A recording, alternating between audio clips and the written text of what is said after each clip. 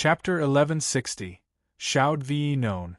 Chapter 1160, Shoud've known. Proofreader, Papatonks. Glancing at Buxingyun and the rows of spies, Bailey Jingwei smiled. The World War may have been over and the Empire's losses the smallest, but with Sir Zhua using serene shores trading to fan the flames in our territories, you've pushed us close to collapse. I knew then that it would take 100 years for the Empire to recover from the unrest. For that reason I made a deal with those foolish leaders for a century-long peace. Oh, I wanted their lands, but I feared their meddling more by bringing more chaos to our empire.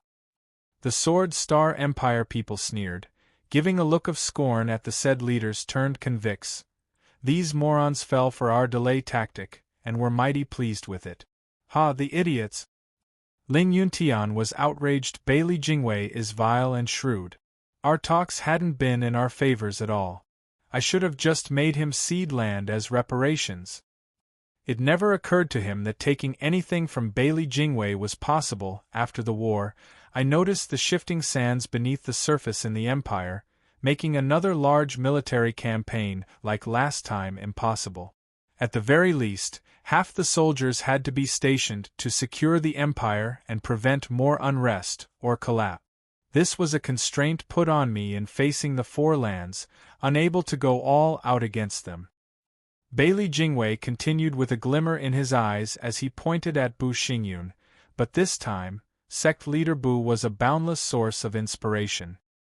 He's a spy I placed in the northern lands in time of the last war. His job was simple, to break the Sea Bright sect's barrier. But it ended up with him saving the leaders of the Four Lands. Sea Bright sect Ling thought so highly of him that he was entrusted with important duties. His power only grew from then on, leaving the northern lands' defenses in his care. It got me thinking, if the enemy's defense is controlled by one of my men, it couldn't be easier. War would become pointless, and it saved loads of time too. All it lacked was a suitable plan to take the enemy lair. Ling Yuntian gasped in shame. It was all due to indulging Bu Xingyun that Bailey Jingwei had an easy time breaching their defenses and taking his home, ignoring sect leader Ling's guilt. Zhuofan held a constant smile. So Prime Minister turned to finding particular spies. Yes. Correct, having spies in the leadership of every land would prove crucial to further my plans. Bailey Jingwei's eyes shone, pointing at the said spies. The war just ended and the lands were in urgent need of making up for their losses, making it the best chance to climb the ranks. I thus chose potential candidates for me to use. Starting with eastern lands, I chose Shangguan Yuheng, because she was the mother of Shangguan Yulin, the best disciple in the eastern lands. Shangguan Yulin's position made me understand her status, but then Shangguan Yulin turned traitor and died. His mother grew petty and hateful. This only helped more. The higher she went, the more she loathed the Shangguan clan. Could you ask for a better candidate? Ha ha ha. Bailey Jingwei laughed, earning a glare from Shangguan Yuheng. Bailey Jingwei shrugged. Don't look at me, those aren't my words, but Sword King Feiyun's. Though that's reality. To a person consumed by hatred, nothing matters, not even their clan. They'd want it destroyed just the same. But how could she climb the ranks harboring revenge? I then changed her name to Monyang, to show remorse, for Mo alludes to a mother atoning for her son. And thanks to Shangguan Feixiong going into seclusion, the huge clan only had a little girl leading it. Ah, women, ruthless and soft. Feixiong's daughter actually accepted the apology and considered Monyang a close friend. Maybe even closer. She was all alone in the clan, and then she found the auntie's shoulder to lean on, becoming practically kin. It's a gift from heaven, if I do say so myself. Shangguan Monyang used her power alongside the young miss to gain control over the borders and complete the task I had for her. Zhuofan nodded with a thumbs up. Marvelous. Why thank you, Steward Zhua. Bailey Jingwei shrugged then. As for southern lands, Murong clan had few people, left with only Foggies enjoying retirement. This made it even easier to get a spy. And now we came to the real issue, western lands. The Luo clan made the best candidate on paper, pulling it in with some promises, but it's too damn stubborn, unbudging in some areas, and it slipped out of my grasp. I didn't want to deal with them, and had no choice but to resort to a little trick to pry them apart and surrender to me. Don't forget my Devil Palace. Zhuofan reminded him. Bailey Jingwei nodded. Right, the Devil Palace Steward Zhua established was a plague to my heart. All because it was rooted deep in the central area. It always made every move of mine tiresome and slow. I had to use the plan of dealing with the four lands to fake an empty central area and draw you out. Clap. Zhuofan praised. Prime Minister Bailey sure is thorough, flawless perhaps. You've done marvelously this past century. Steward Zhua, please, this is what I've done these years. Now it's your turn. How would Steward Zhua settle this situation? Bailey Jingwei smiled. Zhuofan waved him off. Prime Minister, come on, I'm calling you flawless and you're saying I'll handle it? Steward Zhua, there's no need for modesty. As the best minister, I always wanted to compete with the best steward once more. Don't disappoint. Bailey Jingwei's eyes shone, his smile sinister. Zhuofan smirked and nodded. If you insist, I'll just have to make a fool of myself. Like I said, Prime Minister Bailey had done marvelously, taking the lands and solidifying the empire. Attacking and retreating at the right moment. Though what if I saw a crack in the Prime Minister's plan? Tearing it to reveal a crippling weakness, ha ha ha. What? Bailey Jingwei's heart jumped, his smile gone as he cupped his hands. Enlighten me. Zhuofan droned on. The crux of Prime Minister Bailey's plan are spies. But what if these spies were already picked? Bailey Jingwei shook, his eyes landing on Bu Xingyun and the others. Prime Minister, don't listen to his nonsense, we check out. Bu Xingyun panicked and then cursed Zhuofan. Hey Zhuofan, stop poisoning the well. We never betrayed the Empire. Zhuofan chuckled. The world bears witness to sect leader Bu's heart. I know you didn't betray it. What I meant was, we didn't either. Shangguan Monyang and the others announced. Sweating buckets, they saw firsthand how Bailey Jingwei dealt with traitors, through the Luo clan's fate. He sentences the whole clan just because of an unsteady heart. Bailey Jingwei needed to have but an inkling of doubt, and they were deader than dead, so they declared their stance from the start. Zhuofan chuckled. Not you either. I meant Prime Minister Bailey. Me? How? Bailey Jingwei shook. Zhuofan said. Prime Minister, if your spies had been exposed from the start, what would you have done? Bailey Jingwei's face twitched, turning grave. Tell me. Sure, it's my turn anyway to talk of the 100-year plan. Zhuofan nodded. Can a leopard change his spots? Can a shrew turn into a nice auntie at the drop of a hat and take responsibility for her son? Don't you think it's a bit of a stretch? Sure, it's easy for a girl, since women are always flexible. Hearing of it reeks of something fishy. That's why I put a tail on her. I saw her trying only to further her authority and never contacting the central area, but I was certain this was only a matter of time. She's after revenge, and alone it's impossible. As for sect leader Bu, I doubted him the moment he got all four lands leaders in the same spot. Then he rose through the ranks and furthered his power while exercising extreme caution. It didn't fit his wild nature. Recalling Shangguan Monyang, I figured out it was someone's plan. The Prime Minister avoided all contact the past century to protect them, but they all acted the same, aiming high and staying low. Going for power while avoiding conflict. Bailey Jingwei's face shook, unease festering in his heart. If he found out everything from the start, he has the skills to make it all come crashing down. Zhuofan read him like a book, but I didn't pay attention to any of it, letting you have your fun. If it were so easy to plant spies in the enemy camp, why then would you have resorted to an all-out war? It was precisely because of the huge losses after the war that presented this chance. I just couldn't bear the thought of ruining the Prime Minister's pet project after all that effort. Speaking of, I have the heart of a girl, quite a softy. Though I'm a family man. Ugh. Bailey Jingwei faltered, his face twitching. If you're a family man, then the whole world has only cruel monsters. The Luo clan looked bleak as they sighed. Steward Zhua hasn't changed a bit after all these years. Can't he have just a shred of decency? Chapter 1161, Turnaround. Chapter 1161, Turnaround. Proofreader, Papatongs. Steward Zhua, what did you do next? I'm eager to know. Bailey Jingwei stared hard at Zhua Fan, his voice stiff. Then tell me, what game are you really playing? Zhua Fan nodded. Sure, I'll say this first. The Empire had gone through changes, but its strength remains. With the Prime Minister handling things, restoring it to its former glory was easy. As long as its power remains concentrated, it's undefeated. So I had to help your ambition and give you leeway to enact your plan. What? Bailey Jingwei gasped. You let me? Then, taking a deep breath, Zhua Fan showed a twisted smile. Prime Minister, remember the empty city tactic 100 years ago? It was and wasn't. But now it couldn't be truer.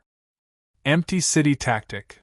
Bailey Jingwei started, turning to the Sword Kings who attacked the four lands. Shangguan Feiyun was first to say, We assaulted Shangguan clan, but there was no one in sight and we had no trouble seizing eastern lands, though there were more fugitives. Our assault was real, killing throughout the Sea Bright sect, but the Snow Peak Four Elders and Ouyang Chongqing were gone. Those cowards fled somewhere and we couldn't pick their trail. Bailey Yun said. Dan Shin paused and nodded. Murong Klang was deserted, then we found out about Murong Shui. Why didn't any of you say anything? We thought it was normal, that. Bailey Yun showed a bright smile and shrugged.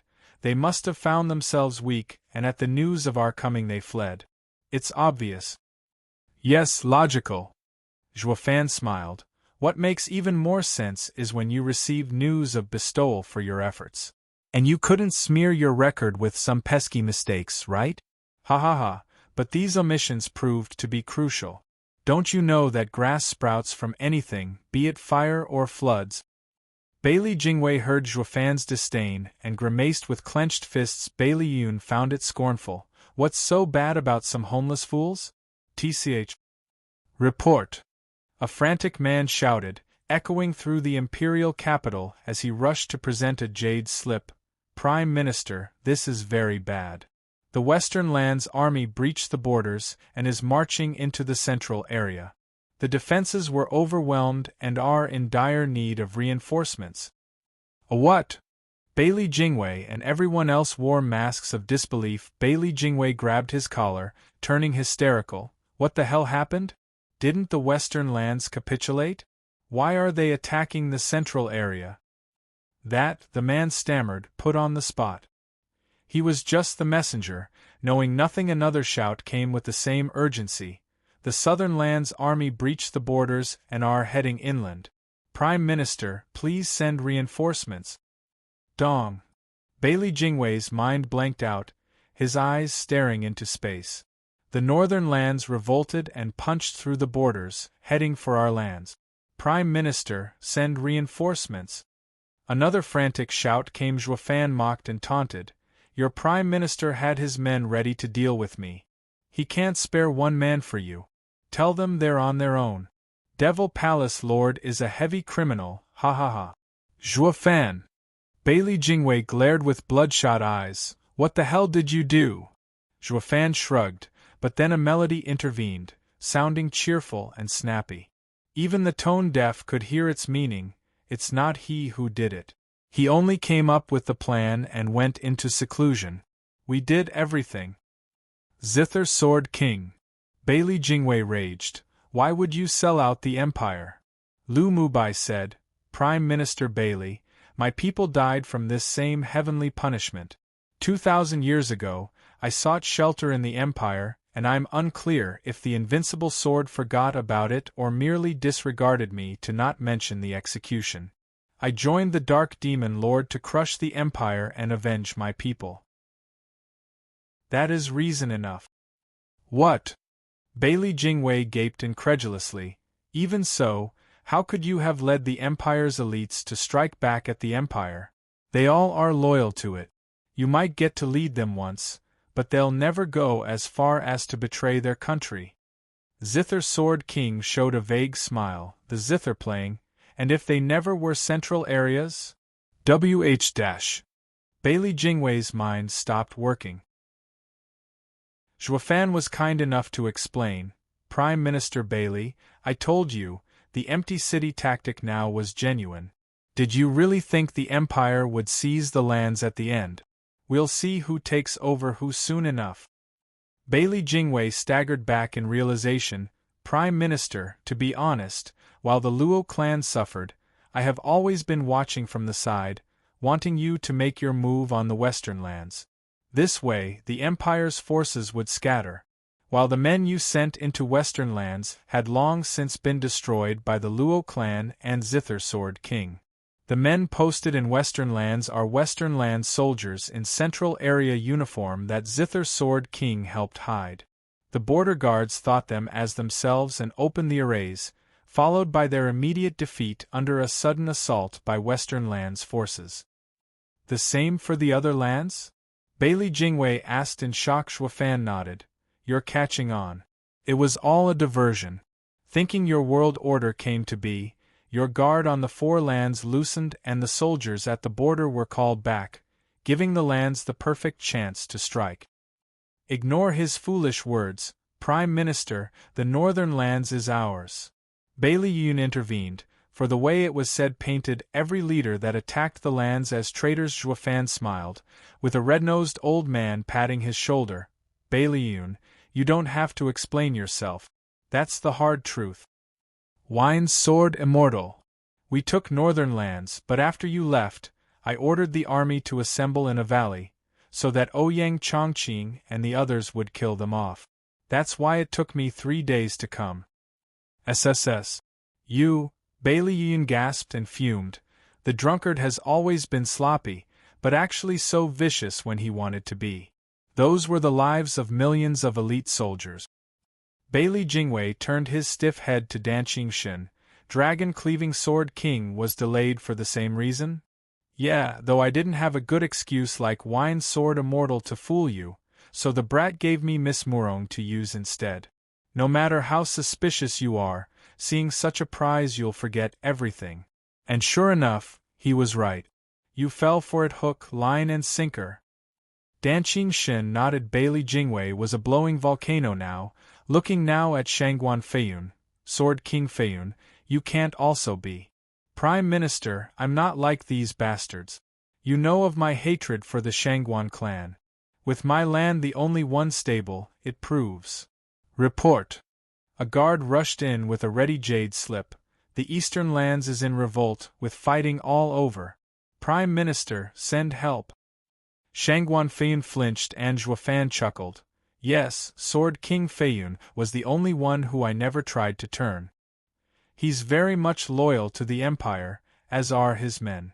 Though I wouldn't bet on them for help, Prime Minister, tied up with the sudden revelation of the Shangguan clan, haha. Damn you! Bailey Jingwei pointed at him in rage, his ears turning red in just 10 days.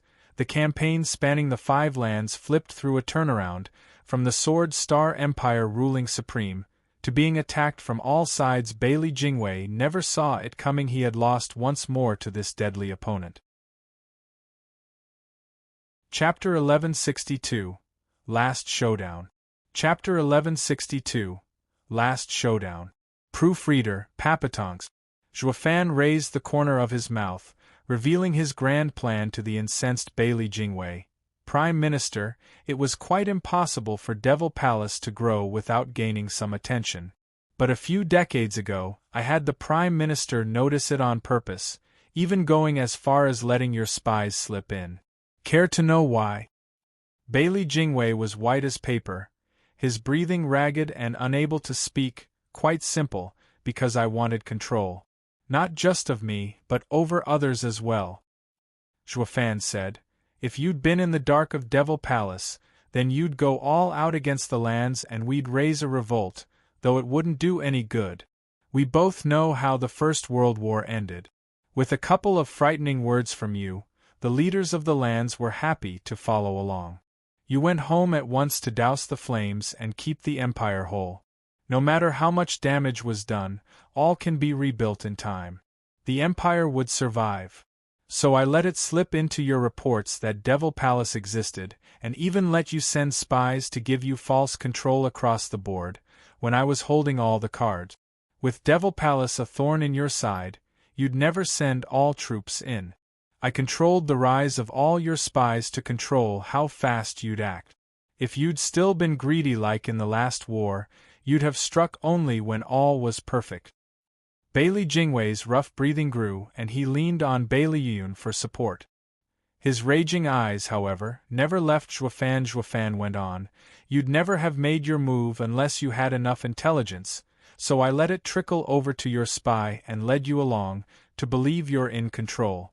It was a stalling tactic really, since I wasn't ready, but once I was, I let your spies get the right rank and learn more info. That was only limited to the central area, since any info on the four lands would let the empty city tactic fall through, ha ha ha. Why did you make Wu Randong rebel then with all the shadow forces? Is it to draw my attention?" Bailey Jingwei roared. Zhuofan smiled, with Wu Randong showing a wide grin. "Prime Minister Bailey, that's what makes Palace Lords so brilliant. You went after the lands and faked an empty central area, aiming to catch us all in a trap. If I hadn't come out, your other Sword Kings would have been stationed here for nothing and you would send them to the lands to fight, thus figuring it out. As long as Devil Palace stayed in the central area, you'd never know rest and would not advance your plans, making it a matter of time before the problems in the four lands would catch your attention, so we were thrown away to give you peace of mind. In your joy, you never bothered to check the war situation in the other lands, jumping to the next step, luring our palace lord and other enemies. You gathered all your forces in the central area, leaving the borders defenseless. This led to the three lands' armies you thought were defeated to get deep into your empire. Talk about setting oneself up for failure, making the enemy work from within and outside to attack you on all sides. Compared to last time, Prime Minister, you lost completely, ha ha ha. I see, the Devil Palace in the central area was just a cover for your operations in the four lands." Bailey Jingwei nodded, then his face twitched harder. "Zhuofan, you're good. I accept my complete loss and you have my complete respect." Bailey Jingwei spat the last words with hatred, but the respect was still there. Zhuofan was the only one in the world capable of being a step ahead. His hatred was born of nothing more than his inadequacies, while his respect was genuine. Zither Sword King sighed, turning to Zhuofan. "To overcome Bailey Jingwei's 100-year plan every step of the way makes him a truly terrifying man." The others shared a nod, looking grave. "Don't think you've won. The Empire won't fall. It shall endure for a very good reason." Bailey Jingwei roared, pointing at the convicts. "You wanted to save them, so I will cut them down first. Let's see how many you can protect by yourself. Empire defenders, Sword Kings, kill them. Make his win a bitter one." "Yes, sir." The 6 Bailey Sword Kings flew into action at the convict. Shangguan Feiyun was hesitant which side to take, but recalling that Zhuofan slighted him, he joined the central area's Sword Kings in the end. Danqing Shern and the rest were friendly with Zhuofan, not to mention they had done marvelously. I got nothing instead, and he didn't even consider picking me. Why the hell would I side with him? Humph. Shangguan Feiyun was set to side with the Empire regardless of its fate. He had no other options. Whoosh. Zither Sword King hoisted Bailey Jingwei by the neck, shouting, "Bailey Jingwei, have them stop." "Humph, I won't. I may die, but Zhuofan will lose to me here. He gets the great victory while I'll leave a scar on his heart, ha ha ha." Bailey Jingwei snickered, leaving the Zither Sword King helpless. The Sword Kings listened to Bailey Jingwei because Bailey Yutian ordered it, while hardly caring for his fate, or that the Emperor would survive. They would not stop unless he spoke up. Zither Sword King sighed with worry at Zhuofan. "Dark Demon Lord is strong, able to take all those Sword Kings, but they're focusing on killing his people. He can't look after all of them, so could he protect so many people?" Zither Sword King knew he cared for some of the people there. With the death of any of them, his heart would be in pain. Zither Sword King shot over at once, wanting to help. Danqing Shen and Wine Sword Immortal were already there, but since they were all Sword Kings, they were a moment behind compared to the 7 who. A fierce wind came at Murong Shui as Bailey Yuyun showed a wicked smile. As dreadful power blew over Ling Yuntian, Bali Yu glanced at Zhuofan, and decided this man could die from his lack of reaction. She didn't want to kill anyone who Zhuofan cared about or to be at odds with him. Bailey Jingwei would have been pissed if he knew. Bali Yu, you rotten turncoat, why the hell are you going for Ling Yuntian, who Zhuofan couldn't give 2 licks about? But now he was too drunk on revenge to see clearly that he had another traitor in his camp. Bloodlust washed over the scaffold and the convicts, making them feel death on their necks. They glanced at Zhuofan with pleading looks, but he just stood there like a statue. All were on the verge of crying. Dude, aren't you here for us? At least fake it. Bang. As the Sword King's power inched closer, so did death clench their hearts in its grip. Zhuofan acted like he abandoned them. As a boom resounded in their ears, the 7 Sword Kings backed off as they saw 7 people in front blocking them. Shui, you alright? A man in red stood next to Murong Shui, having a fire cloud badge on his waist. She cheered, brother. Shangguan Feixiong, you finally show up. Shangguan Feiyun stared at him. Shangguan Feixiong cupped his hands. Feiyun, have you been well this century? Shangguan Feiyun sized him up, the jade badge on his waist catching his eye, that of a mountain. Dad, leave Bailey Jingtian to me. I have a score to settle. Be careful.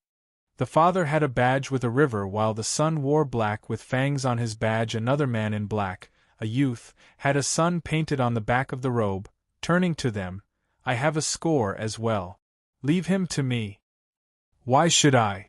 I'm stronger than you. Tisich, the youth with the fangs badge, huffed. Zhuofan stood still all this time, while the others around were stunned at the familiar figures that had vanished at the end of the first war. Only the Devil Palace disciples cheered seeing them. Our 5 Dharma kings and emissaries are here. With all experts present, the last showdown could begin. Chapter 1163, One-Sided. Chapter 1163, One-Sided. Proofreader, Papatongs. The 3 coming to the rescue halted, looking stunned. Murong Lai, Shangguan Feixiong and Ouyang Lingtian were missing for a century. Now they were Devil Palace's Dharma Kings. I see. Danqing Shen glanced at Wine Sword Immortal. No wonder a drunkard like you would side with Devil Palace. You were close with Murong Lai. Come now, it's totally normal for friends to visit each other. Ha ha ha. Wine Sword Immortal's red nose wiggled as he laughed. Danqing Shen nodded. Wine Sword Immortal was with the Empire, but he longed for something else, always having a soft spot for the Murong clan. Maybe he became a Sword King in the first place so he could protect the Murong clan. For when the Empire attacked southern lands at some point as a Sword King, he could save them. The 7 Sword Kings faced 5 Dharma Kings and the Sun and Moon emissaries. The 2 sides were not an equal match to begin with, but with the 3 traitors added into the mix, the Empire's side would lose out. Emperor Bailey Jingshi frowned, losing his cool for the first time. Jingwei, what do we do? Your Majesty, relax, we're not at the end yet. Bailey Jingwei looked bleak, gnashing his teeth and roaring, soldiers of the Empire, attack! Kill them all! Roar! At his order, thousands upon thousands of experts poured in from up, below, and everywhere around, filling the imperial capital with their bloodthirst as they made their way to the scaffold. I knew it was a trap. Zhuofan grinned. Danqing Shen and the others started, looking at the experts storming in and shot around the convicts to shield them. SSS.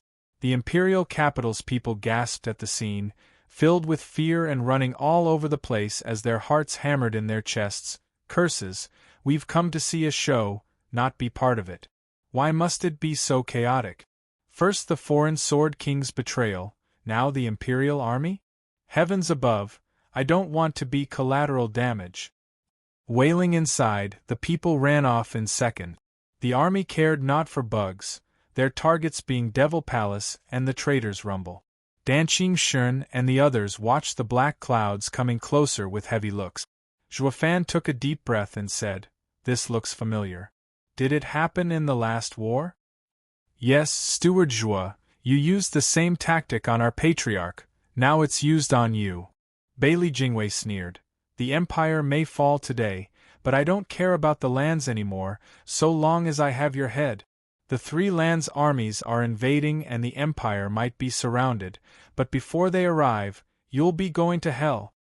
Zhuofan smiled. Shangguan Feiyun and the others snickered. "The Empire can fall, but as long as we remain, we can just rebuild another. It'll just take a couple more 1,000 years and another empire will rise. While you will all die here, regardless how tough you are. The outcome has yet to be decided." Shangguan Feixiong. "Feiyun, don't get too happy.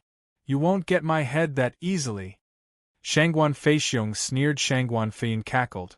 "Ha ha ha, anyone could say that but you, who always lost during our spars. Brother, you've gone senile, so let me relieve that head off your shoulders. Let me be a good example for the other Sword Kings." Shangguan Feiyun shot for Shangguan Feixiong, while the others moved as well. "Feiyun, don't you know time changes everything?" Shangguan Feixiong shouted as he charged as well. Murong Lai and the others followed suit, each with their own targets. Thunder boomed and explosions flared as the 14 auras clashed, making the world shake. Bam! Shangguan Feiyun and Shangguan Feixiong met violently with their soaring sword arts, unleashing incredible might. When the red glows intersected, Shangguan Feiyun showed nothing but scorn, only to feel his side being grazed by a sword wave. His shock exploded just as his sleeve did. Then a power ran through his chest that sent his body back. He turned red as blood seeped out. Shangguan Feiyun's mouth shook, casting a disbelieving look on Shangguan Feixiong. "How? I lost in one blow? I've always been the one winning in all our fights. How can, Feiyun, I told you, time changes everything." Shangguan Feixiong smiled. "You have been vying for power the past century, yearning for Eastern lands, while I focused on the sword, understanding soaring sword art's core while turning a deaf ear to the world outside. Your talent is better than mine, but your heart is unsteady, your mind clouded, that you made no progress in the last century. This is the gap between us." Shangguan Feiyun's face twitched as he glared at his brother, still in denial. "No. I'm better than you in every way, that's why I refused to acknowledge you as clan head when you were picked. Why now could you best me? I won't allow it, I won't." Bam! Shangguan Feiyun raged with a red face, hearing a loud sound coming. He saw a shadow fly by and Bailey Yun's scorched face came into view, spitting blood at his side. "How is this possible? Murong Lai was never this strong." "Bailey Yun, you were there as well when Bailey Yutian and the three-headed crow fought. Did you learn nothing from it?" Whoosh! Red flashed and Murong Lai popped in his face, eyes burning with grief. How sad, a practitioner that could not see strength in another truly strong one. "Are you really Bailey? Your talents are better, sharing blood with the invincible sword, but none of you inherited his ambition for true strength. None of you are like him." Bailey Yun squinted, glaring at the red figure with fear. Shangguan Feiyun shouted, "You're both Sword King level experts, yet you got done in by Murong Lai so soon?" "Because he's beyond a Sword King." Bailey Yun's eyes were hard. I noticed their eyes changed after Patriarch fought the 9th level spiritual beast, as if their level changed.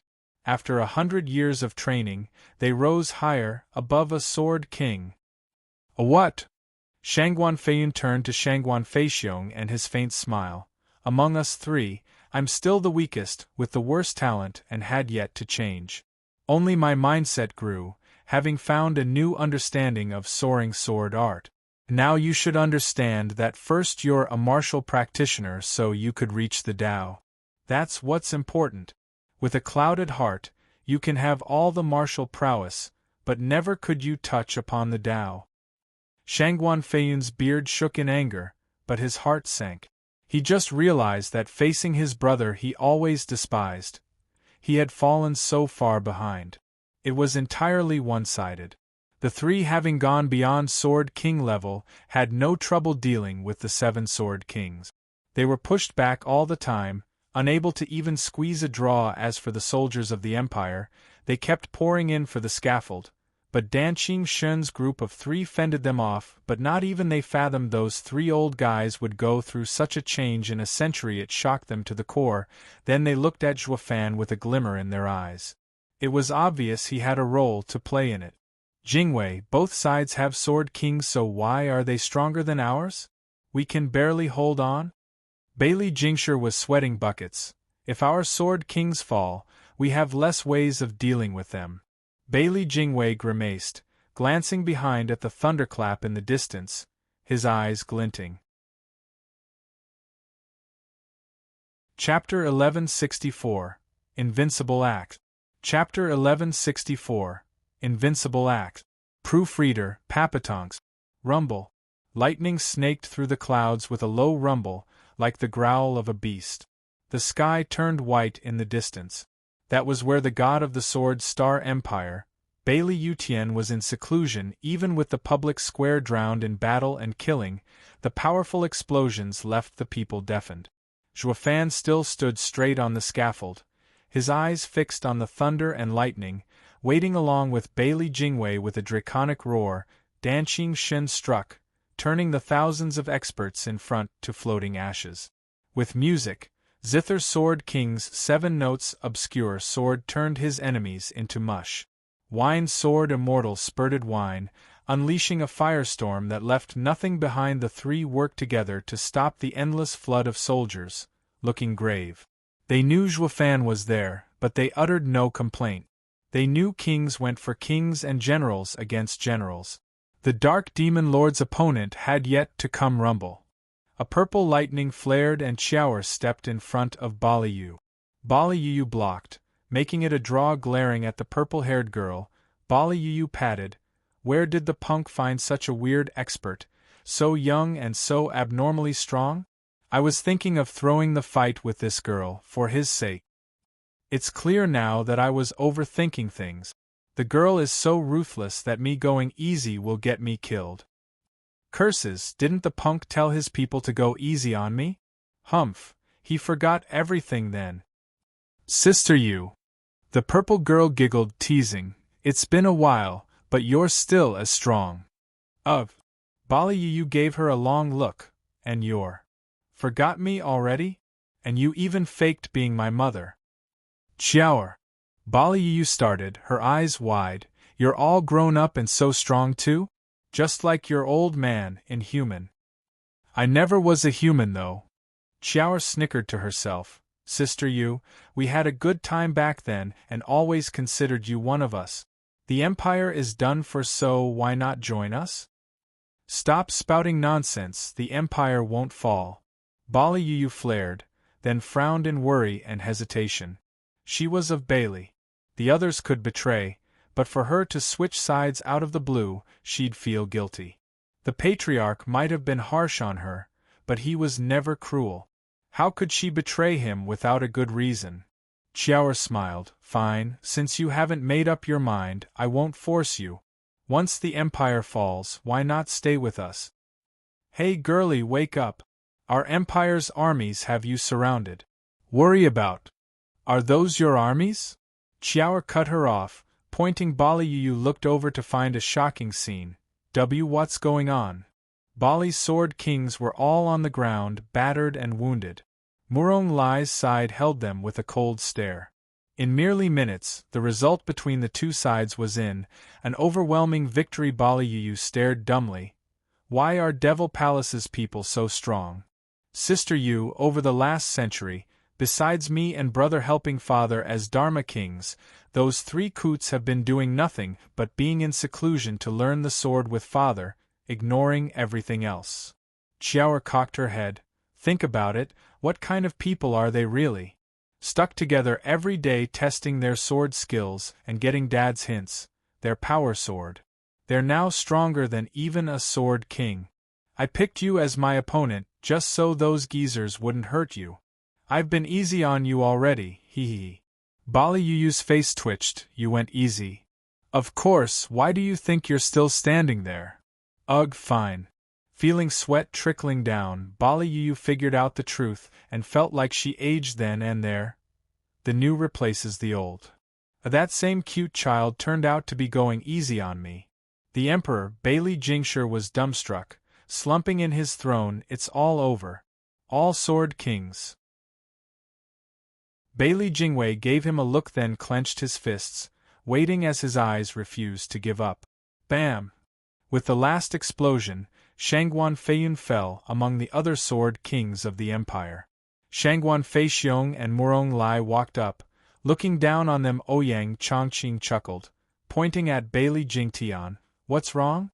Now you know how even 100 years isn't too late for a gentleman's revenge, Lone Arm Sword King. Just kill me already. Bailey Jingtian huffed. Ouyang Chongqing sneered. Shangguan Feixiong stared at Shangguan Feiyun. Feiyun, you betrayed the clan, and it's my duty as the elder to take you back and be punished. I have nothing to say to you. Shangguan Feiyun closed his eyes, his fists still clenched, his scarred and bloody face desolate. Shangguan Feixiong cupped his hands. People, leave Shangguan Feiyun to me. The rest can be Devil Palace's captives and yours to do what you like. They all nodded. Thunder exploded just as they were about to be taken in. From far in the distance a flash of purple passed, and a violent surge spread over the battlefield. That's. They all shuddered at the familiar pressure. Bailey Jingwei lit up, cackling, ha ha ha, finally! Our patron god is here. Zhuo Fan, Devil Palace is finished. Whoosh! The purple glow flew up like a lightning dragon, dyeing the entire sky in purple. A thunderstorm began brewing above, sending its pressure on all below. Invincible sword Bailey Yutian is still alive. Patriarch! Murong Lai shouted, while Bailey Yun's side was overjoyed, hope at victory restored. As long as the Patriarch remained, the Empire endured. Dan Xingchen was fending of the army when he looked grave at the purple glow. The invincible sword hadn't been seen for a century and was thought to be dead. Now he makes his appearance. This is bad, but... Many turned to Zhuo Fan, hopeful. Bam! Murong Lai ignored everything and shot at the purple glow with battle spirit. Invincible sword, the best in the world. After 100 years, I've come to challenge you after the last defeat. We as well. The others ignored the wounded sword kings and followed Murong Lai into the sky. Their blazing thirst for battle blinding.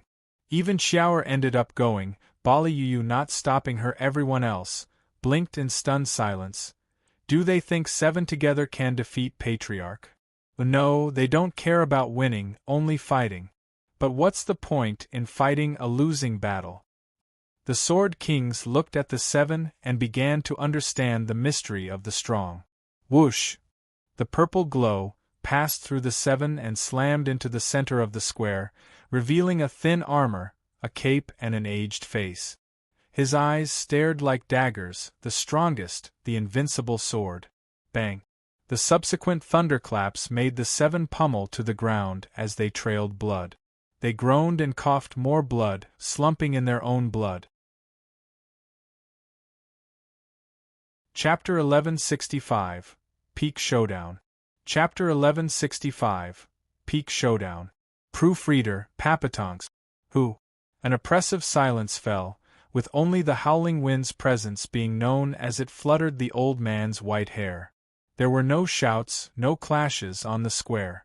Even Dan Xingchen's group of 3 stopped. All eyes were on the old man, built like a god, with sharp eyes and a deadly aura. It only took one moment for the Dharma Kings and 2 emissaries to be on the ground, wounded. Behold the power of the invincible sword. He's the living proof that the Sword Star Empire shall never fall. All of the Empire's soldiers were filled with worship and respect, while everyone else saw him as a monster. Ling Yuntian felt regret. I must have lost my mind to spare this insane freak back then. Regret always came after, ha ha ha. Bailey Jingwei cackled, stepping forward as he turned smug. Steward Zhuo, you lose.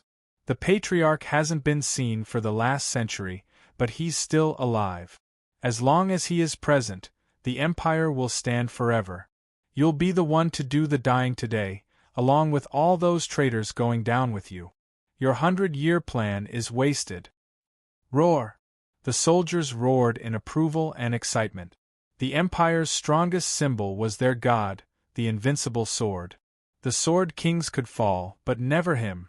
Baliyu turned a worried look to Xuefan, her fists clenched. She didn't know how he got away from Patriarch last time, but now his 7 experts were on the ground. How was he going to cope with the old man? Ignoring the crowd's confusion, worry and joy, Xuefan made a move. He took his time walking towards the Invincible Sword. "Prime Minister Bailey, I thought I told you, my plan was laid out to control the speed of your actions. And why, you'd ask? Haha, so I could get ready and enter the final battle." Xuefan showed a smirk, his hand flashing black as a dark blade came out, covered in 4 colors at the edge, before shooting for Bailey Yutian. "Keep them safe." "Right." Danqing Shen's group gave their all in keeping the convicts alive. Ding. For the first time, Bailey Yutian took out his thundering divine sword as he turned into a purple glow, charging at Xuefan. Black and purple intersected, with the 2 swords soon clashing in a violent display boom. The shock wave shuddered the earth and rippled the sky, followed by a fierce gale and dust storm. Bailey Jingwei and the Emperor ducked at once, sticking their heads to the ground, and letting the deadly winds pass over their backs, but they still felt pain. As for the soldiers, they exploded in a shower of blood and gore, adding a dark red tint to the already bloody spectacle. More than 100,000 lost their lives just then, reduced to gunk on the ground, never knowing what hit them. The shock wave went for 1,000 miles, laying the imperial capital to ruin. Bailey Jingwei finally looked up after it passed, only to see rubble and dust replacing the lavish imperial capital. The other lucky survivors looked around shell-shocked. "Mommy, what power was that? It leveled imperial capital." Everyone that lived were shaking in fear and alarm. Only Bailey Jingwei laughed. "See that? This is the power of the Patriarch. Xuefan, you're nothing but a conniving ant before him." The terrified soldiers perked up at the prospects. This is the Patriarch's divine might. One sword is enough to send all enemies to hell. We won. Baliyuyu crawled to her feet, hearing Baliyuyun's cackle, and shook. Her heart was a mess, in frantic worry as she looked around. Where's the punk? He couldn't be dead. But with Patriarch's power. Baliyuyu grew restless. "Prime Minister Bailey, you're getting ahead of yourself." Bailey Jingwei froze, peering through the settling dust at the scaffold and the safe convicts. Only the 3 protectors looked a bit pale and coughed blood. Xuefan had them take the aftermath, but it also left them wounded. Danqing Shin sighed. "Such is the Invincible Sword's power, able to give us heavy wounds without trying. Taking on that strike would have annihilated us for sure. The old man is a terrifying monster." "Yeah." The other 2 agreed. Bailey Jingwei snickered, obviously, since none can withstand the Patriarch's godly might. "Did you think Xuefan can take his strike? Ha, what a sick joke. Not just take it, but win." Danqing Shen wiped his mouth of blood, showing a wide smile. "Prime Minister Bailey, didn't you find it strange how, having fallen in with the Empire for 100 years, we betrayed our homelands and struck at our own people, letting the whole world scorn us, yet turned our back on the Empire at the very end?" Bailey Jingwei stared at him hard. Danqing Shin grinned and shouted, "Because we saw hope in defeating the strongest. That is Xuefan." The other 2 nodded, showing conviction. Bailey Jingwei grimaced, whipping his head to turn to the fight. A wind blew the dust away and revealed 2 men with divine swords grinding on each other. Bailey Yutian held the Sundering sword in his aged, but strong hands, looking excited. Xuefan, in white, grinned as he met him with the black demonic sword, shining eerily. The black and white complemented each other to bring about new, deep contrasts. The swords screeched as they grounded, sending off sparks. The 2 were matched. Impossible. He blocked the Patriarch's strike? Bailey Jingwei cried out, looking out of it, shaking his head to break away from reality. No, no one can take the Patriarch's strike, no one. Everyone was just as shocked, even the Sword Kings and the soldiers. Only Danqing Shin Group grinned. We knew the brat will be the end of the invincible sword. I felt it the moment we fought. The Empire will fall at his hands. Zhuofan finish him, and be the peak of the world. Zhuofan's ears twitched at the shout, but his mouth widened, that's a given. SSS. The Qilin arm flared scarlet as Zhuofan worked his magic and the swords began to shift. The black sword used overwhelming power to push the purple one back. The invincible sword gripped the Sundering sword as he staggered back one step at a time, the veins on his hands throbbing with strain, yet still unable to match the pressure. He grit his teeth, landing his sharp eyes on Zhuofan, filled with battle-lust. 10,000 years, that's how long I waited for a worthy opponent. This fight, this peak battle is where I belong. Ha ha ha. Bailey Yutian laughed with joy. Zhuofan. Chapter 1166. Sword Energy Storm. Chapter 1166. Sword Energy Storm. Proofreader, Papatonks. Bam! Bailey Yutian roared as he pushed, giving it his all. Zhuofan's right arm shone redder, swinging the blade and making both of them fall back. Zhuofan went back 20 steps, while Bailey Yutian slided just as many. The two then snapped into action, meeting in the middle again. The audience was dumbstruck, with Bailey Jingwei the most affected. No way, there's no way he can stand up to the Patriarch. How did he gain such power? Look! Bailey Jingshi patted his shoulder, pointing at the sky. Bailey Jingwei shook, his mouth agape. The others noticed it too, and were now looking blankly. Bali Yu and Danqing Shin were looking at the baffling scene like it was the stuff of dreams.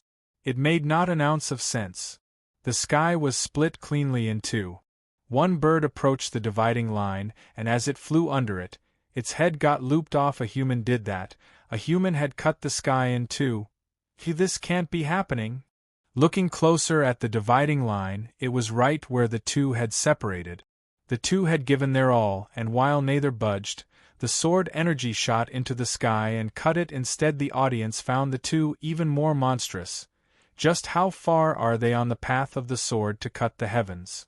Gulping hard, they only held fear for them. This isn't humanly possible. Bailey Yutian ignored the weird looks, grinning. Ha ha ha, it's great that you survived and came to meet me. Let's settle our promise from 100 years ago. The winner goes to Devil Mountain, reaching new heights, while the loser will become a stepping stone, stuck in this place. Whoosh! Waving the demonic sword, Zhuofan turned cold. That's why I'm here, to return there as the best in mortal domain and challenge higher beings. Bailey Yutian did the same with no qualms, shouting, Good, but I'll be the one reaching it while you will make me grow in this fight. I'll be the winner. Bailey Yutian laughed, filled with thirst for battle. Zhuofan smiled, his aura flaring. The Empire's Sword Kings were startled, recalling Murong Lai's words, Patriarch isn't here for Sword Star Empire, but to answer the challenge. Zhuofan worked hard to ruin the Empire and unite the lands, but seeing the Patriarch, even he put aside the Empire's fate, fighting just for the sake of it. Is this the world of the strong, unsullied by the mundane? They saw it now through a different light. That's why Murong Lai said we're unlike the Patriarch. This proves it. Who?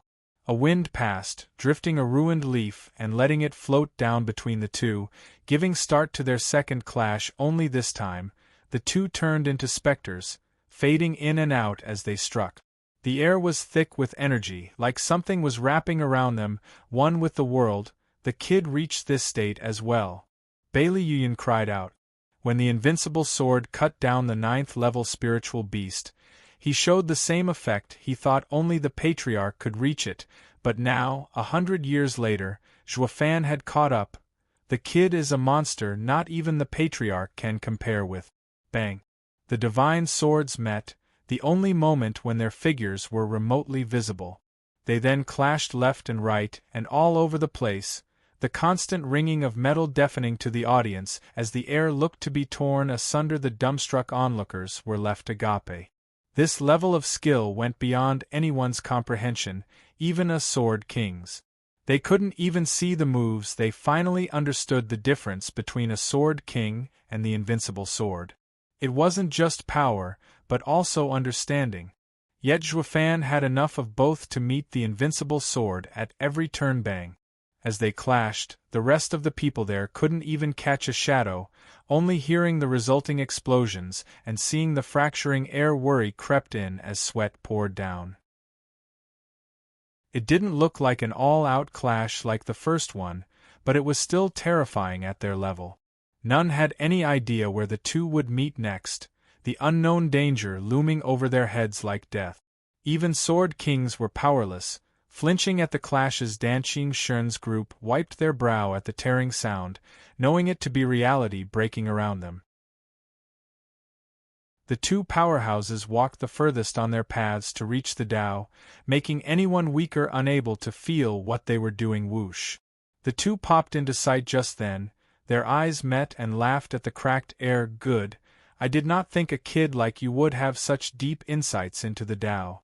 We're both treading this path, our senses beyond human comprehension. There's no winning in this aspect, so let's just stop. Bailey Yutian shouted as he waved, and the rest sighed with relief. Too soon though, let's test sword insights now. We shall see if my understanding of the Sundering sword art and yours of the sword can match. Bailey Yutian shook and the sky crackled with purple lightning, booming everywhere. Bailey Yutian pointed the Sundering sword at the sky and the lightning flocked, releasing dreadful power that swallowed the world around them as devastating sword waves flew in every direction, a sword energy storm. Humph! My Sundering sword art is one of destruction. Anything will crumble beneath it to ashes. Nothing in creation can stop my sword. Oh? Since you trained in destruction, I trained in devouring. Smirking, Zhuofan shook and blackness oozed out of the world's crevices. It blended with the cracks in the sky, swallowing everything into a complete abyss. The heavens now looked ghastly. One side purple and another pitch black, monstrous.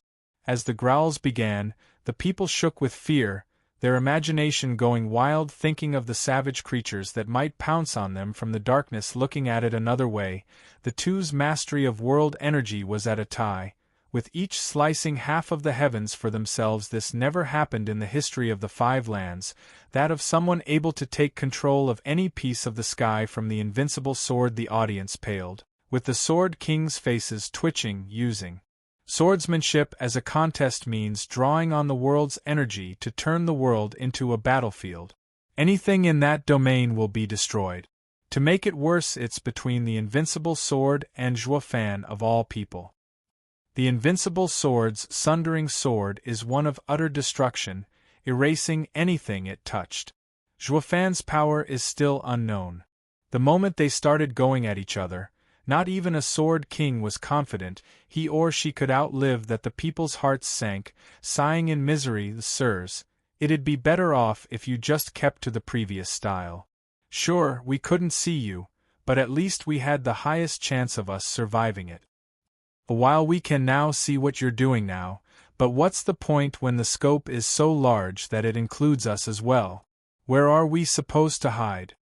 The audience wallowed in despair at their fate. Rumble. The two fighters went off once more, with purple sword waves slamming down and leaving nothing behind but dust. The unlucky soldiers died before even screaming. Bailey Yutian showed no remorse, even as his own countrymen, loyal soldiers, died from his errant strikes. He just hacked with the Sundering sword, unleashing even more sword waves at Zhuofan's black sky. Zhuofan, take this. Star-severing sword, hero's demise. Chapter 1167, Soaring Power. Chapter 1167, Soaring Power. Proofreader, Papatonks. Whoosh.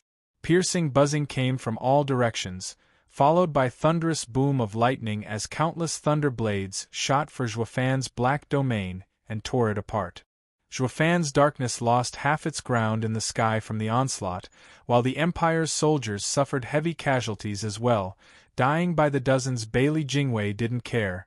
The only thing mattering to him was the Patriarch taking the lead. Genesis stage focused on control of world power. Zhuofan's control was now slipping, and that meant he was at a disadvantage. The Patriarch is gaining the upper hand. Dan Qingshen's group frowned with worry. In a Genesis stage battle, losing the sky is like being disarmed. Zhuofan didn't look affected, hovering with pride among the darkness with a sinister grin. The demonic sword in his hand, oozing darkness, had its strip of blue shining a deep and cold glow whoosh. Making a radiant arc through the sky, the heavens shook as an unnatural power came from the darkness. The thunder blades still assaulted it, only this time they stalled, before sinking like rocks. The relentless attack slowed down to a trickle, and then to a halt, letting the darkness swallow them. What's going on? Bailey Jingwei watched as the lightning sky was invaded by the darkness and didn't understand. The Patriarch's strike was like a meteor shower, leaving his opponent worse for wear. None could defend even against a tenth of the strike. Why then did the blade stop? Many others were just as puzzled. Only the wounded Ouyang Lingtian propped himself and looked with a chuckle. Zhuofan is a true genius. My understanding of the heaven-sealing sword over the last 1,000 years pales compared to his short century of study. Heaven-sealing sword. Bailey Yutian squinted at Zhuofan, finding it true, then mocked. Great, I wanted to learn each of the 5 divine sword arts, but I've never seen anyone in the world mastering the other 4 and fight me with it. Now you use the heaven-sealing sword art, blocking my star-severing swords. You opened my eyes. A shame you lost more than half of your control and have fallen in disadvantage in terms of world energy. Would you be able to seal my next attack? Ha ha ha.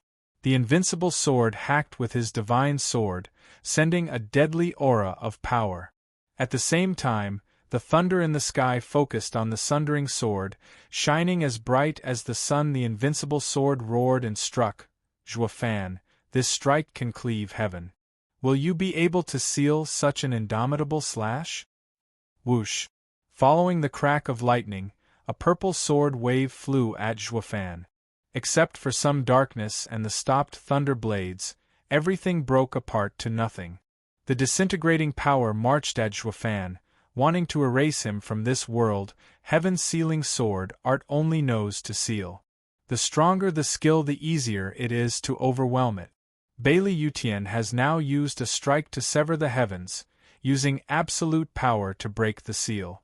It'll need a power many times stronger for the gentle heaven-sealing sword art to seal something like that. Dan Qingshen gasped, and Zhuofan is nowhere above the old man's. With the sky mostly lost as well, he's at a disadvantage. He has no way of retaliating against the old monster's Sundering sword art. Bailey Jingwei snickered at the words, now the punk will die.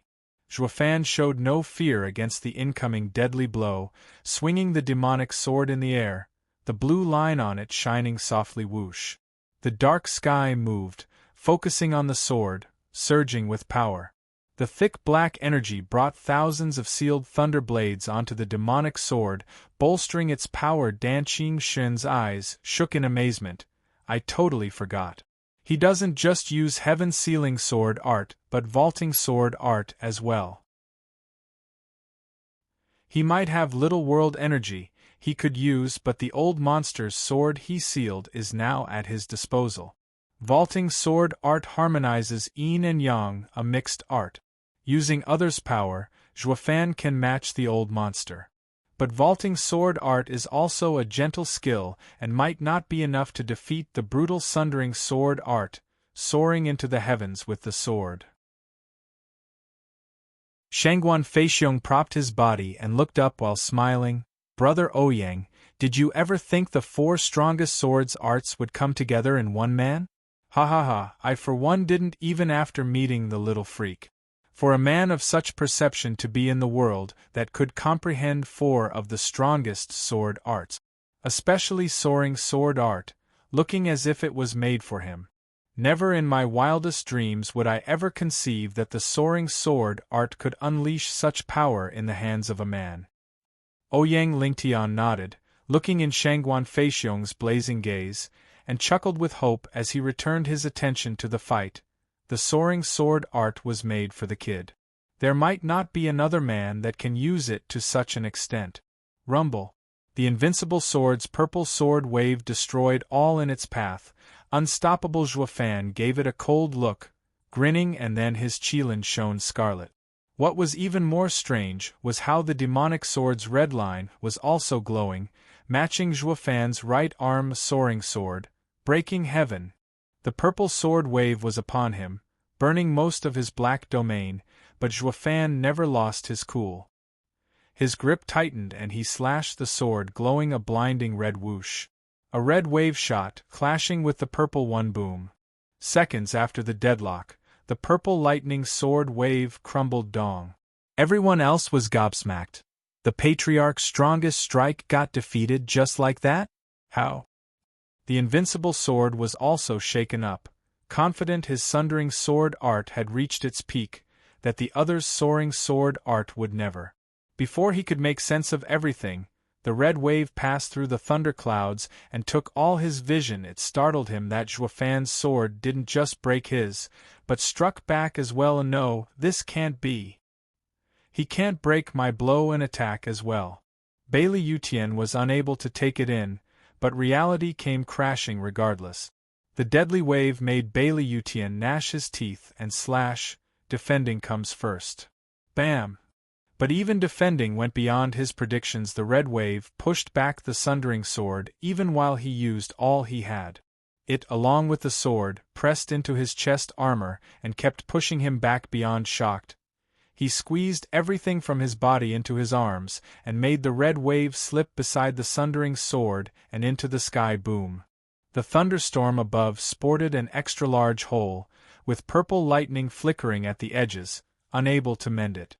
It was like it had some kind of power that broke Liao's connection with the world. Everyone was rooted in shock, even Liao glancing at the far Shoud've and the red glowing arm coupled with the demonic sword, and for the first time, the best in the lands felt fear towards a human.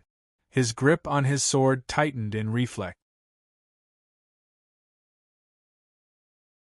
Chapter 1168 Defeat. Chapter 1168 Defeat. Proofreader, Papatongs. This can't be real. Bailey Jingwei's face twitched as he staggered. The Patriarch got pushed back? No way. The rest were overwhelmed as well. The invincible sword showed signs of losing.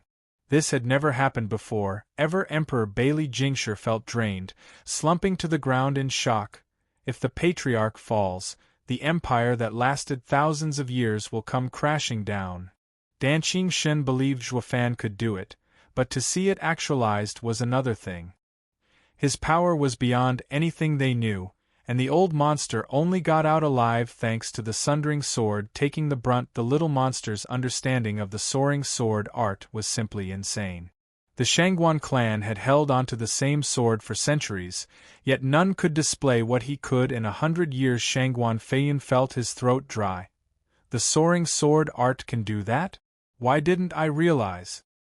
Only young Sanzi stood straighter, looking at Shoud've's right hand and wiping his mouth of blood. Shoud've's understanding of the soaring sword art came from his observations and insights into the soaring Qilin's power. With Shoud've using a Qilin arm to unleash the soaring sword art, the power multiplied. It went as far as beyond what the old monster could take. Even with his peak Sundering sword art, everyone looked tense at the fight. The invincible sword turned grave for once, facing his strongest adversary, yet with a cold glint in his eyes. Crack.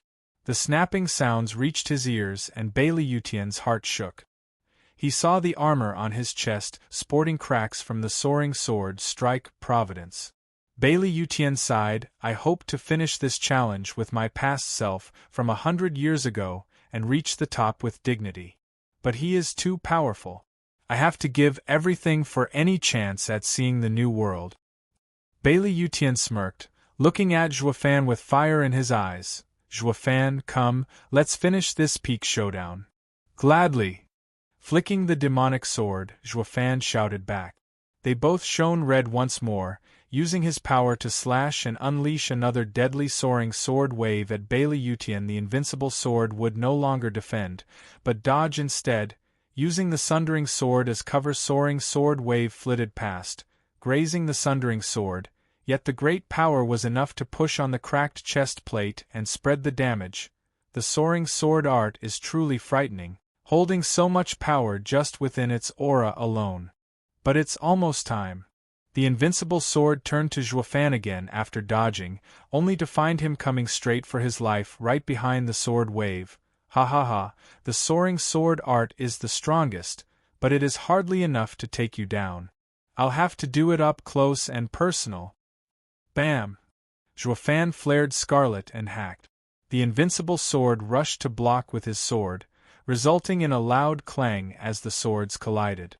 But under Shoud've's power, the invincible sword faltered, with the demonic sword pressing on the Sundering sword and into his chest crack. The invincible sword's armor got more cracks, faster and faster, covered all over in black veins and ready to crumble. The invincible sword gnashed his teeth and stared at the youth just a foot from him without fear. His red face strained as he pushed, roaring and shoving Shoud've back. Kid, you dare come close to me with such gall? Absurd. Thunderstorm. The invincible sword shouted and waved the Sundering sword, making the sky rain down thousands of thunder swords at Shoud've from all directions. Shoud've was in enemy territory, with the world's energy here in the other's control. He could no longer use the heaven-sealing sword art to seal the strike. In a Genesis stage fight, each had their own domain, and charging into another's territory was the same as throwing away his advantage, the world energy he controlled. It was beyond dangerous. None would do it without utmost certainty of victory. Shoud've took such incomprehensible risk to fight Bailey Yutian up close, only to find out the strike did not end his opponent, suffering retaliation instead. Shoud've was the one in dire straits now. Bailey Jingwei's side cheered with renewed hope. Shoud've was ever calm, the demonic sword's golden line shining bright and unleashing a scorching heat. Decimating sword art, decimating heaven. Whoosh! He waved at the sky, sending searing waves in all directions. In moments, golden flames formed in the sky as thick firewalls put a barrier between him and the sky. The purple lightning waves landed on the flame walls, hissing to nothing. The decimating sword art was similar to the Sundering sword art, both preferring raw power, but the difference was with the decimating sword art being partial to some flexibility. Hard, but not brutal. By using this trait, gentleness overcame strength and burned the incoming waves of attacks to nothing. Bailey Yutian's wide sword wave attack used with word power was stopped for moments, ample time. Whoosh! With the invincible sword isolated from the sky, Shoud've had removed both of their ties to the world power and now flashed in Bailey Yutian's face once more, his arm flaring scarlet and using soaring sword art to slash at his opponent's head. A scarlet glow came out of the blade's edge, forcing Bailey Yutian to gnash his teeth and block with his sword for the second time. Now though, with such a close distance, the sword wave proved even more powerful. Bailey Yutian had no way of deflecting it, letting the divine sword push into his chest and closer to his heart. No amount of strength helped. The invincible sword's cracked armor crumbled to pieces and the soaring sword's power entered his heart, making him cough 3 crimson mouthfuls of blood. He shot back like a meteor, slamming hard into the ground, forcing up a cloud of dust and entrails as his force pulverized hundreds of thousands of the Empire's soldiers. Bailey Jingwei's group was quick, ducking out of the shockwave, with Dan Qingshun's group doing their best to protect the convicts. Once dust settled, Shoud've hovered above, but the purple-tinged sky was no more. It was a testament to the invincible sword losing control, or better yet, the man himself was. Bailey Jingwei's eyes shook, looking at the dozens of miles big crater with dead eyes. How could the Patriarch just lose? Bailey Yutian is dead, we won. Seeing no thunder in the sky, Zither Sword King took a deep breath and roared in excitement. Shoud've's soaring sword art was too damn strong, not even the invincible sword could take it on. for if he had even a bit of strength left, the purple lightning in the sky would have stayed. Devil Palace and the Four Lands convicts cheered as well, to think that the great invincible sword had got to see this day. Only the Bali Sword Kings and the Empire's soldiers slumped on the ground in disbelief. The Patriarch couldn't have lost. Regardless of their wants and needs, the purple was gone and the Empire had fallen. The invincible nation knocked down from its pedestal on high along with its invincible god, while some rejoiced, others mourned. Along with the frantic glee there were equally opposite sorrow and lament. Shoud've kept staring at the crater. Even now, the sword was strong, but only enough to damage the old man, not kill him. SSS. Thunder crackled then as purple lightning spread across the sky once more, and even greater power pressed down, taking the breath away from all onlookers. An aged voice came from the crater. I never thought it'd come to this. But now, Shoud've. Chapter 1169, Spirit King. Chapter 1169, Spirit King. Proofreader, Papatonks. All shuddered at the fear they felt from the familiar voice. They turned their stiff heads at the crater, with some showing despair while others exhilaration. The Empire lives on. Rumble. Purple lightning re-emerged, with the entire sky turning purple, without a single trace of darkness. Even the air itself became electrified. As purple lightning snaked everywhere, Shoud've was surrounded by purple glows in seconds, coming from everywhere. What's going on here? Danqing Shern's heart jumped in his throat, looking at the flickering lightning just a foot from his soaked head. This isn't world power, so why is the entire world coming under the old monster's control? Pa! A purple lightning strike flared next to him, and flung him 24 meters away. His face red as he coughed blood. The rest found the hard way how the lightning could strike at any time, and fear gripped their hearts. What the hell is going on? We clearly aren't in the old monster's domain, but why would it appear around us? A Genesis stage expert should not be able to exert control to this extent. It feels like the world is at his whims and we're its prisoners to kill at the slightest discontent. This is terrifying. Zither Sword King and Ling Yuntian glanced at the purple lightning around with sweat all over. Bailey Jingwei laughed and cupped his hands. Patriarch is unstoppable. With the Patriarch around, the Empire shall never fall, ha ha ha. The Patriarch is unstoppable. The Patriarch is unstoppable. The soldiers shouted like fanatics, throwing fists in the air. The rest were looking bleak. Like they entered hell. They knew Bailey Yutian was strong, but now strength did not cut it as apt description of that monster. It went beyond the realm of human comprehension as the lightning danced around them, ready to send them to an early grave at any given moment. Their previous joy at victory became a crushing despair. They were mice trapped in the old man's cage, for him to toy with as he wished. He had stopped being a man, turning into a living god who could possibly take on a god. They turned to Shoud've in the sky, holding a shred of forlorn hope. Only a demon could fight a god, its antithesis. Only Shoud've, a demon, has the strength to do it. Hope flickered in the depths of their gazes as they turned to the man in the sky. With a crumbling sound and the lightning flaring, Invincible Sword's tough body floated out of the crater. Lightning covered him, like a thunder god. His armor was gone, there was blood on his mouth, but his eyes were sharp and his aura explosive. Bailey Jingwei's side laughed. The Patriarch is unstoppable. Shoud've, these mortals are clueless, but not you. Ignoring the fanatic joy below, Bailey Yutian stared at Shoud've with a grin. Shoud've nodded.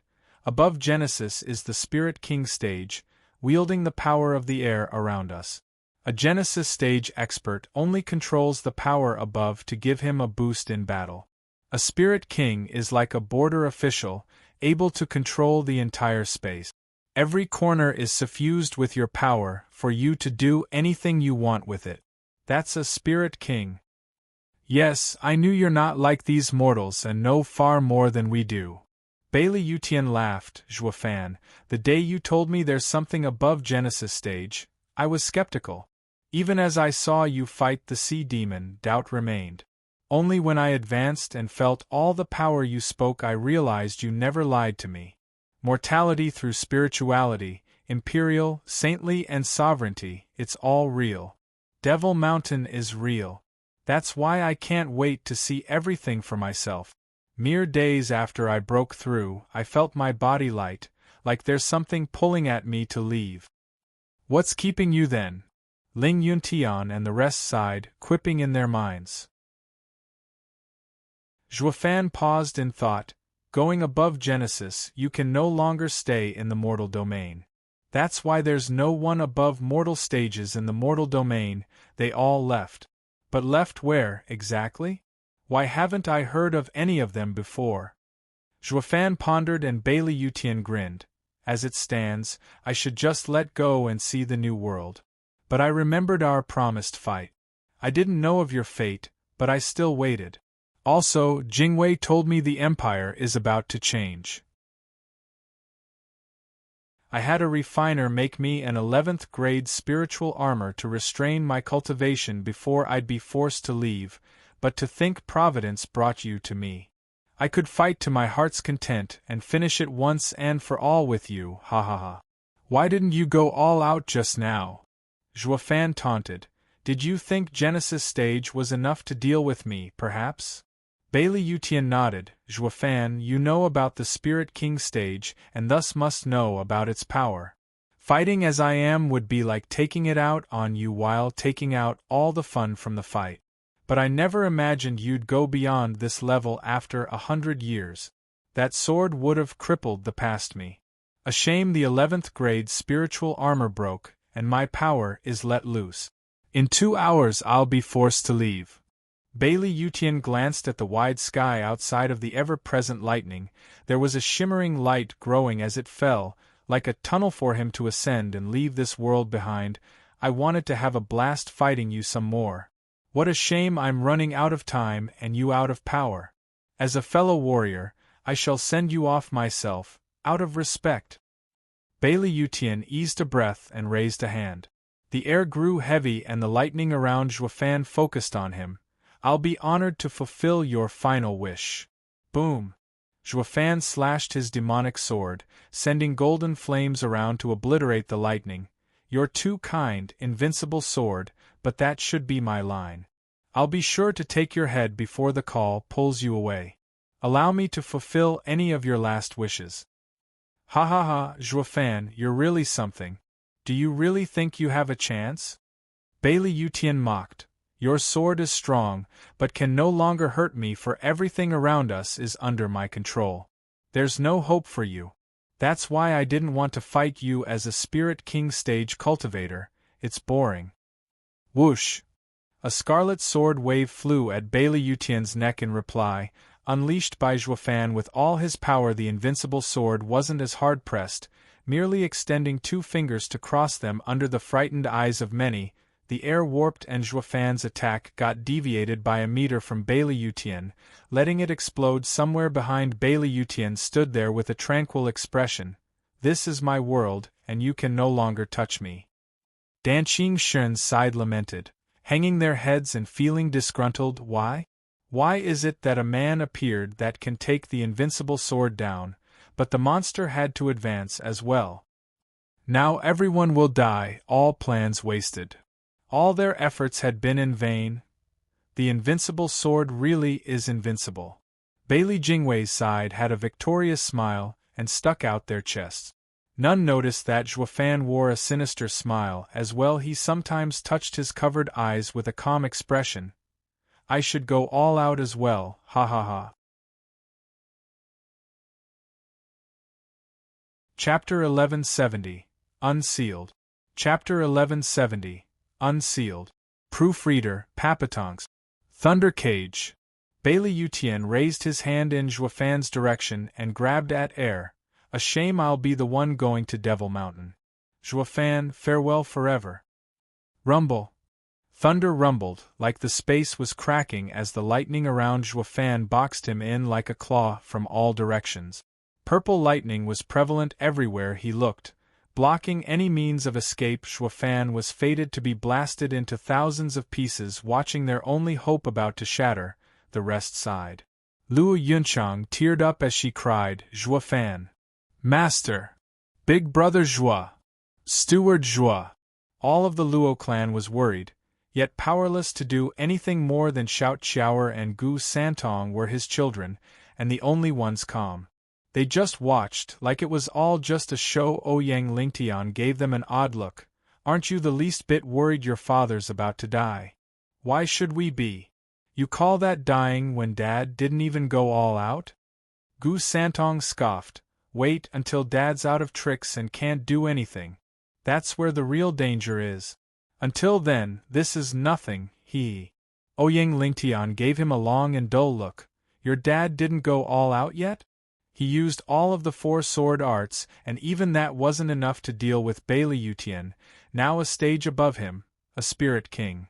How can he still have a way of pulling off a win in this desperate situation?" "Ice King, you just don't know our dad," Xiaoer teased. "Dad only focused on the sword for the last 100 years, but it's not like he didn't beat others before that. You know, most of Dad's power is in his eyes. Anything short of that means going easy." "Eyes." Ouyang Lingtian's side blinked, turning to the white figure in the sky, and found him to be unfazed from all the deadly lightning crackling around. He gave a casual pull at the eye cover and showed eyes encased in ice, along with a strange mark on his forehead. "I understand the heaven's sealing sword art fully and know how to use sealing. The eyes shouldn't lash out again, ha ha ha." Shoud've made a sign and brought 2 fingers to his forehead. The mark on Shoud've's forehead glowed an intense blue as it faded slowly from his skin. As its power disappeared, the frost on his eyes melted. Shoud've became excited, eagerly anticipating the result. Rumble. The lightning was right next to him now. Bailey Yutian flicked his hand and the area crackled hard. Shoud've was surrounded by a flood of lightning, the purple color so blinding and the power terrifying. As it spread, everything in its path died. "Shoud've!" Luo Yunchang wailed, with the rest sighing. Bali Yu hung her head forlorn. "I should have stopped you from meeting the patriarch, but now—" Ouyang Lingtian made a weird face, turning to Gu Santong. "Where's your dad? Dead?"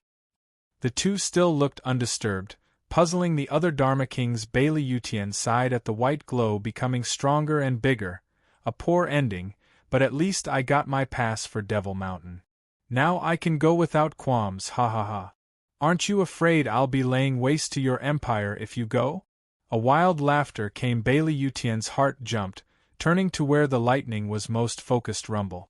A crackle far louder and terrible than the purple lightnings covered the sky as black thunder flames exploded into existence. The purple lightning put up no resistance in its path, revealing a most familiar figure, unaffected by the encroaching black flames. But now his eyes were opened. The right eye glowed golden with 4 rings, while the left eye glowed faintly blue with sparks around the sucking abyss of flames. Bailey Yutian gasped, "Why are you not dead? I told you I should be the one to fulfill your will. How could I die before that?" Shoud've smirked. Bailey Yutian stared at him hard, then chuckled, "Humph, it won't change anything regardless. You are in the Genesis stage and can't do anything to me. I'm truly invincible now. I don't know how you lived through that, but you can't harm me. You can survive every time you want, but you'll never win."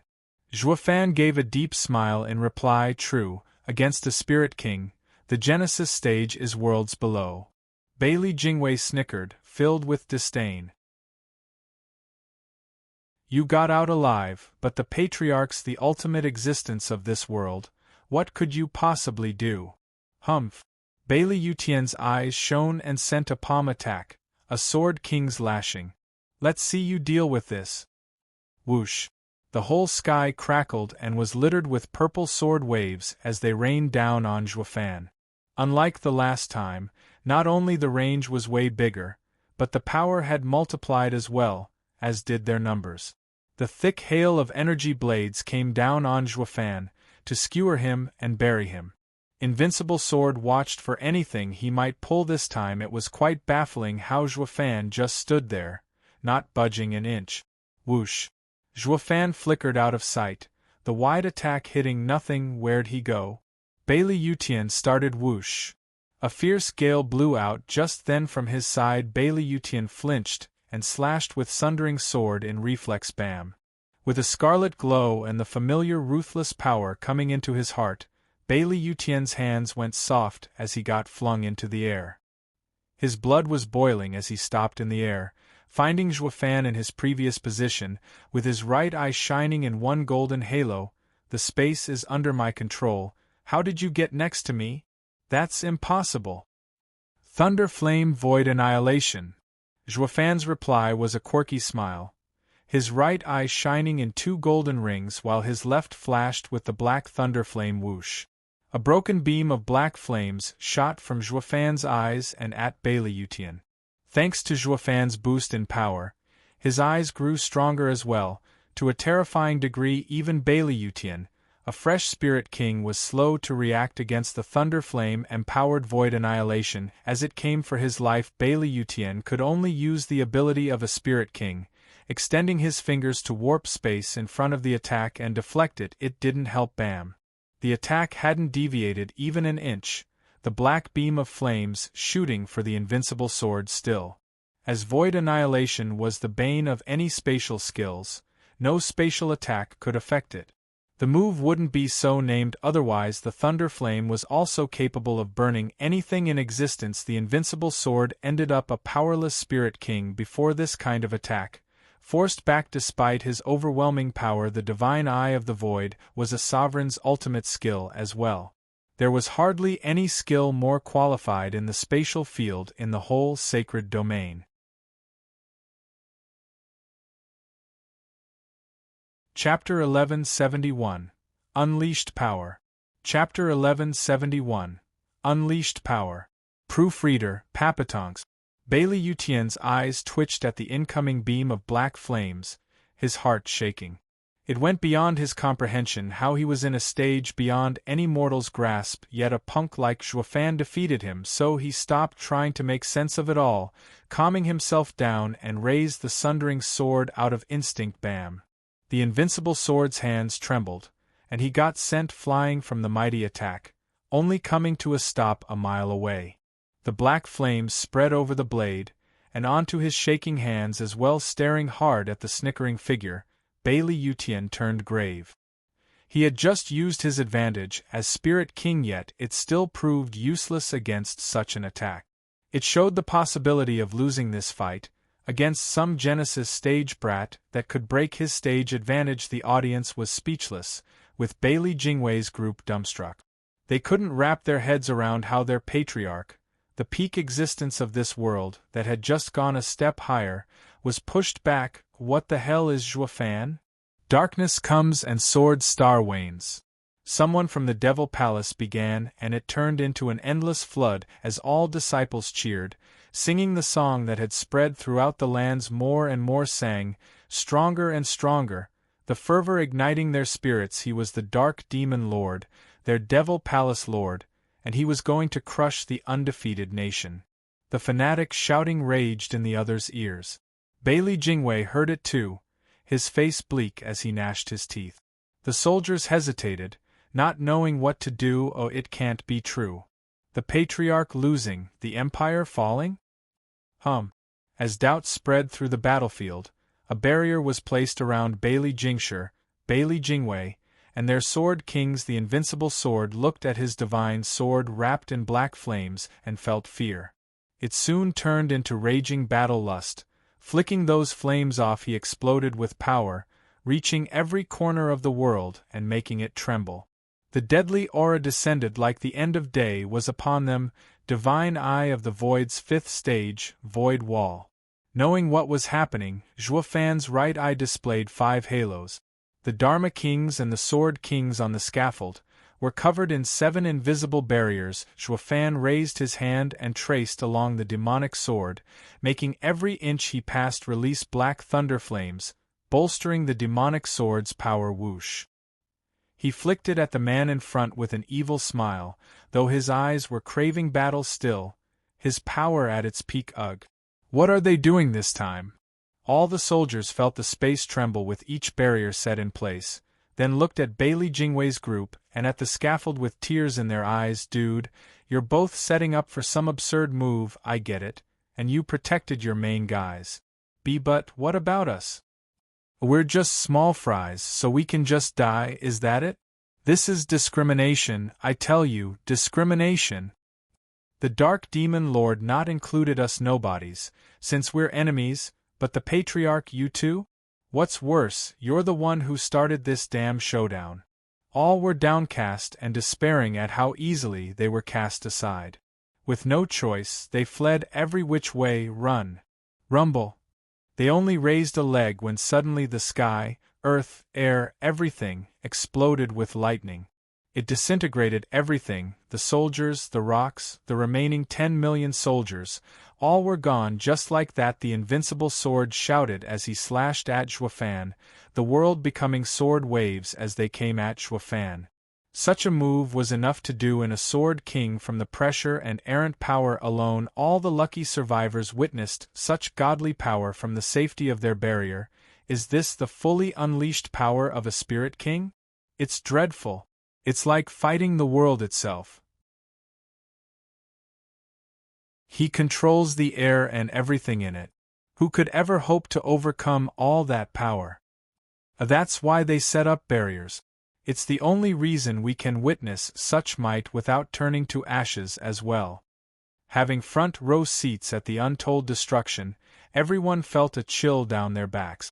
They gasped at their fortune of being important enough to not get kicked to the curb. Some looked worried at Shoud've. How was he going to face off against the world that had now turned on him? It was beyond merely sending waves of soldiers like they did with the invincible sword back in the last war, but against such incredible danger. Shoud've smiled. Even with the world under Bailey Yutian's control, he won't ever get to control my surroundings. Shoud've huffed. His right eye displayed 4 golden rings and his left flickered with thunder and fire. Divine Eye of the Void's 4th stage, Thunder Flame Space Crusher. Boom!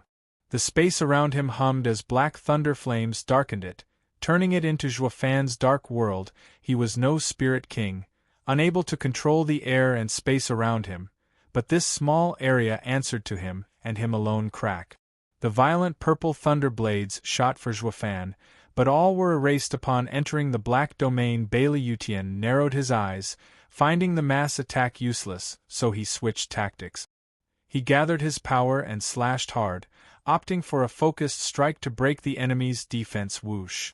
A purple wave once again streaked the sky, turning 300 meters big as it got charged with the lightning it crossed along its path. Looking to destroy the unstoppable domain, Shoud've erected. Shoud've's soaring sword art wasn't any weaker, though his right hand flared and slashed hard with the power of a Qilin. Whoosh!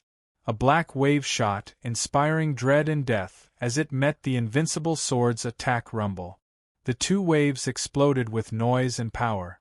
The pressure filled the world with purple lightning and black flames, sent everywhere like a meteor shower, destroying the already ruined place. Even more those behind the barrier watched this incredible showdown between mammoth. Glancing at the destruction around, they all felt their blood run cold. Curses, their clash only gets more unbelievable and world-ending. The shock had yet to subside, with Shoud've wielding the demonic sword rushing at Bailey Yutian. His eyes maintained the Thunder Flame Space Crusher, but instead of making it focus on himself, he made it turn into a mile-long black dragon. He stood on its head, charging with all his fury with the space under Bailey Yutian's control. Lightning struck him constantly from all over, to no avail against the mighty black dragon. All the thunder blades fizzled out as he charged to take down the head. Bailey Yutian's heart shook, turning grave at Shoud've's bravery. He now noticed that even with all his power, while he controlled the fate of everyone in his area, only Shoud've was immune, a monster among monsters, running amok. Bailey Yutian steeled his heart and relinquished control of space around, focusing all the power of the world. Chapter 1172.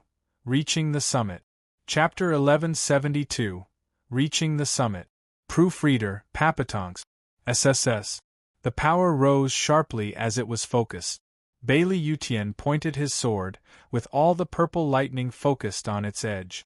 In practically an instant, endless amounts of purple lightning focused on him, bringing about a frightening display of raw power. With a sharp cry, the amassed purple lightning turned into a 300-meter huge bird carrying Bailey Yutian and the divine sword.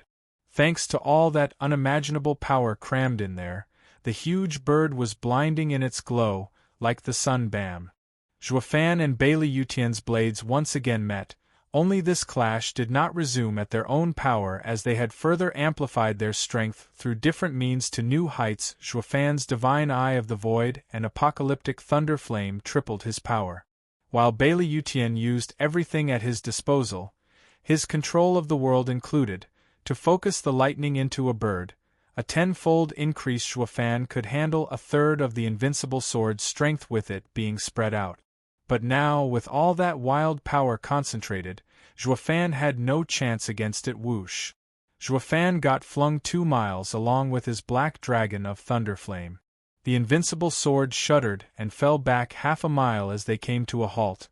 They charged again with their blades. The skies thrummed with their booming attacks as a black dragon and purple lightning bird kept colliding all over the place. In but moments their blades screeched 100 times, shuddering the world around them. The audience, that was still alive, kept getting more shocked. The two of them had the literal power at their fingertips to kill millions of soldiers. They were weapons of mass destruction in and of themselves. No human should hold so much power. No wonder the world can't have both of them. The two spared no effort in securing victory at last. The sounds of their clashes, strong enough to raise the dead, ceased with the smash of one of them into the ground, leaving a crater dozens of miles wide. Dan Xingshun's group panicked, while Bailey Jingwei's group lit up. It was Zhuofan. Zhuofan rose from the deep rubble. He was buried under and spat blood. He was gasping and weary. Shriek. The purple lightning bird hovered above his head. The Invincible sword sat on the bird's head, gazing at his strongest opponent of his life, weary as well, but his eyes were smiling. Zhuofan, you lost. No matter how strong your soaring sword art is, you're stuck at the Genesis stage, limited by Yuan Qi and unable to match a spirit king like me. Going all out against me so many times was your mistake. Humph, aren't you the same? Zhuofan huffed. Spirit King stage can control the power of space and air, but doesn't enjoy such a great increase of his own strength.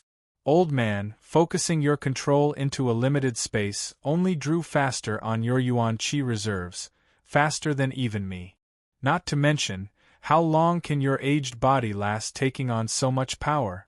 I bet you can hardly move.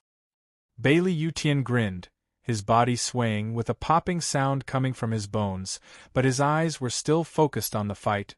Why the hell would you care? I'm standing while you've fallen. The Invincible sword glanced at the curtain of light coming from the heavens above, his mouth forming a smile. Once I'm through with you, I'll have no qualms going there, ha ha ha. Bailey Yutian laughed, heaving the now heavy divine sword. He was ready to end his strongest opponent. Everyone watched tense and riveted. Zhuofan showed a weird grin.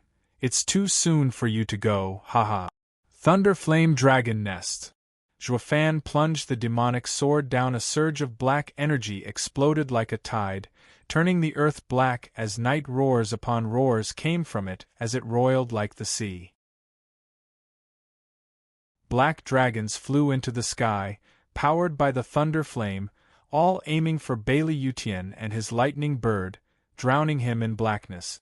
Everything now took a much bleaker and darker hue. Zhuofan snickered.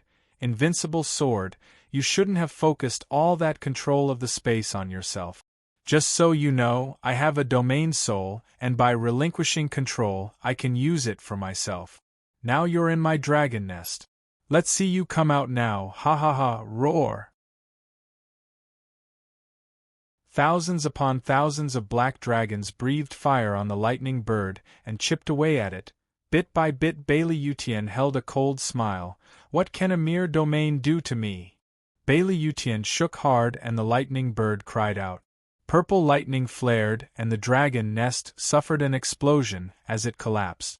The bright sun once again blessed this wretched battlefield and his aged face, SSS. But the invincible sword had no time to react as a figure flashed in his face. Ugh. The invincible sword was frozen, looking down to find that his lightning bird had a thin and long hole running through it, all the way to him and through him. The invincible sword looked with a stiff face at the black flames on his abdomen, while his legs were engulfed in it already, slowly eating at him. Invincible sword. A cold voice came to his ears. I told you my sword arts are for devouring. The dragon nest wasn't so it could whittle you down, but to engulf your senses. With a spirit king able to control space, I had to be on high alert all the time.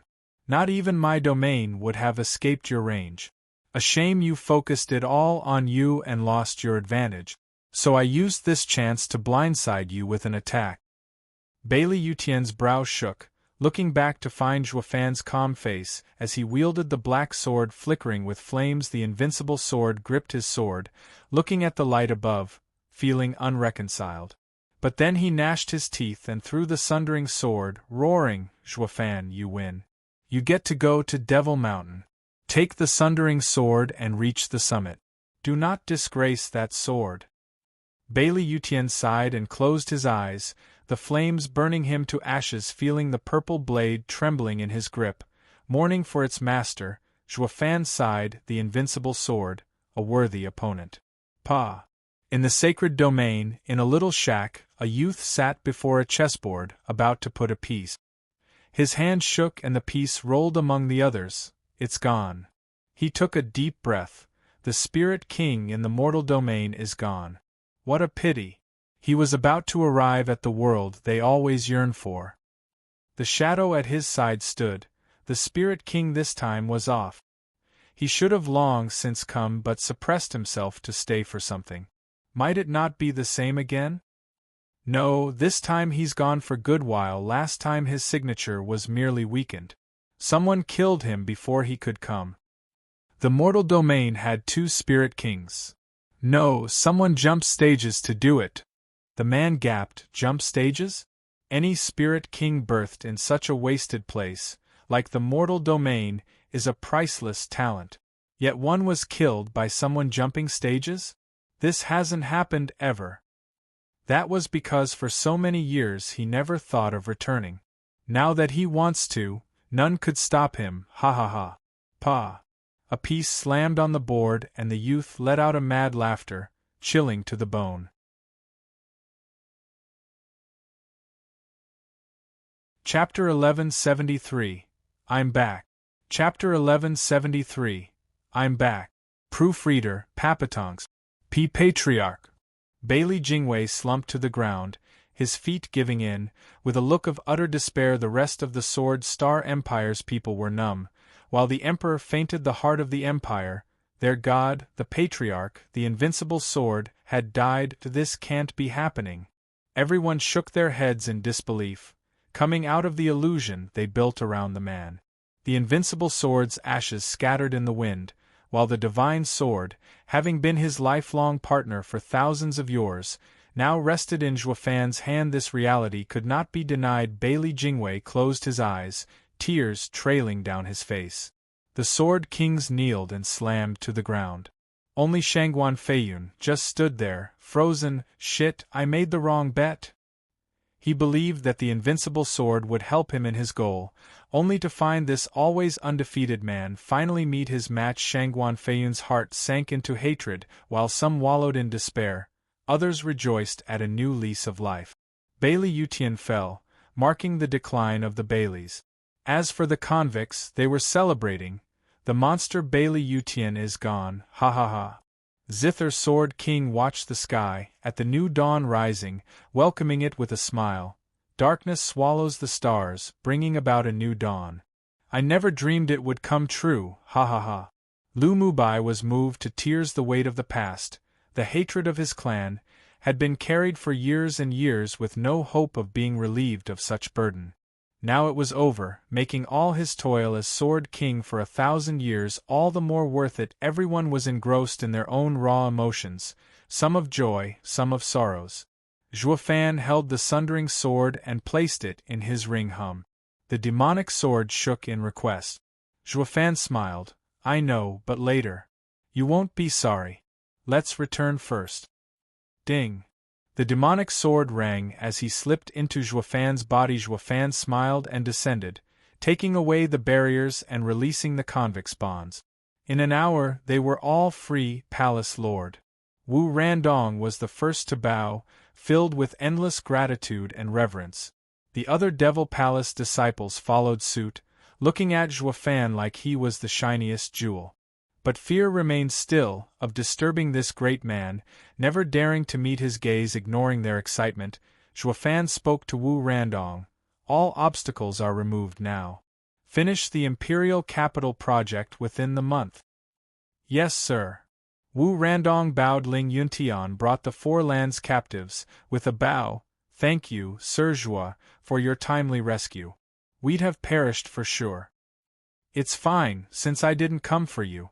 It was meant for the Empire and I to fight. He stood in my way and I brushed him aside, nothing more, nothing less. It was nothing personal. Showdown shook his head. Ling Yuntian nodded. Yes, Sir Zhua has always been walking alone, above the disputes of the lands. You never had anything against the Empire. It's only that our goals aligned, that we faced the same enemy. But, Sir Zhua, you should have told us of your plans against the Empire, and we would have worked together to make it easier. Why did you insist on having us suffer like this? You have the nerve to ask me that? You had Bailey Yutian on the ropes 100 years ago, so why did you stop? Ling Yuntian was lost for words. Showdown said, Sect Leader Ling, it's not that I don't trust you. What I don't trust is human nature. Central Area had pushed you into a corner, making me your Grand Marshal. After the Lands War, what use would my word have? The same applies now. If not for the Empire waging war with the lands, you'd have never even thought of listening to my orders. Bailey Jingwei's spy aside, people only ever group up to repel outsiders, right? Ugh. Ling Yuntian gave a nervous chuckle, then he rushed to change topics.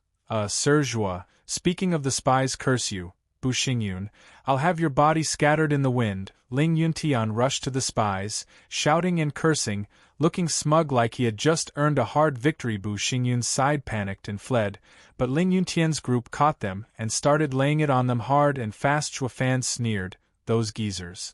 Big Brother Zhua. Master. Luo Yunhai and his wife came with the Luo clan, all excited. Showdown smiled and cupped his hands. I ask that you forgive me for the trouble I. Shove it where the sun doesn't shine. A raging voice echoed as a charming figure stormed over and jabbed a finger in his chest. You rotten bastard, where have you been all these years? Not so much as sending a hello for 100 years? You were better off staying dead. You could have at least let us know you were safe. Everyone was worried sick. Showdown staggered under the assault, able to face Invincible Sword's mighty aura, yet couldn't take the pokes from a pretty lady. All he could do was shrug. Young miss, I did want to let you know, but I've always been busy and didn't want to involve you. I feared. So that makes it fine to blow us off? Didn't we get dragged into it anyway? Whatever comes, it'll come, regardless where you are. What doesn't, won't, but you still aren't there either. What's there to fear?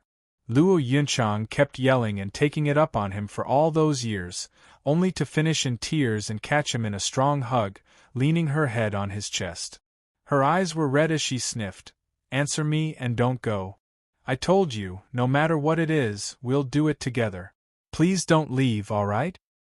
Showdown froze, looking down at her fair face, and shook his head as he didn't know what to do with his hands. Young miss. Hand down. Luo Yunchang had his hand placed on her waist, then lay happily on his chest, smiling and crying. Showdown scratched his nose, looking at the others who were happy staying out of it, looking for an excuse to get away. Palace lord, I'll gather the men and start working. What's the hurry? I just rescued them. Can't they relax for a few days? Hey! Zhuofan saw Wu Randong run off. Zhuofan looked down at the young miss glued to him and sighed. Young miss, I need to look for my wife. Luo Yunchang shook, but held on still. She spoke after a pause.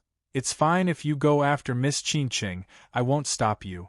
But you can't stop my feelings for you either. Young miss. You don't have to say it. Luo Yunchang stood straight and looked him in the eye with a smile. I told you, I won't stop you and neither can you stop me. We're a family. Let's go back, Steward Zhuo. Your seat has always been saved for you. No matter what you do, we do it together, even finding Miss Qingqing. We'll always be by your side, so long as you don't throw us away.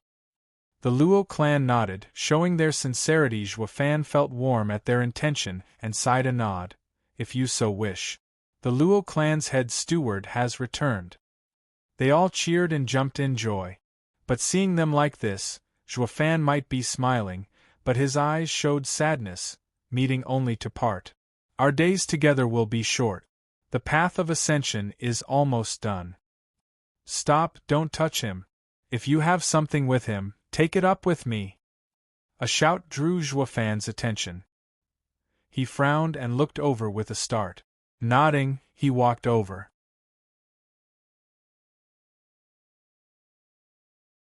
Chapter 1174. To the winner the spoils. Chapter 1174. To the winner the spoils. Proofreader, Papatongs. Bam! A convict kicked a brawny man to the ground, mocking, ha ha ha, so this is what the mighty Sword King has come to, ha ha ha. Stop. We surrendered. What are you trying to do? Bali Yu glared at them, gnashing her teeth. The youth sneered, giving her a most unbecoming leer. What, you ask? Weren't the Sword Kings always acting so high and mighty?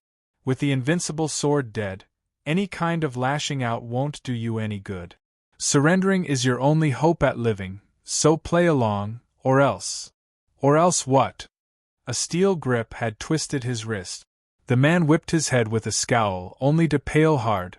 Marshal Zhuo, we've got all the prisoners sorted out for you to handle. Bali Yu shook, observing the man she had been daydreaming about day and night for the past century, and her heart raced. Zhuofan sneered. You actually know they're my prisoners? Others who didn't might think it was you who got them. You must be so amazing taking down the Central Area's Sword Kings. I'd never, Marshal Zhuo. You're our Grand Marshal of the Four Lands, just as it was 100 years ago. We're doing it all for you. Humph, what a pretentious excuse. You never did anything for me 100 years ago, and now that I got the Central Area, you wanted to step in? Zhuofan flung the man into the air, vanishing in the distance. I'm fine without it. The rest acted oblivious, lowering their heads and clearing the area, ignoring the profiteers. Zhuofan turned to Bali Yu, who never took her eyes off him. He snapped his fingers and her bounds came undone. I saw how you never got a wound on you when you fought Xiao. How did those ants even catch you? I sealed my own cultivation. You did. Yes, you've won and we lost. Those bastards used Brother Lei to threaten me, so what could I do? Or did you expect me to be as fearless as the Patriarch and have you cut me down? Bali Yu glared. Zhuofan shook his head. My fight with him has been in the works for a century, an honorable duel bearing no grudge from either party. Along the way I took the Empire for my own purposes, still nothing personal. Now that the Empire is mine, I want nothing else. You're free to go. Free? Bali Yu started. You're letting us go free? What if we'll take revenge? Zhuofan chuckled. Can you really, with just that much strength? Don't make me laugh. Not now, but who's to say later? Neither later. Zhuofan cut her off. Since I overcame all of you, I hold no fear for the future. If, by some miracle, you do succeed, that proves I've been idle and deserve to die. A real man isn't afraid of any challenge. Moreover, I'm a challenger myself, Challenging myself for my own goals is all the more reason I can't let others catch up to me. Or I wouldn't have needed him to step in and would have died at your hands instead. Bali Yuyu's eyes grew hazy. You're just like Patriarch, no, stronger. Patriarch always yearned for the top, but feared being overtaken. You don't have such fear, and that's why you won. You flatter me. What I fear is something you can never reach. Zhuofan waved, walking away. Take them and go. We've had a nice run once, and this is my thanks for it. Bali Yuyu gave him a long look, then pointed at the others to remove their binds. A sudden roar then shook the heavens as someone shot for Zhuofan. Zhuofan. What now? Whoosh. Zhuofan clutched the neck of the attacker. Bailey Jingtian, revenge for the invincible sword. Is that it? I told you that none of you have it in you. But since you challenged me, I'll answer with the same coin. Zhuofan gripped harder, cutting his breath. I'm a man of principles and can overlook the boiling hatred you all nurture, but the moment you try anything, you have to own up to your actions. Wait! Bailey Yulei shouted and rushed over, pleading, Sir Zhua, please let the Crown Prince go. If you must kill him, take me instead. Zhuofan squinted. Bailey Yulei, we were on better terms 100 years ago. Though it was to help another and thus you helped me, I still consider it a favor. But what is your deal with the Crown Prince, to go so far? It's about that time 100 years ago as well. He knows I had let you go yet never revealed it. Holding his word for 100 years, he earned my friendship. Didn't you stop to think that maybe he had his reasons? Zhuofan raised an eyebrow. Your Highness, you're no saint, I see, knowing to use gratitude to your own means. Bailey Jingtian said, as the Crown Prince, I've learned how to rule. Gratitude has nothing to do with it, just business.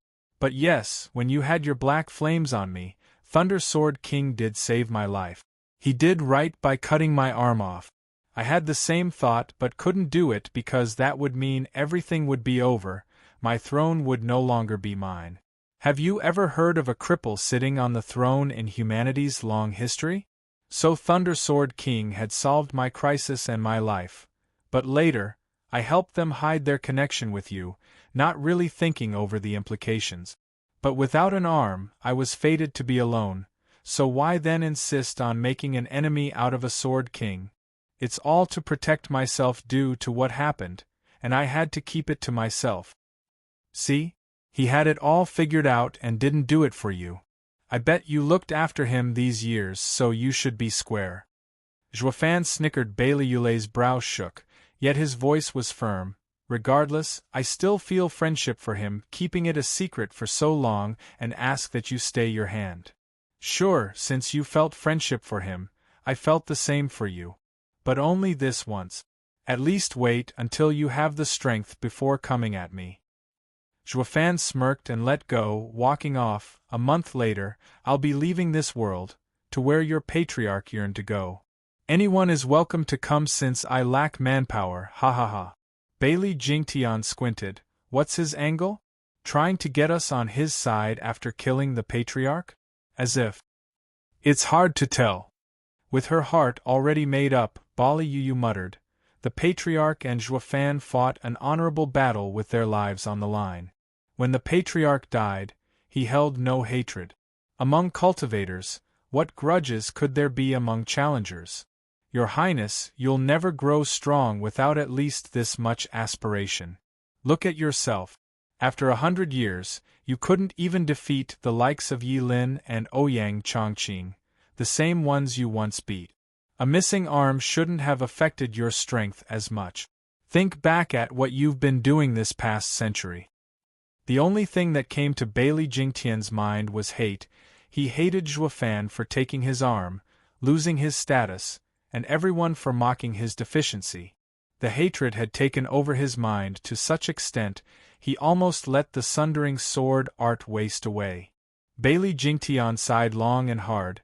closing his eyes. The first step to become stronger and defeat the man he hated all his life was to let go of the hate and set his eyes on the top. Liao glanced over and showed a sneaky smile. Let us all go then, to the world of the strong that the patriarch wanted to see. At the very least, we'll ease his spirit, right? Ha ha ha.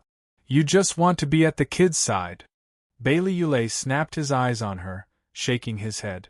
In another part, following the ruckus, Bailey Jingshi and Bailey Jingwei were shoved and sworn at. Bu Xingyun and the other spies were beaten black and blue. Luo Yunhai's brow shook. They are still the Prime Minister and Emperor. Even as captives, why must they be scorned so? The winner gets the spoils, and they lost. Zhuofan walked by. But aren't I supposed to be the winner here? These people from the Four Lands were mere captives, and now they think of themselves as the bosses? Luo Yunhai pleaded. Big brother Zhuo, Bailey Jingwei is vile, but never trounced our dignity. I hope you will let us handle him. Yeah, I always pay back with the same coin. I may kill him, but never shame him. Zhuofan nodded. You're the clan head, so do what you will. Luo Yunhai perked up and rushed into the fray. Zhuofan shook his head. See, this was my last lesson to you on good and evil, righteous and demonic. Now who here is right and who is wrong? Miss Murong.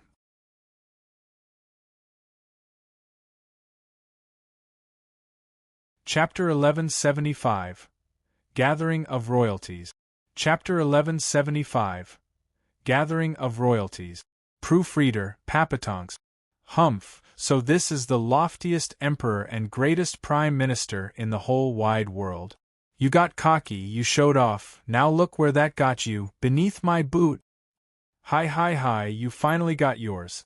Now it's our turn to toy with all these big shots, ha ha ha. Bang. Bailey Jingwei's group gnashed their teeth without a word, taking all the abuse they threw at them, be it physical or emotional. The abusers grew wilder, stopping only when Luo Yunhai came over to break them up, but even so, they left with a wide and scornful smile, like some prized underdog. Murong Shui shook her head, disappointed. These dignified people cast away their people, shirking all duty in face of disaster, yet they now prance around high and mighty as they take it out on the defeated enemy. Even Bailey Jingwei, the greatest mastermind and our enemy, wouldn't fall so low. Zhuofan smiled as he left with a dark glint in his eye. Good and evil begin from thoughts. In this world, who could reign in his wild nature? Ha ha ha. The imperial capital fell. Aside from Shangguan Feiyun and the spies, taken away by the other lands' leaders, the rest of the captives were handed to the Luo clan to be dealt with. The news spread like wildfire throughout the empire, crushing the morale of all the forces still trying to fend off the invading Three Lands armies. The empire fell and the central area fell as well. This became the new reality. The Eastern Lands rebellion soon won as well, with the Shangguan clan reinstated as its ruler. The Five Lands regained peace, the Dharma kings returning to their old jobs, handling their lands. Zhuofan put everything aside, going with the Luo clan to rest with the others. Luo Sifan and the other two kids were torn from worry. They welcomed her parents back with utter joy, while the oldies from the Luo alliance noticed the first great steward returned as well. Everyone gave him a deep bow of respect. The kids became aware that Steward Zhuo was a monumental existence to the alliance. Also, he wasn't blind. It left them baffled. Zhuofan caught up with his old friends, offering a different kind of comfort. 3 days passed and Zhuge Changfeng was with Zhuofan in the Luo clan's backyard, enjoying idle talk and playing chess. Luo Sifan was engrossed seeing the pieces fly across the board, glancing at Zhuge Changfeng and seeing him frown hard. She raised her hand to propose. Grandpa Zhuge, here. Ha ha ha, young miss, if I place it there, then I'll burn my own foot, with Steward Zhuo not even needing to land the killing blow. Zhuge Changfeng rubbed his beard, chuckling and cupping his hand. Steward Zhuo's chess skills have grown sharper. I admit complete defeat. Luo Sifan pouted. Grandpa Zhuge, you lost 10 rounds already, but weren't said to be the best at chess in the Western Lands? Why? That's when Steward Zhuo wasn't around, since I lost to Steward Zhuo once 100 years ago. Ha ha ha. Zhuge Changfeng laughed. Zhuofan smiled. Prime Minister Zhuge, you're still holding on to that grudge? Ha ha ha. Big brother Zhuo. Master. Luo Yunhai and his wife came over, bowing to him. Zhuge Changfeng and Luo Sifan rose up and greeted them. Clan head, madam. Mom, dad. Yunhai, you're the clan head, I should be the one to visit you. What are you doing here so early in the morning? Zhuofan gathered the pieces on the board while talking casually. Luo Yunhai chuckled. Big brother Zhuo, you jest. I'd never try getting you to visit me. I heard you are back and many of our old friends from the western lands are here to see you, even the exalted. Exalted double dragons. Luo Sifan jumped. The exalted have hardly gone around the land, and even I never met them. To think they'd show up at our door, that's a given. Zhuge Changfeng smiled. Steward Zhuo defeated the Invincible sword, the best in the world. He is now in the Luo clan, and it bolsters the Luo alliance's fame and value. They say the Luo clan has replaced the Bailey as the best clan in the world. The exalted have to show respect, and can no longer stay haughty like before. Luo Sifanude, looking at Zhuofan like a prized pony. Uncle Zhuo is so grand. Zhuofan stood and walked. Since we're friendly, let's meet them. I won't get the chance again. Wait. Zhuofan turned back at the sharp shout. Schwanger, it's been a while. I've been in the Luo clan for days yet never saw you around. Where have you been? Ha ha ha. Holy maiden. Zhuofan chuckled in good humor. He was still feeling odd, since Schwanger should have known he was with the Luo clan yet never came to see him. Luo Yunhai's group smiled. Yun Shuang smiled back and took Zhuofan's arm. Come with me. Why? My patriarch wants to see you. Your patriarch? Zhuofan asked curiously. Schwanger's eyes glimmered. Yes, my Yun clan patriarch, Sovereign Yun, one of the 10 ancient sovereigns, wants to see the demonic emperor Zhuo Yifan. Zhuofan's heart tensed, looking grave. The missing Sovereign Yun was in the mortal domain? 10 days later, in a thick forest, a man and a woman dashed through the woods to land among some ruins. Every rock was covered in vines or hidden by the wildlife. This is the Yun clan's ancestral home? Zhuofan asked. Yun Shuang nodded.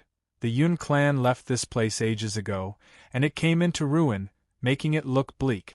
If not for the last 5 lands war growing to such a scale, I might have never come back here to seek my patriarch's blessing. I then stayed here, under his guidance, to cultivate. Yun Shuang made a sign and the random rocks scattered about rippled, and the air shimmered in front. Let's go. Giving Zhuofan a smile, she pulled his hand as she took the lead to enter the shimmering air. The two ended up in a dark cave and found themselves unable to control their bodies. Floating in space, the only presence there were the endless stars casting a mystical glow. Boom. The image of a 300-meter-tall old man whooshed in their sight, releasing a white aura and shedding light in this dark space. Welcome to my star space, demonic Emperor Zhuo Yifan. Why, you're Sovereign Yun? Zhuofan's heart shook, finding meeting a sovereign still shocking. He bowed and offered his respect. Greetings, senior. Yun Shuang bowed as well. Greetings, patriarch. There's no need for that. I am but a trace. Sovereign Yun looked stern. Demonic Emperor Zhuo Yifan, do you know why I asked for you? Zhuofan never looked up, bowing still. I do not. Please enlighten me, senior. Because you lost something. Without it, you will die. Sovereign Yun was grave as he shouted. Boy, your death isn't important, but it will involve the fate of every living thing, bringing misery to us all. You have to get it back, understand? Zhuofan pondered and said, Senior, what am I looking for? You know fully well what. Sovereign Yun shouted. You were operating outside of fate, and I could not see your destiny, but I could still see your past. But all these years, I had been blind to you. Do you know why? It's because you had something on you that helped you in all your cunning endeavors. Do you know what that is? Zhuofan guessed. Is it that what Senior is referring to? Only you know what you're to find. I'm only giving you a reminder. Sovereign Yun was being cryptic as his hand shone white and revealed a black sphere, throwing it to Shoud've. This is a 6th grade sacred weapon I made with all my power, Worldbridge. No place is out of its reach.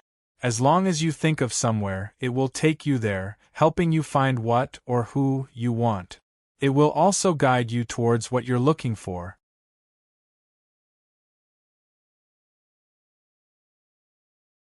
Chapter 1176.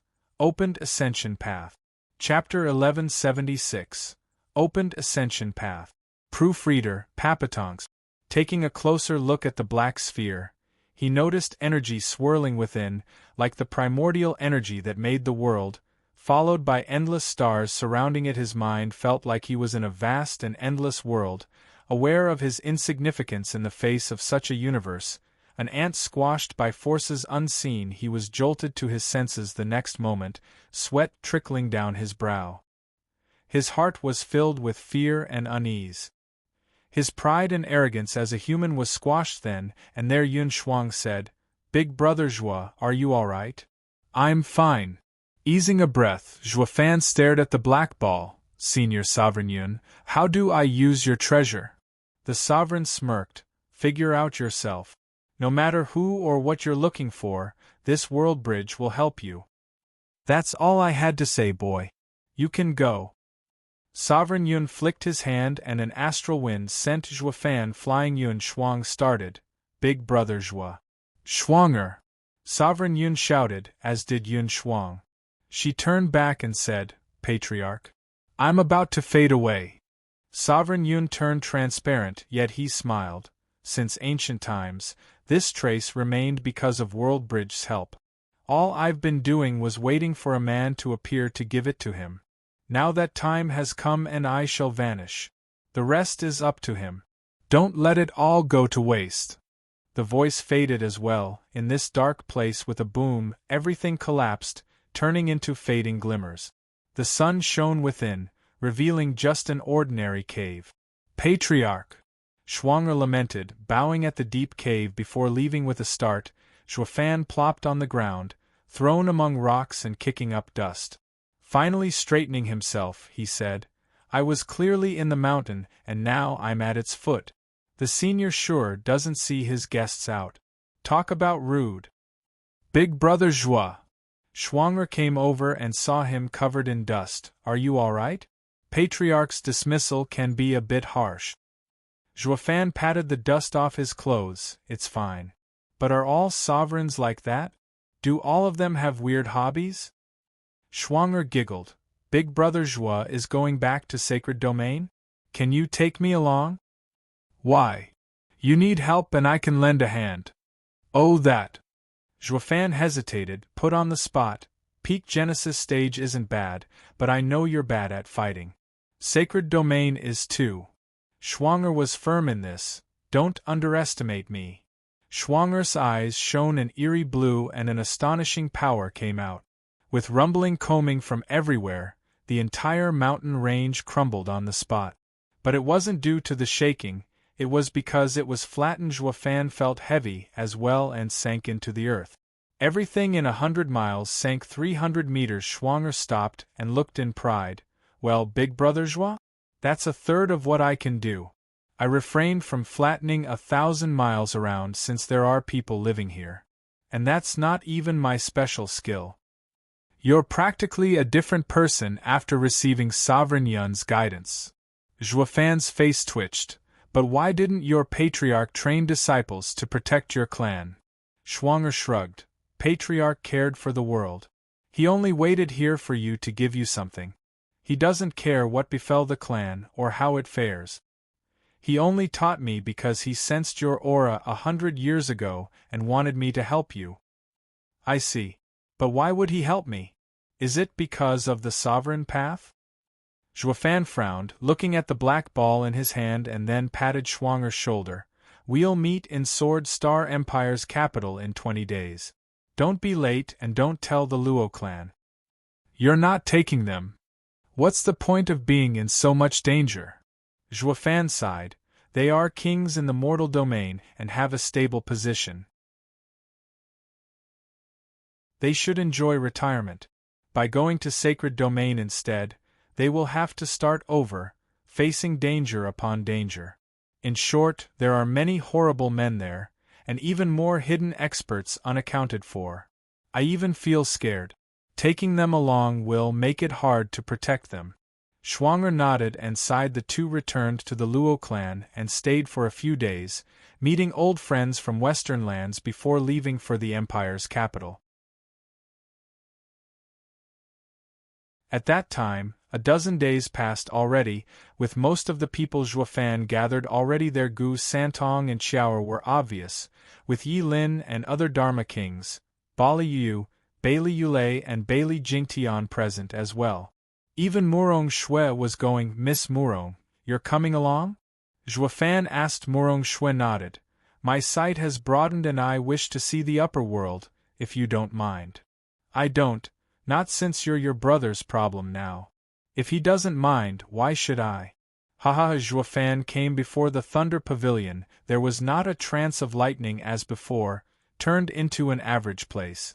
That was because a month back, Zhuofan threw a casual seal over it when he was here. Glancing at the bowing Wu Randong nearby, Zhuofan said, after we leave, you are to watch over the mortal domain. At my signal, activate the second array, got it? Krista Klurl. Palace Lord, the Empire is gone and my hatred has quelled. I only wish to fulfill the Palace Lord's orders. Wu Randong bowed sternly. Zhuofan nodded and made a sign. The space around them rippled. Worlds arts combine, seas of spiritual clarity, aid me in activating the array. Open the path to heaven and guide me on my journey. Boom! Every land began shaking, the sky filled with the cries of the frightened. The tunnels dug throughout the lands and packed with sacred stones intertwined as they activated and linked the 5 lands into one gargantuan array. Whoosh! A white pillar shot into the sky from the former beast-taming sect. Violent and volatile power gushed from it, racing through and into the array dug underground, all the way to the imperial capital Russell. More pillars of light shot out, from Ultimate Clarity sect, North Sea, the former Flying Cloud Manor and more.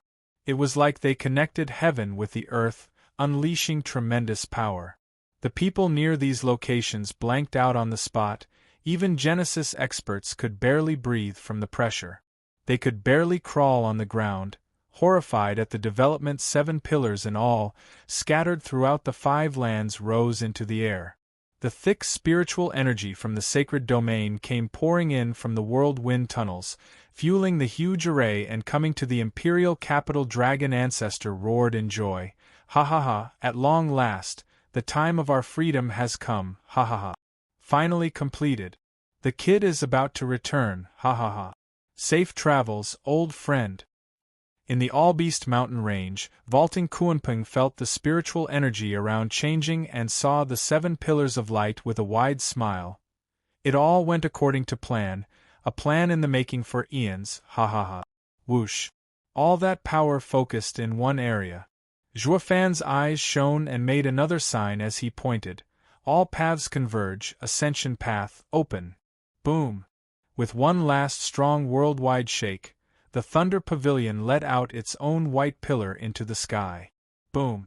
The heavens above then manifested a dazzling light, the same one that was calling the Spirit King Bailey Yutian. The path to the sacred domain was finally open.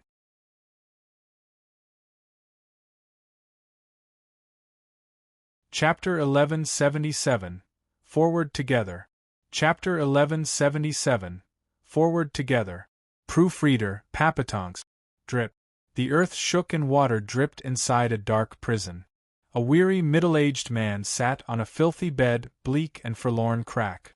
Noise came from just outside, with a man bowing. Greetings, Your Majesty. Open the cell. Yes. A man in royal garb stepped in, looking at the prisoner in ruined clothes. Imperial brother, did you hear? That's the sound of old friends leaving. But even as the ruler of a nation, I still had no suitable parting gift. Who is leaving? The prisoner looked up, staring at Tianyu's emperor. Yuan-tsong sighed. My sworn brothers, of course, Zhuofan and the Luo clan. They're going to a bigger world and reaching new heights we could never even dream of. I can only stay here and wish them safe travels.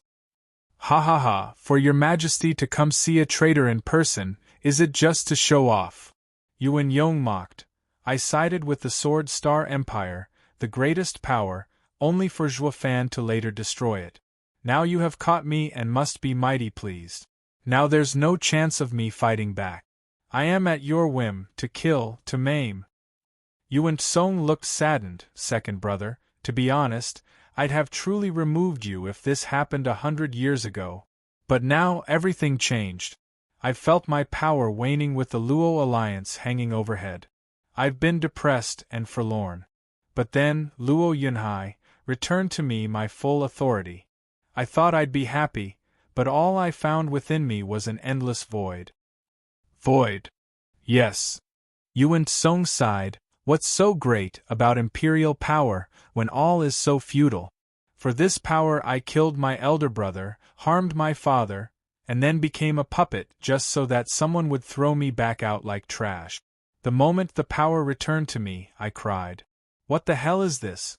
Kings and officials, fathers and sons, tear at each other, and for what?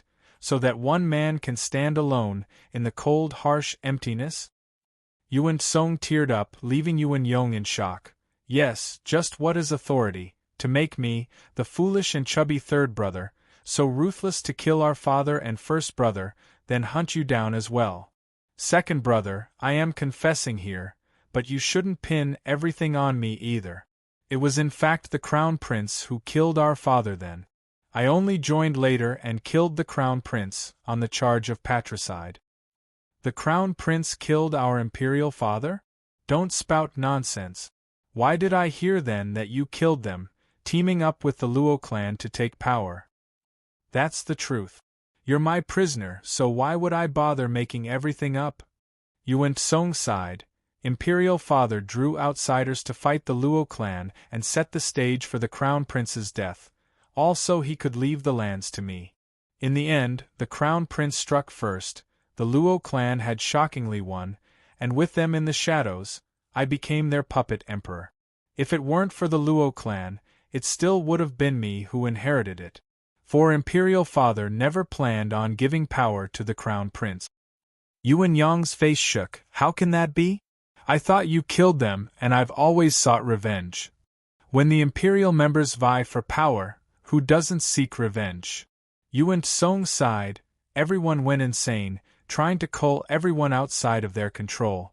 Be it our Imperial Father or the Crown Prince who won, neither would have let you, the imprisoned second brother, free.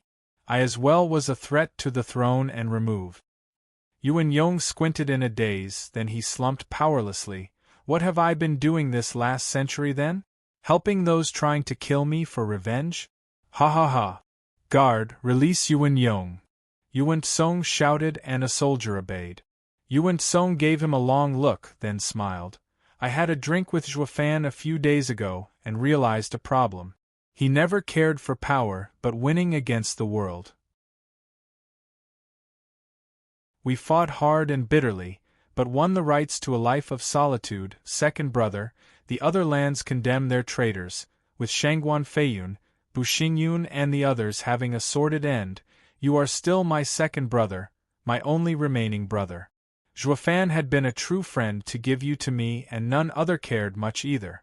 Now Yuan clan has another member left alive. Yuan Yong could finally move and doubted. Aren't you afraid I'll come back to fight you?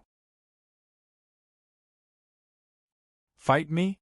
I'm but the lord of a third-rate empire, while you climb to be a valued minister in the Sword Star Empire? Why would you come after me? Yuan Tsong mocked, turning to leave. Zhuofan left, Luo clan left, all old friends left. I have no brothers and I'm going to live a life of solitude. And with your crimes, even if I succeed the throne to you, would the Double Dragon Manor agree? If you can take down the Double Dragon Manor, why come for my throne then? Funny, isn't it? Ha ha ha. Yuan Yang's eye twitched as he watched the Emperor leave. Oh, nothing mattered in the end. It's all nothing but pure bias. Why even fight anymore? Haha. Yuan Yong walked out with a hunched back, feeling like centuries caught up with him. Meanwhile, Zhuofan finished the signs and regarded the light pillar. He turned to the others. This is the path to the upper world, follow me. Once we arrive, you have to listen to all I say, lest you get on someone's bad side and never see the light of day again. Yes. Everyone shouted. Yi Lin took the first step to Zhuofan. Big brother, isn't it a recoil array to break open the mortal domain? Why did it change into a path of ascension? What about Master and others? They'll wait for a bit. Zhuofan squinted. Yi Lin, do you have that much trust in those old bones' words? All we got from what happened is from their mouth. Who can prove it's real? Zhuofan's eyes shone, emphasizing every word. You saw every aspect of humanity in the Five Lands War and can tell. Central Area defeating the Four Lands did not mean their destruction. Four Lands defeating the Empire didn't mean Central Area's fortune. Each power fights for itself. There's no morality involved, no good, no evil. By letting those old monsters go, can you guarantee it won't blow up in our faces? Ugh. Yi Lin frowned in hesitation. Zhuofan had a grave look, putting a hand on his shoulder. We'll go first to see the situation in the sacred domain. If it's like those guys said, I'll give Wu Randong the signal and he'll activate the recoiling array to free them. But if it's a lie, painting themselves as victims, for their sake and that of world peace, they'll be locked up for the rest of their lives. Don't give me that and get a move on. Zhuofan pushed and threw Yi Lin into the pillar. Gone before he could scream, Zhuofan turned to the rest, beaming. Who's next? Me! A roar of anger came as a girl flashed in his view. Zhuofan started. Why, young miss, what? You foul cretin, you're taking off again and leaving us behind. And no, it's just that there isn't suited for you. Big brother Zhua, no matter what you say, we agreed to stay together. You have no right to slip away. Luo Yinhai smiled. Look, I've brought the whole clan to fight alongside you. Li Jingtian's venerables appeared, Li Jingtian and the power couple, as well as thousands of Genesis stage veteran soldiers. Even Luo Sifan and the brats came. Zhuofan shook his head. Aren't you afraid of leaving the Luo Alliance's core empty? No, out with the old and in with the new. Luo Yinhai waved. We built the Luo Alliance here, then we can do it again there. Big brother Zhua, I'm still young and have ambition. I fear nothing. Let us do this together. Yes, Steward Zhua, let us follow you. The others shouted their agreements. Zhuofan sighed, yet he felt gratified inside. Just as he was about to speak, someone pushed him into the pillar. No more talking. Let's all go. Someone held Zhuofan and dragged him inside the pillar with a sweet smile.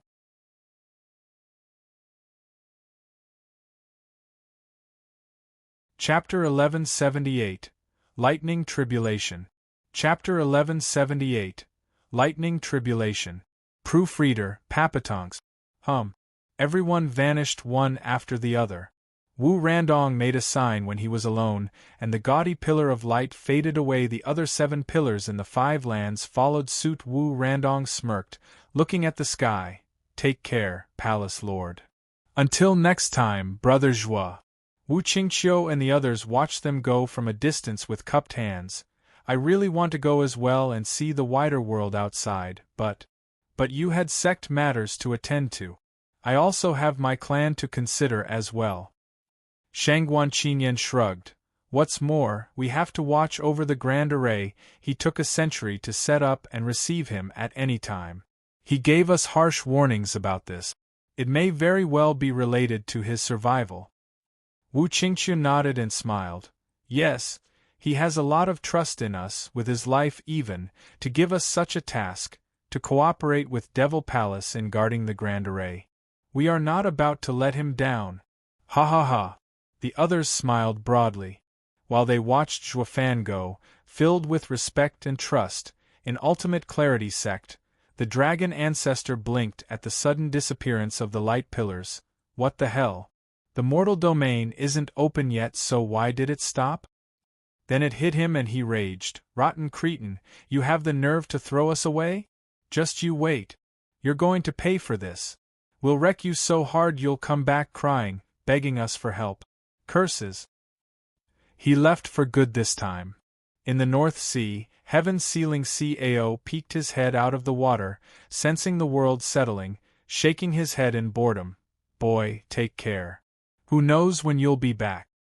The huge head dipped back under the water. Being around Shoud've for 100 years made him recall those ancient times he interacted with humans, filled with warmth and joy. Now, he was back to being alone. Whoosh. The mortal domain's people each had their thoughts regarding Shoud've's leaving. But in the sacred domain, in a scorched area, a beam of light appeared and people walked out of it. The thick spiritual energy slammed into their face, flooding their every fiber and making their yuan qi run wild. Without even focusing on cultivating, they all were left speechless. Is this the world the patriarch wanted to see? It's incredible. The degree of spiritual energy here is scary, no different from a sacred stone mine, no, 10 times denser. With the sacred stone mines sealed off, the amount mined was very little for everyone to enjoy, but here and now, this was a cultivator's paradise. Everyone was overjoyed, with Bali Yuyu giggling. Shoud've, is this devil mound disha? Her joy was short-lived as she turned to him. Young miss, we've arrived. Can you let go? Shoud've sighed, laying on the scorched earth with Luo Yunchang clutching to him for her dear life. Luo Yunchang smirked, happy to hold him with closed eyes. No, or you'll just be running off again. This place is foreign to me. I couldn't find you in the 5 lands, and this will go double here. So you better stay put, for I'm not letting you go. Get off already. A dainty hand grabbed her collar and yanked her off. Shoud've Bailey Yu looked mighty jealous. Have you no shame, woman? Throwing yourself at a man in broad daylight? He's my steward, why do you care who I throw myself to? If you hate it so much, will engaging in such activity at night be to your liking? Damn you! That's enough!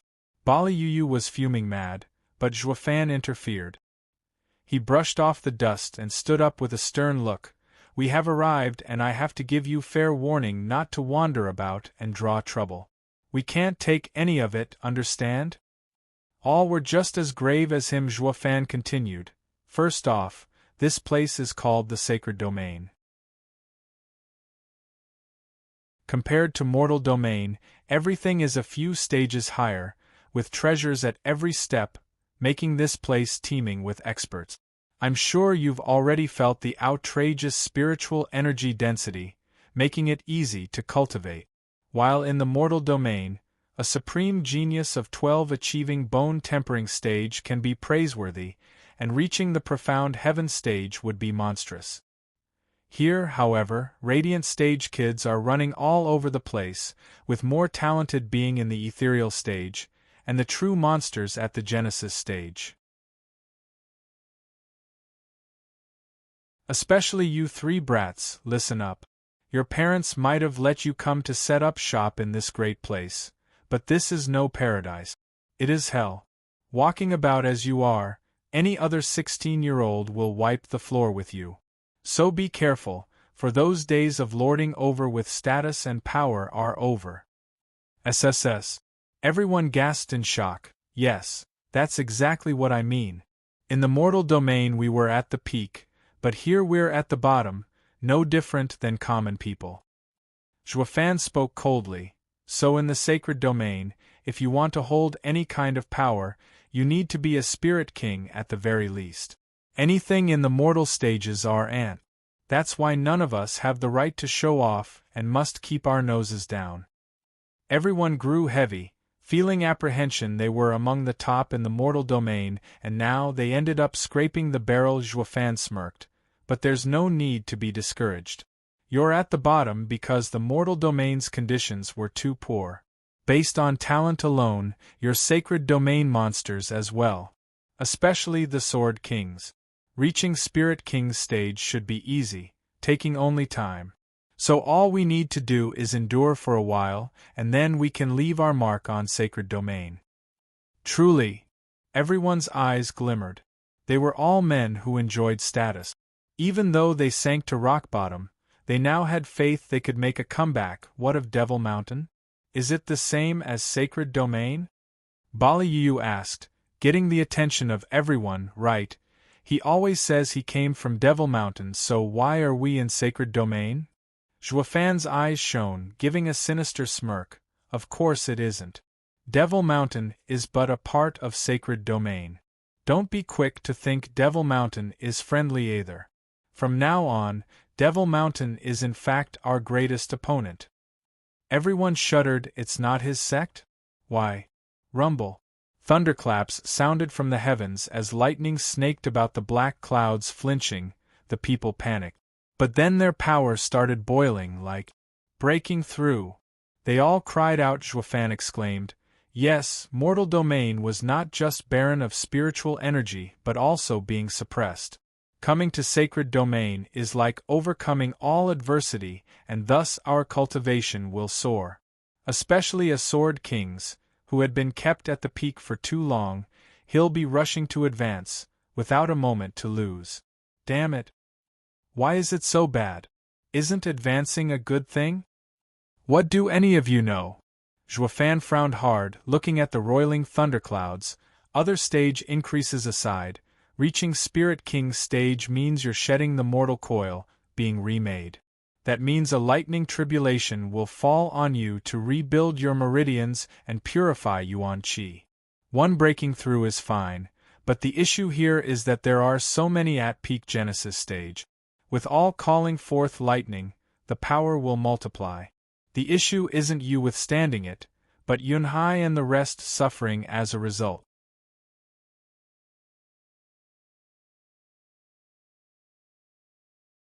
Chapter 1179, Scarlet Lightning Valley. Chapter 1179, Scarlet Lightning Valley. Proofreader, Papatonks. Everyone got restless at his words, with Murong Lai saying, all Genesis stage cultivators with me. We'll draw away the lightning tribulation. Too late. Glancing at the thundering clouds above, lightning struck nearby, leaving behind a black crater 50 miles wide. Zhuofan squinted and shook. Black energy came out of him, covering Luo Yunhai and thousands of others below Genesis stage. I'll protect them with my domain while you get some distance and take on your tribulation. Murong Lai and the rest shot away. But another boom sounded as lightning slammed overhead and cut off their flight, but recalling the many innocent lives behind, they kept forcing themselves to fly. Boom. Lightning snaked and struck down on them. Zhuofan held the fort, ignoring the lightning striking him as well. He worked his energy to keep the others safe. At the same time, black energy was released around, absorbing the lightning's power to increase his own cultivation. His meridians and yuan qi were being refined with every strike. He was only in the 7th layer of Genesis stage, but ever since he arrived here and felt the thick spiritual energy, his cultivation grew as well. While he was defending the Luo clan and the rest, he was also taking in the heavens' power, strengthening himself several times with a muffled sound. He reached the 8th layer. Zhuofan grinned. Boom! Another lightning came down on his head and he shook all over. His demon transformation art was revved up to the max, working to remove the lightning's power, but still a fraction got loose within him, roaming through his veins and making his body spasm. Blood spilled from his mouth. He chose to contain it and endure. He could, in fact, use more of his focus to absorb the violent lightning, but then who'd defend the little guys? He could only bear it in silence. Boom. The deadly lightning struck again and again, thick as a bucket, or thin as a plate, crashing down like a mountain. 81 times Zhuofan bore through it, and while his body smoked now, he was still fine. His meridians at least had strengthened and his cultivation reached the 9th layer. Ha ha ha, looks like I'm close to Spirit King as well. Zhuofan looked at the scattering black clouds and sighed. Never mind, taking 81 lightning strikes almost burned through all my body. Taking another round right now to advance to the Spirit King level will most likely kill me. Next time. Shoud've felt his aching body, but his power surged with vigor through his limbs. Only a monster like Shoud've, able to fight a Spirit King, could take something like that. Other Genesis cultivators would have breathed their last around the 30th strike just as Shoud've was about to let the others out. Booming sounded again, and looked up. The deadly lightning echoed in his ears once more. His brow jumped, his face twitching. "You don't mean it's still coming, do you?" Boom! Another explosion was his answer to that challenge, as an even thicker lightning slammed into him. The dreadful power made him tremble all over as he spurted blood. What is this? That's no lightning, Tribulation. No such lightning has that kind of power. Shoud've peered at the sky in shock, finding the thunderclouds weren't just black, but laced with crimson. A soul-sucking blood lightning? This is Scarlet Lightning Valley. Looking at the burnt soil below, Shoud've finally knew where he was in sacred domain. Lightning constantly struck it, and on a different level than outside this area. Each lightning was devastating in might, turning a brighter red the stronger it was.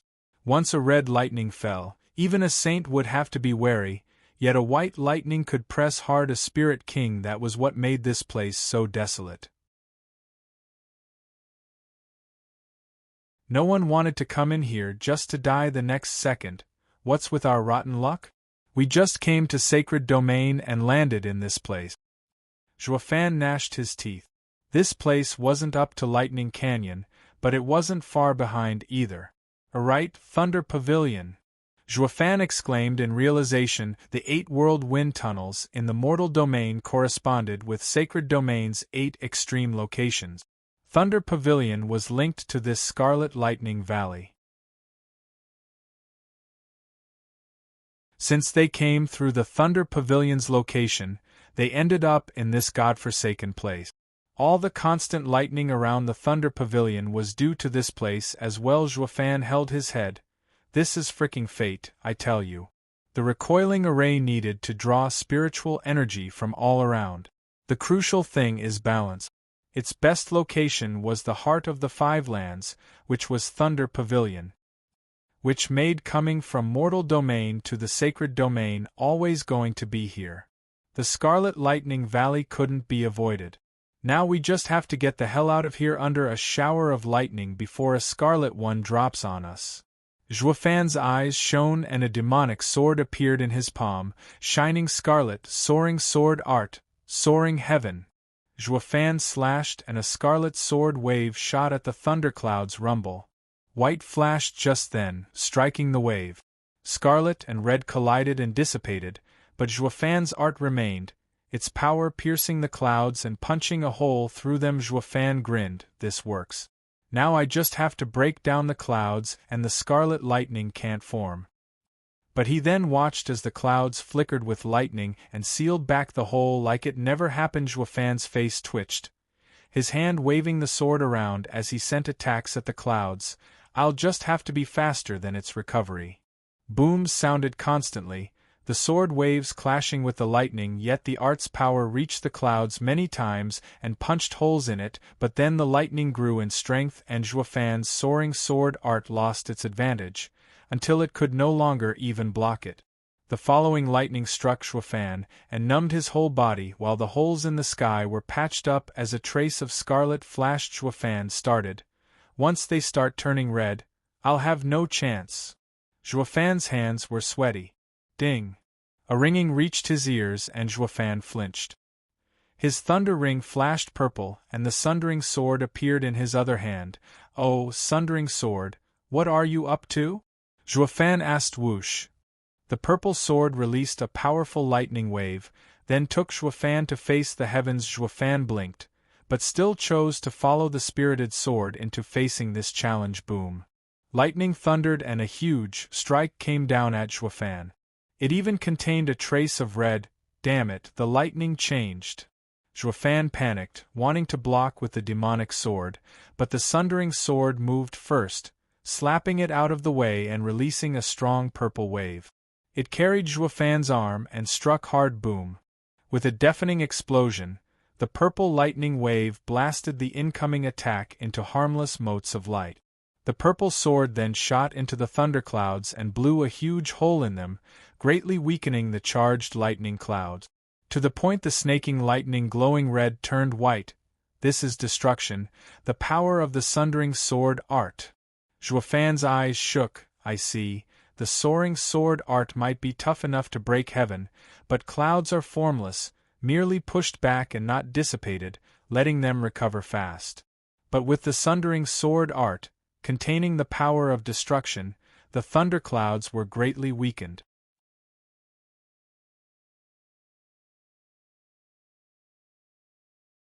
Chapter 1180. Sundering Swords Inheritance. Chapter 1180. Sundering Swords Inheritance. Proofreader, Papatongs. Ding. The Sundering sword hummed softly, as if to confirm his words. Zhuofan snickered.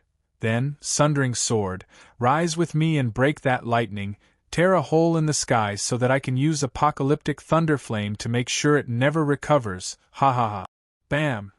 The Sundering sword put a stop to his mad cackle, smacking his head with the wide part of the blade, making his nose swell. What was that for? Rubbing his poor nose, Zhuofan snapped back, irate. I wield you now, you're my sword. I'm your master. Is that how you treat me? See how I pulverize your sword spirit. The Sundering sword paused, then struck again, only this time it did on the demonic sword. Ding. Wanna fight? Don't mess with me. The demonic sword was no pushover, reacting by floating in front of the Sundering sword and taunting it. The Sundering sword just stood still. Zhuofan said, You're saying to put all my skill aside and use just you to face the thunderclouds. Ding. The Sundering sword shook again. Hey, don't just ignore me. I'm made of sterner stuff, 4 swords in fact. Yet a newbie like you tries to take my place? Why should Master use just you? Trying to replace me, is that it? Ha, keep dreaming, hunk of rust, in a few days you'll be a part of me, hi hi hi. The demonic sword had enough of the Sundering sword's arrogance, and brandished its edge, trying to pick a fight. Zhuofan nodded. All right, I'll give you this chance. Demonic sword, return. The demonic sword stalled, looking stumped at his master's decision, even depressed. Master, you already got a new flame and forgot your trusted sidekick? I'm made of 4 blades here. Demonic sword didn't make a fuss, noticing Zhuofan's determination, turning into a black light and slipping in his body. Zhuofan gripped the Sundering sword, and it took him towards the sky to fight the heavens. Lightning struck constantly, yet all Zhuofan did was swing the Sundering sword around, destroying the attacks as purple glows flared on every contact. The utter destruction of the lightning had the thunderclouds growing weaker. When Zhuofan used the soaring sword art, he only scattered the lightning power in the clouds, only delaying its growth and not stopping the source. Now, though, he had the means to destroy them. Boom! Zhuofan charged into the thunderclouds with the Sundering sword, with lightning coming from all around. Now, if I used Thunder Flame Void Annihilation now, the clouds. Bam! Zhuofan indulged in a flight of fancy, but the sudden knock to the head brought him back to reality. Zhuofan sighed and shook his head. Fine, I get it, no other skills but you, happy? But how is a lone sword supposed to remove all the thunderclouds in a 1,000-mile area? Time waits for no one, and once red starts appearing. The Sundering sword was silent, for a lack of a better word. Then it started moving and took Zhuofan's hand with it. Its blade shone a deep purple glow. Zhuofan shook all over, as a figure suddenly appeared in his mind as he wielded the Sundering sword. Sundering, one day I will take you to the top, become the focus of everyone, ha ha ha. Bailey Yutian cackled among the flaring lightning clouds as he hacked at the incoming attacks with pride and arrogance. Only I am worthy of such a divine sword, not those common folk. But, Bailey Yutian paused, showing fear. There will always be someone better out there. If one day someone can take you from me, it proves I'm not worthy of you, and you should have a much stronger master. He will be just like me, taking you to the top and not disgrace your Sundering name, of splitting the heavens. By then, I shall be dead, but you must pass on all my knowledge and insight in the way of the sword to him. If I can't take you to the top, then my path will. Hum. The Sundering sword shook to console him. Ha ha ha, I'm only assuming here. Who in the world could ever defeat me? Don't worry about it. Ha ha ha. Bailey Yutian wielded the divine sword with burning battle spirit. Zhuofan finally understood the Sundering sword. It passed on Bailey Yutian's legacy. There was none out there better than Bailey Yutian when it came to understanding the Sundering sword art, not even the sword sovereign. While he had made the 5 divine swords by combining their arts with the 5 sacred beasts' powers, he was not the least bit aware of what changes that brought. Bailey Yutian, however, was a man immersed in the Sundering sword art all his life. Having understood the core of the Sundering sword art, why else would the Sundering sword's inheritance have Bailey Yutian's image and not someone else's? There had to be countless people wielding it through eons, including the sword sovereign, but only one man truly understood it. Zhuofan's gaze steeled, slashing around based on Bailey Yutian's example. Wind picked up and purple lightning flared as the sword fell. The thunderclouds around shone and then faded away.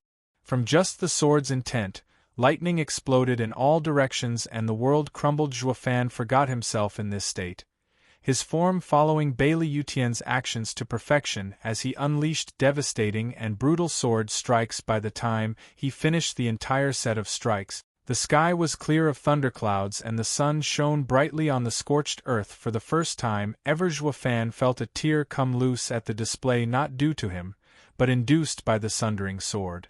Spirit, having their minds linked, the sword spirit might not speak, but it could send Zhuofan its deep emotions. Purple flickered from the Sundering sword, blending with the world's spiritual energy. Zhuofan saw as the sword spirit scattered its own energy to return to the earth once it passed on the Sundering sword art, a true sacrifice for a true friend. With the death of the Invincible sword, it wanted to follow him as well. But his wish to pass on his legacy kept it here. Now it could pass on as well without remorse. The Sundering sword now became just an empty shell. Zhuofan reached the top. As the last purple energy faded, Zhuofan saw the Invincible sword shout in his mind and knew it to be the sword spirit blessing him instead of its former master. Zhuofan smirked and nodded. Like master, like sword. Like sword, like master. The Sundering sword spirit was as carefree and heroic as the Invincible sword. Tracing the purple divine sword's blade, Zhuofan smiled and placed it in his ring. His eyes firm. I will reach the top, along with your sword art. Whoosh. Murong Lai and the others popped up next to Zhuofan. Sir Zhuo, are you alright? Yes, what about you? Zhuofan flicked his hand and the domain faded, revealing strong auras. Luo Yunhai's group had broken their restraints and entered Genesis stage, while the 3 kids were now in ethereal stage. Zhuofan nodded, turning to the Sword Kings with a glint in his eye. Murong Lai's group had been kept for so long behind that now they were at peak Spirit King stage. Even Li Jingtian and the elders reached mid-Spirit King stage. They were all thrilled at the boundless yuan qi they felt. Steward Zhuo, your cultivation fell again, to the 5th layer of bone tempering stage. Li Jingtian gasped. Zhuofan now focused on his own cultivation and cried out in astonishment, Mid-Spirit King? Having met with lightning tribulation, the peak Genesis stage. Zhuofan, due to Sundering sword's inheritance, his heart grew as well as making the true self art bring his cultivation down to the bone tempering stage, while his true cultivation lay at mid-Spirit King stage. Though reaching Spirit King brought lightning tribulation, Zhuofan had been waving Sundering sword around without restraint, thus he unknowingly cut his own tribulation down before he could feel it. He felt down at the realization, I missed the chance to toughen my body. But since he got a taste of the others' tribulations, his regret faded. What's the point of going through all that again when I already got a Spirit King's body the first time around? Haha. Everyone. With all safe and sound and Zhuofan gaining the Sundering sword's insight, a bargain to be honest, his eyes flashed. With our Spirit King's cultivation levels, we now can form a group. Sword kings, having gotten a divine sword's insights, will be more than mere spirit kings. I dare say that we can now jump ahead and carve our own slice of the sacred domain.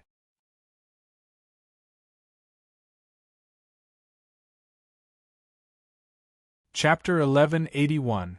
Hunter, Hunted. Chapter 1181. Hunter, Hunted. Proofreader, Papatonks. Come right up.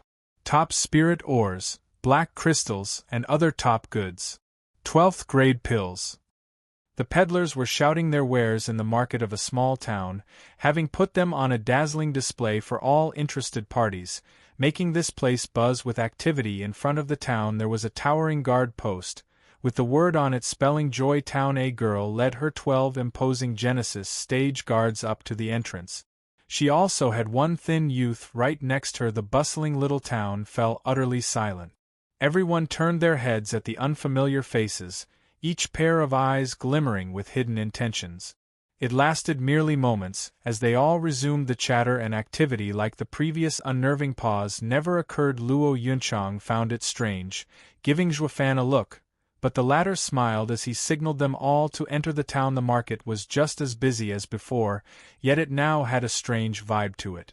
The eyes of all the people found themselves resting on the newcomers at one point or another. Luo Yunchang was unnerved, her face grave as she clutched Zhuofan's hand. Zhuofan, this town is creepy.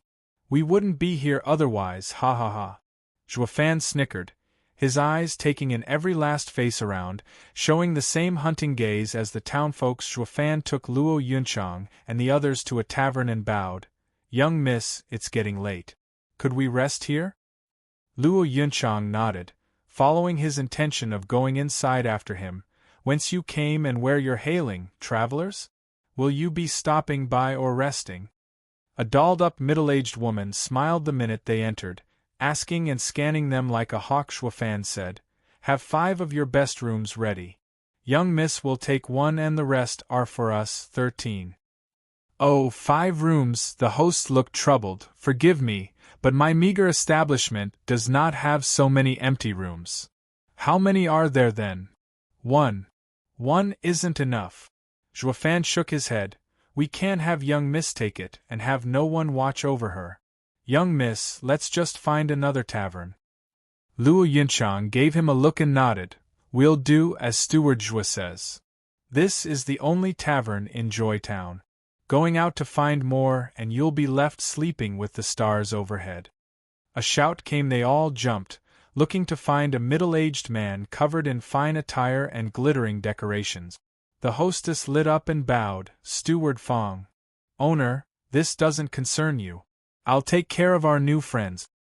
Steward Fong smiled and sent the hostess away before he cupped his hands towards the group. "I am Fong Ding, the steward of Liao clan. How may I address you?" Zhuofan gave a curt nod, smiling back with cupped hands. "I am Zhuofan, Luo clan steward. Here is my young miss Luo Yunchang and her guards. Trading brought us through this area, and we thought of resting after noticing the darkened sky."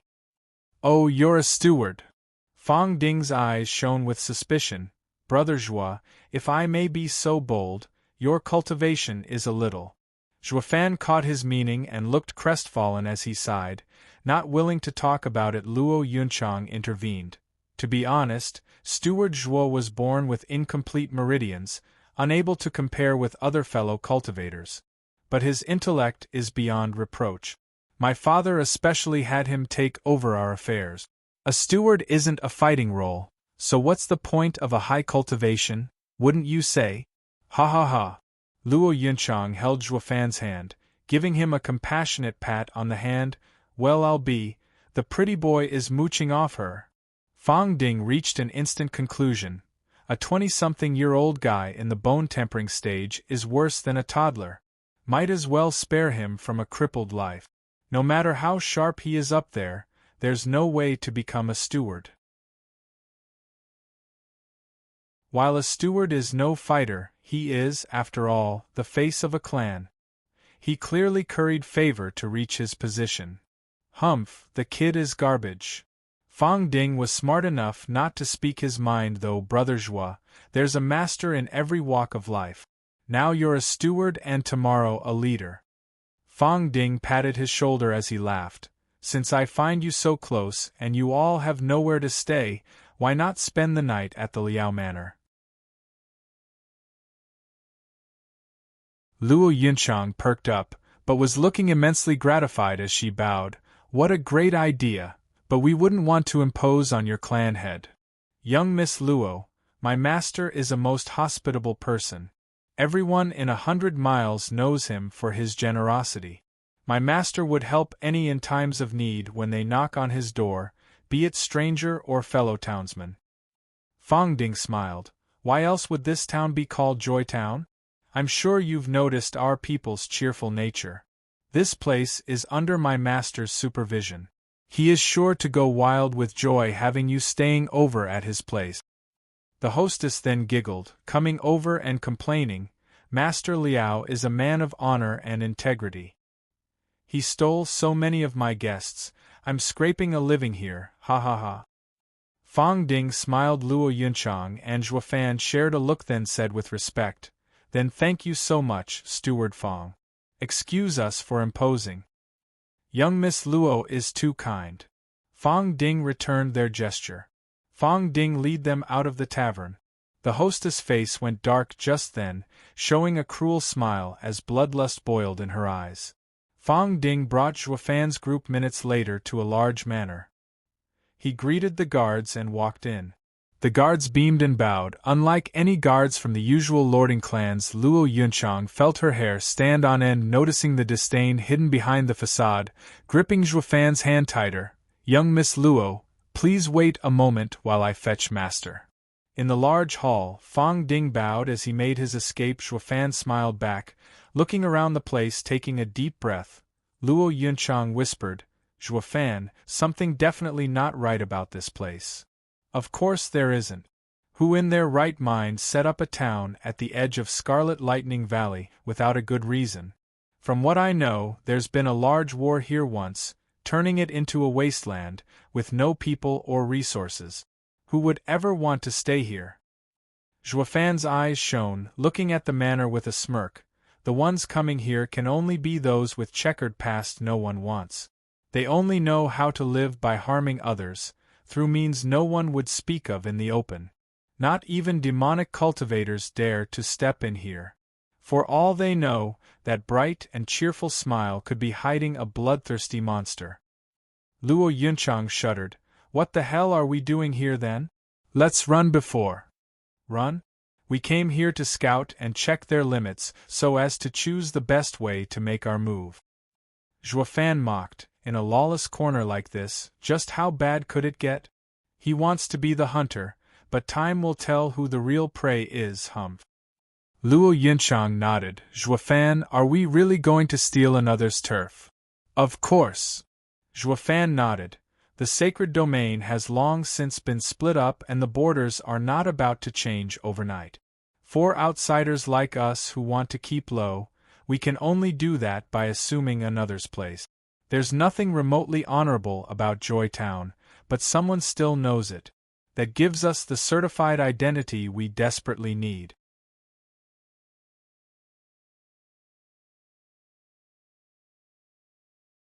Chapter 1182. Liao Clanhead. Chapter 1182. Liao Clanhead. Proofreader, Papatonks. In a dark room, a used rocking chair creaked as it swayed at the motions of an elderly man with white hair and a dim expression. Fong Ding bowed. Clan head, I've looked into them on the way and they're merchants. The highest level cultivator is their clan head, a spirit king, holding a bit of sway in a small town. They have nothing else to their name. We can begin. How are the goods? The elderly man spoke in a jittery tone. Fong Ding was solemn. Clan head, be assured they're exquisite. The young miss and the 12 guards are in Genesis stage. Only that pretty boy steward is a waste at bone tempering stage and can be ignored. Let's take a look. The elderly man coughed and walked out with Fong Ding behind him with a light coughing. The elderly man entered the main hall. Luo Yunchang's group stood up and greeted him. The elderly man's black and blue face, like a freak's, had the women frightened, and they let out an, "Ah." Fan squinted, sizing him up. Is my face that scary, young miss? The old man coughed twice and smiled before taking the main seat with Fong Ding at his side. The women strained to keep a straight face as they bowed. Clan head Liao, forgive our loss of composure. It's fine, I know better than anyone just how ghastly I look. Everyone jumps the first time, ha ha ha. The old man waved off their concern, then sized them up with a glimmer in his eyes. Luo Yunchang felt a chill come over her, like she was being put on display for others to judge her worth. The old man restrained his piercing gaze and showed a wide smile. Steward Fong has been telling me young Miss Luo's father is a lord over a city. Which was it again? Magical City. Luo Yunchang smiled. The old man pondered. Magical City is nothing special, occupying around 100 miles, far smaller than my town. Any spirit king can take the lead there. The Luo clan shouldn't be a tough nut to crack then. The elderly man continued. Magical City, under whose administration? Liao clan head, please. Everyone knows the 8 emperors of the sacred domain. Half of sacred domain belongs to the 8 emperors, while the other half to the 7 sacred mountains.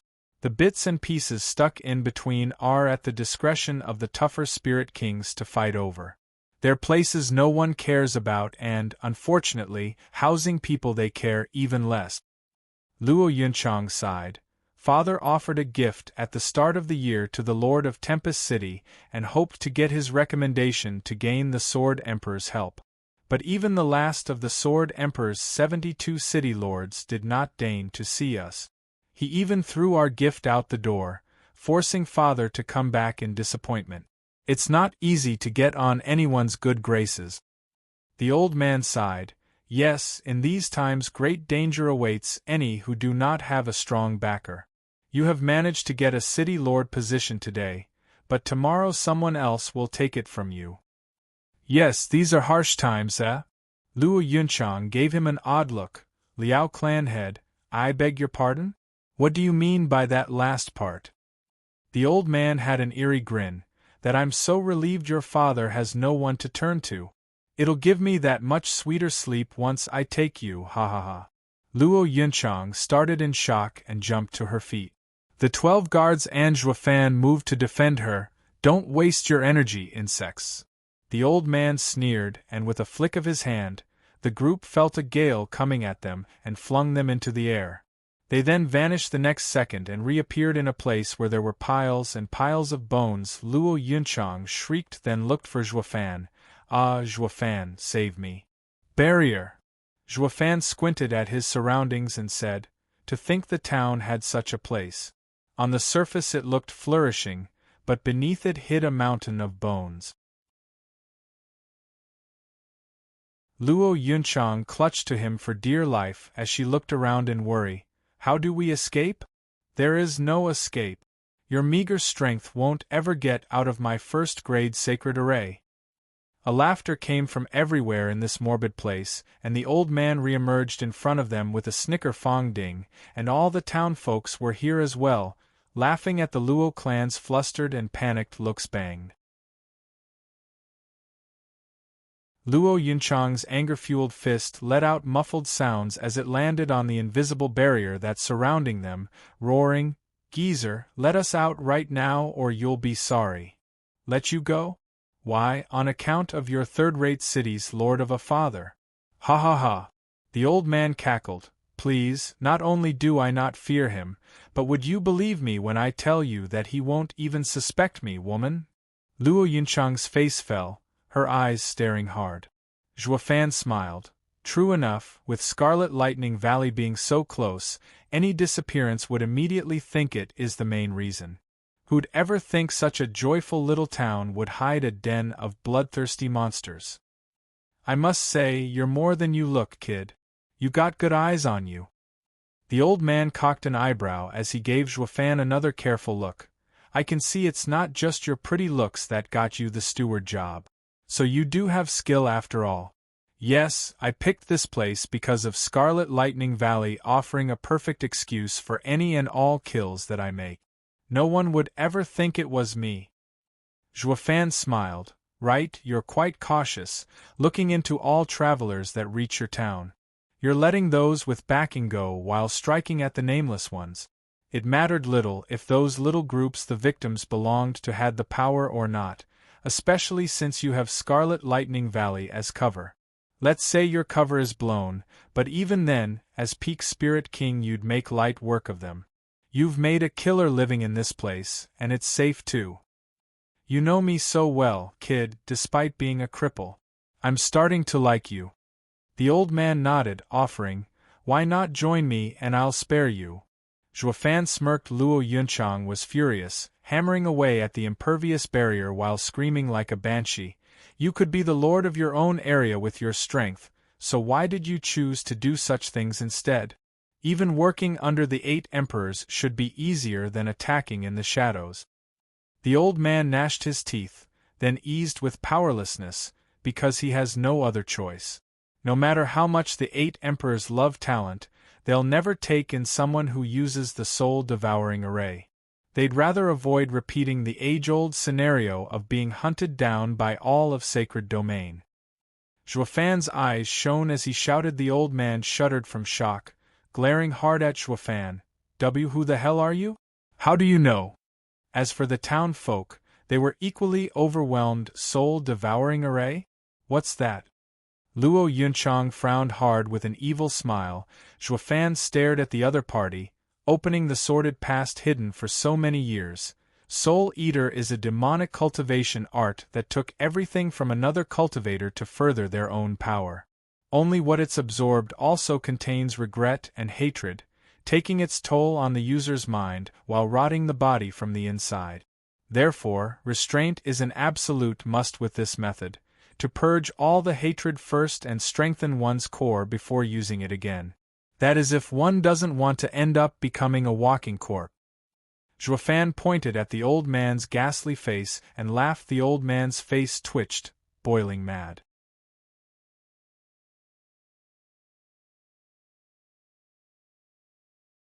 Chapter 1183 Messing with the Wrong Guy. Chapter 1183 Messing with the Wrong Guy. Proofreader, Papatongs. That's because of the art? Luo Yunchang gasped. Zhuofan grinned. Yep, this is where those absorbing constantly without moderation get.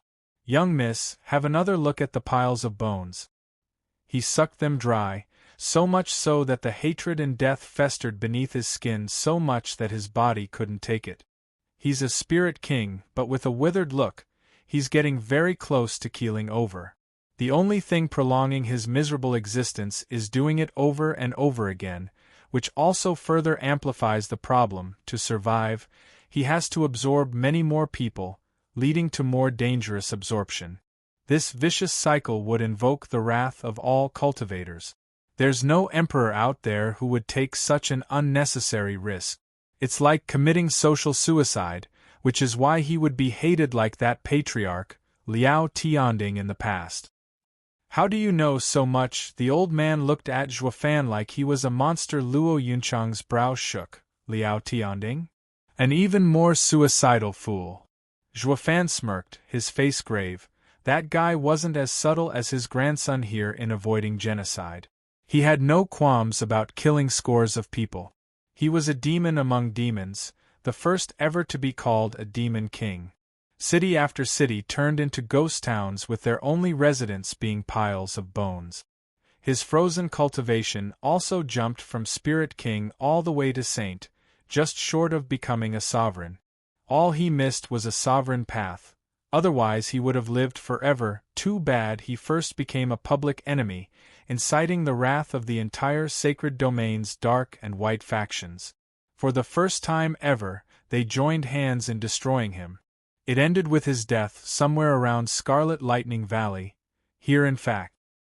His clansmen then vanished into thin air, never to be found. Not that it mattered, since this art was something only he knew and it died with him. But by the looks of things, he had passed it on. That's why you're all so sneaky in setting up a town here. The old man's face twitched hard, overwhelmed at having his secrets spilled. He pointed a shaky finger at him, stammering, Who the hell are you? How do you know a 10,000-year-long secret? 10,000 years. Fan mused. That bastard got me killed around 5,000 years after the Great Battle. I see, so that means that my rebirth through the 9 Serenities' secret records took me 5,000 years. The old man roared at having received no answer. What are you? Why do you know? Because I was there as well. Fan's eyes shone with malice. The old man gave him a baffling look. No, impossible. Just how old are you? How could a mere bone-tempering cultivator have been in that battle? Geezer, I have to say, your patriarch was insufferably arrogant and died. While you have learned from his lesson and kept your head down. It's a real shame how much you've fallen. You are now in the presence of the head of the 8 emperors in. Your sword Emperor Ao Changtian? The old man cried out. Fan's face sank. Since when did that old coot take the throne? I am Demonic Emperor. Demonic Emperor Zhao Qin? The old man didn't know restraint, crying over and cutting him off. Fan gnashed his teeth. Geriatric fool, are you even listening? In the battle to hunt Liao Tianding down, that rotten punk hadn't even been born yet. I'm the head of the 8 emperors of that time. Has there ever been a demonic emperor as the head of the 8 emperors? The old man blinked, looking utterly lost. Fan's face twitched and sighed. Old man, how old are you? Over 3,000 years. I see, Pipsqueak, you truly deserve getting killed. Fan laughed. You've only come 2,000 years later and you've already forgotten my name? That's a death sentence right there. Then again, you ought to die regardless. Being so obscure, so withdrawn from society, with no friends or relatives in the world, no one would even notice your passing. You're practically made to die. That first reason only made it more obvious. Everyone sank in confusion. Fan snickered. I'm saying that I'm copying your style and killing all the insignificant targets to replace them. From now on, Joy Town will be the Luo clans and you will sink into obscurity. What? They all stared blankly, then cracked up. Ha ha ha. Take our town? Who do you think you are, shouting such idiotic dreams as a bone-tempering cultivator? Just because you know some old events, you think you can play the senior to intimidate us? Can't you even tell your stage? A bone-tempering cultivator gets 2 centuries at best. Who are you trying to fool by saying you were there 10,000 years ago? He, brat, you almost had me with your big talk, but you're now in my trap and I will suck you dry. Yet you still have the nerve to say you'd take Joy Town from us? What a joke. Everyone laughed, looking at Fan with nothing but scorn, and no matter how much of a smooth talker you are, you should never say such idiotic things. Even calling yourself some long-lost third cousin of an emperor's second sister would have been smarter if you wanted to live. At least that would intimidate us enough to get you released. But that brash talk? No one's going to buy that obvious lie. Bam! A sudden explosion rang in their ears even as they laughed, cutting it short soon after the soul-devouring array had just gone from pristine to total destruction in just a moment. In its place were black flames licking at the edges. Ugh. Their smiles got frozen on their faces, and their laughter got stuck in their throat. Their eyes were the only things betraying the fear and shock they felt inside. Fan's left eye flared with the black thunder flame, his smile insufferable. Sorry, but I'm no comedian. I only know how to follow through with what I say. You're doomed. Fan flicked his hand and a black wave shot into the sky, followed by a loud explosion and a shower of black flames whose terrible energies drew near the town folk, enclosing them and the sinister town beneath the joyful facade. Spirit King. The old man gasped, his mouth trembling. 1320. How in the hell did so many of them come here? Who have we messed with? Sensing all those raging energy signatures, and none of them on his side, the old man was in despair, with the others struck with dread. Just what emperor had they irked to send so many spirit kings to their little town? Mommy, who the hell are they? Is this an entrapment? The old man was a wreck inside, howling, "Everyone run! We can't take them, just run. A boom cut him off and the sky above roiled with black flames. Fang Ding and all other townfolk got reduced to ashes. The old man shook all over, turning a stiff head at Zhuofan, to see him smirking, flooding the space with your power and controlling it. You're a spirit king as well. You got that right. Zhuofan grinned, raising his hand and shouting, Die! The old man gnashed his teeth, roaring, I'm a peak spirit king. You won't kill me by being in the same stage as me, thousand soul possession. Wraiths howled and the air grew cold as they flouted into existence. Despite having the space under his control, the wraiths still appeared. They didn't get to survive for long, as the black flames burned them down to nothing. A second later the old man was dumbstruck. What the hell is this? I'm at peak Sword King stage, so why on earth are my actions so damn useless? Geezer, you may be higher in cultivation than me, but I trump you in quality. Ha ha ha! Zhuofan grasped and black flames howled on the old man's side, slamming into him and covering him completely. Ack! His mournful cries filled with pain and horror rent the sky as he twisted in futile attempt at survival. His eyes, however, contained nothing but confusion as he roared in defiance, Just who the hell are you? The head of the 8 emperors 5,000 years ago, demonic Emperor Zhuo Yifan. Zhuofan's eyes shone. Now the Luo clan steward, Zhuofan. You should be honored for dying at my hand. Ah! With one last cry, whether in regret and defiance, or maybe even fear, the old man breathed his last, and his existence burned from this world.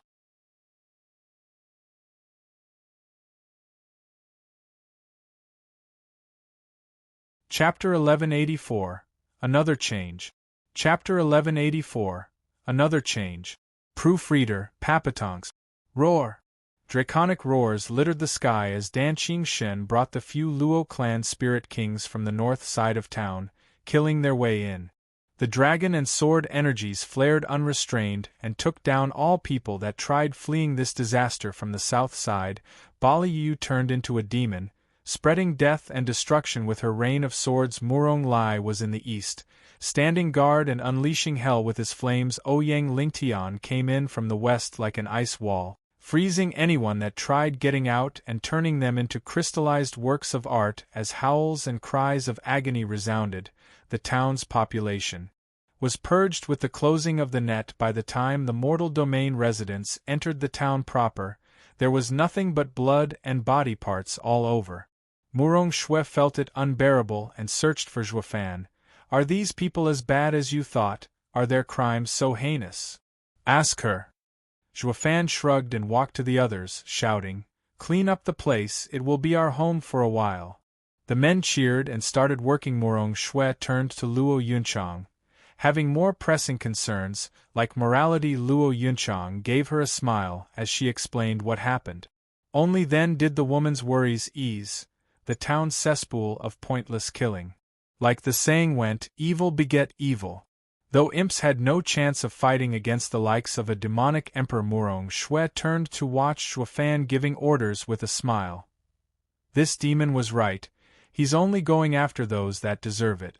The housing was distributed according to each individual's strength, placing the Luo clan's leadership and the spirit kings in the manner they just had to touch it up a bit first, like putting up the Luo clan signboard, marking as official the switch from the Liao clan's town to the Luo clan's. Zhuofan found a few hidden arrays and other secret tunnels, quite convenient in fact, such that he didn't need to make any new ones.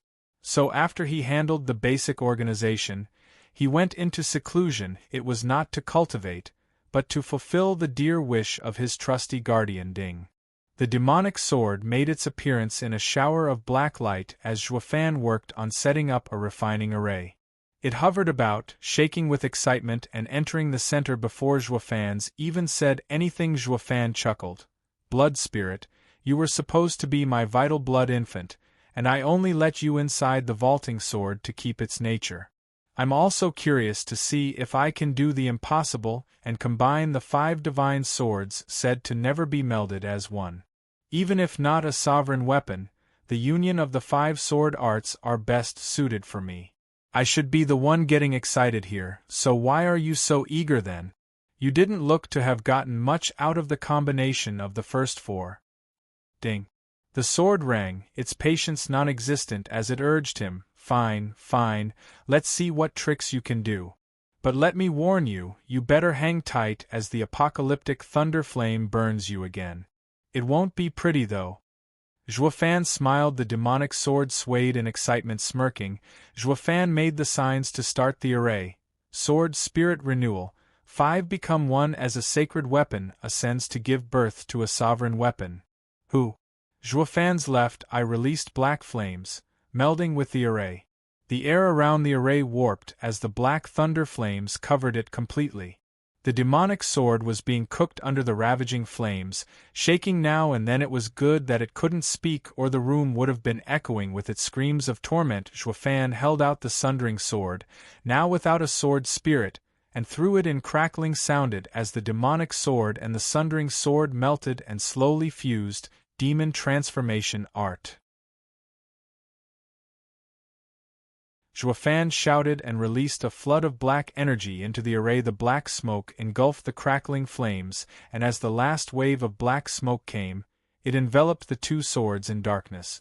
The array turned into a black cocoon, with black energy swirling around its outer layer as explosions of thunder and flames echoed from within.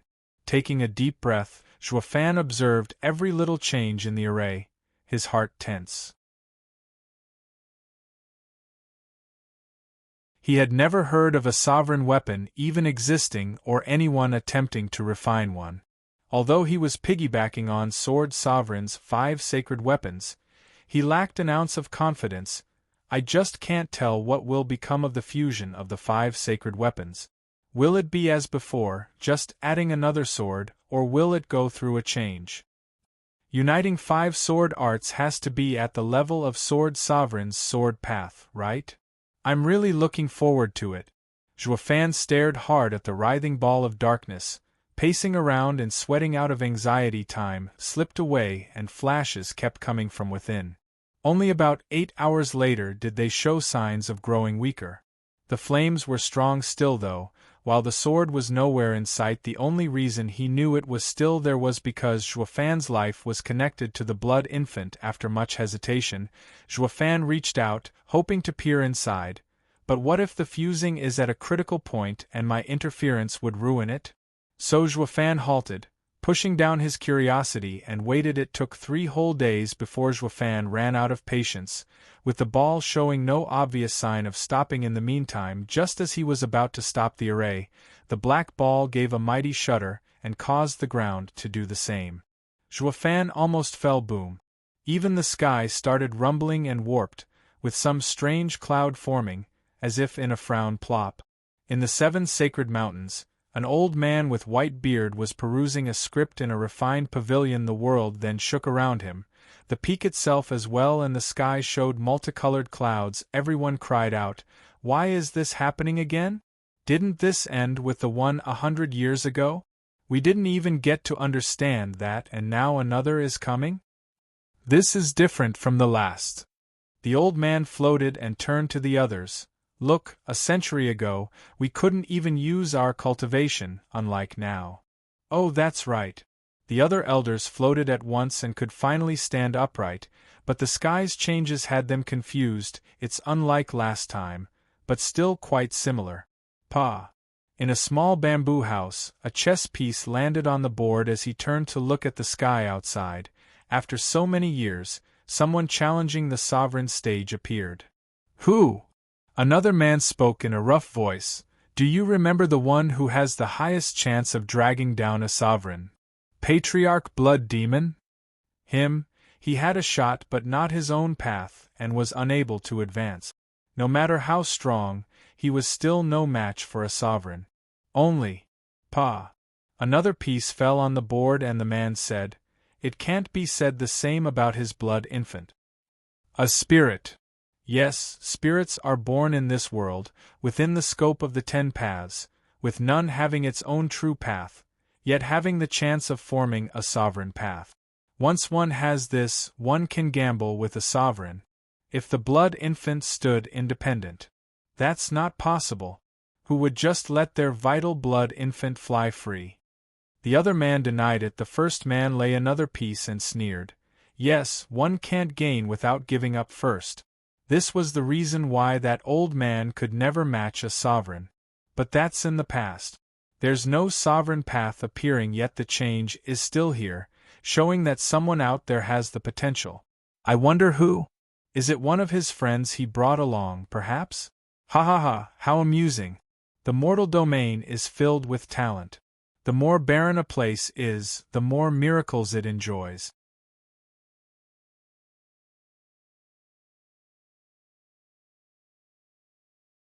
Chapter 1185 Apocalyptic Sword Child.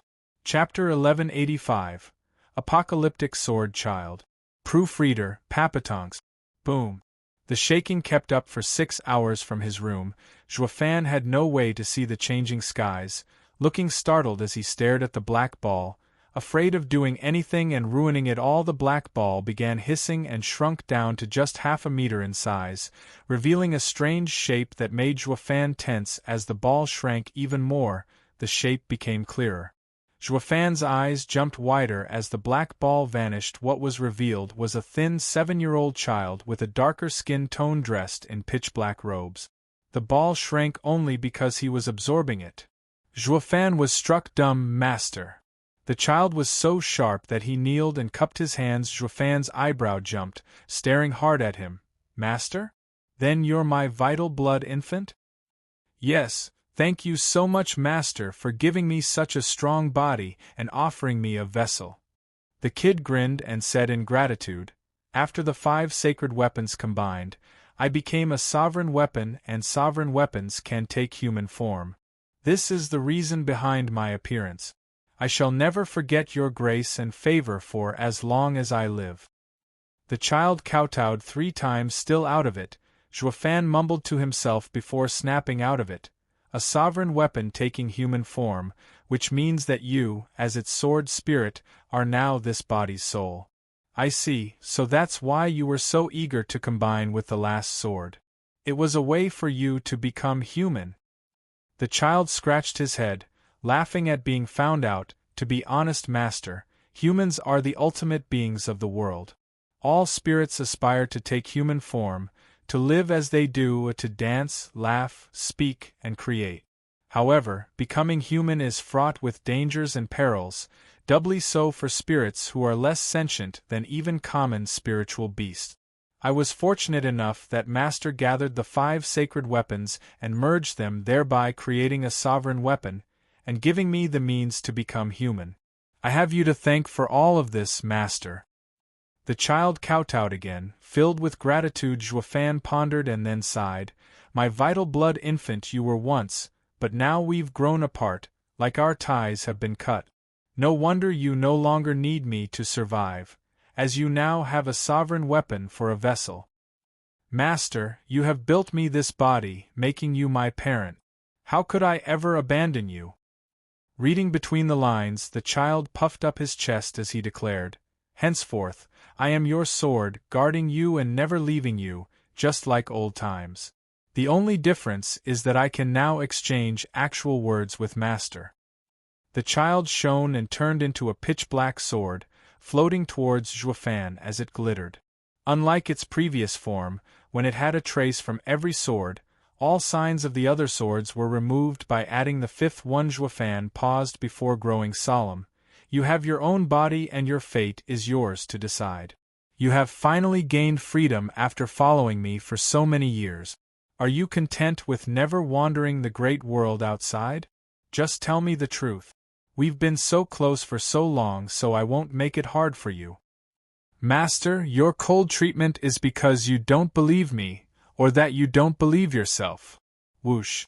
The demonic sword turned back into a child, his gaze firm. Shoud've paused and found it to be the same look he had. I am Master's vital blood infant, and never had a sense of self, my survival depending on Master.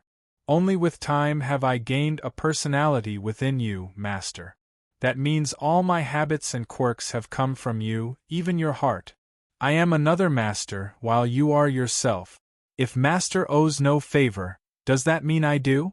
Master is giving his all to help the Luo clan, and I will give my all to be at your side every step of the way, nothing more, nothing less. Zhuofan jerked, giving him a long look. Everything this child knows comes from me. He's like another me. I am never one to be an ingrate, and neither is he. He is a replica of my own personality, so what's there to doubt? He ceased to be my blood infant, but became my strongest companion, a loyal guardian sword. Zhuofan smiled. Then you will be my sword child, guarding my side. Yes, master. Sword child nodded with a bright smile. Zhuofan nodded, then paused, giving him an odd look. Sword child, would you still be loyal to me even with all the heinous and treacherous acts I'll be doing? Oh, that, like I said, I learned everything from you, and I am just like you. You betray, then I betray. Or maybe, even if you might not let me go, I'll just off you and go my way. Then I'll do the same as you, resort to heinous acts to get what I want. It's that simple. SSS.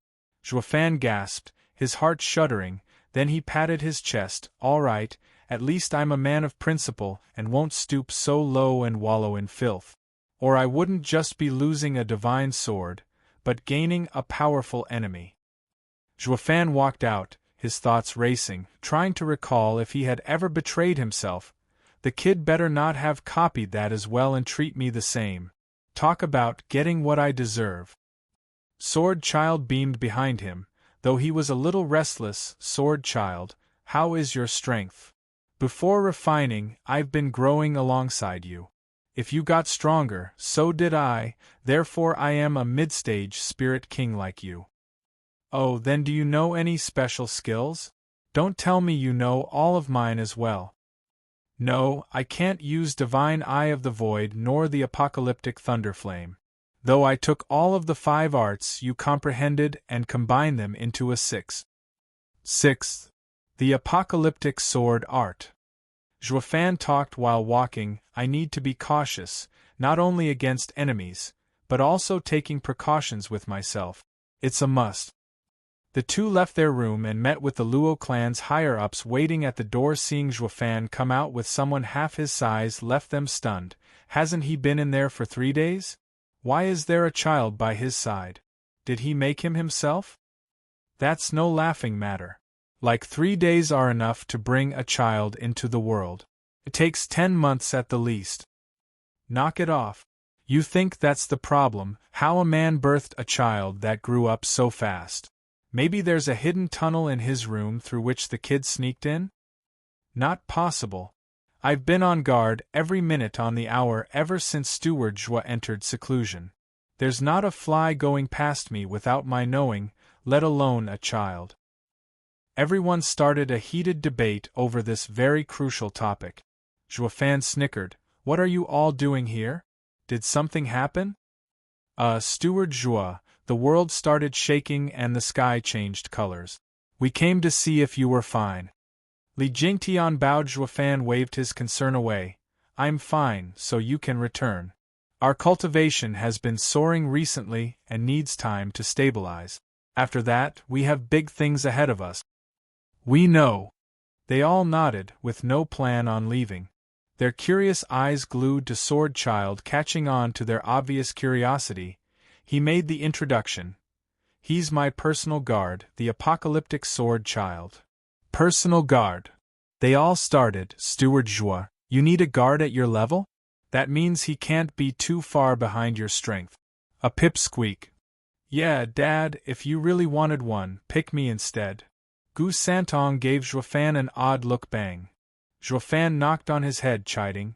You dare say that about others? Which 6-year-old, I wonder, lorded about in Tianyu like he owned it? How is that the same? I'm a Qilin. Gu Santong puffed up his chest in pride. Pa. A dark and thin palm landed on his shoulder. Young Master San, a spar will make everything clearer. Ha ha ha. Gu Santong shook, meeting a pair of black eyes and an evil smirk. Mommy, he has the same look as Dad. Is he some long-lost son out of wedlock? Gu Santong jumped in fright.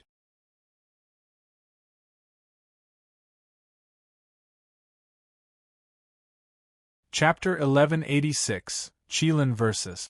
Sovereign Weapon. Chapter 1186, Qilin vs. Sovereign Weapon. Proofreader, Papatongs. Place your bets. No take-backs. The Joy Town that had been bathed in blood was once again filled with noise, only this time, it happened 100 miles outside of it.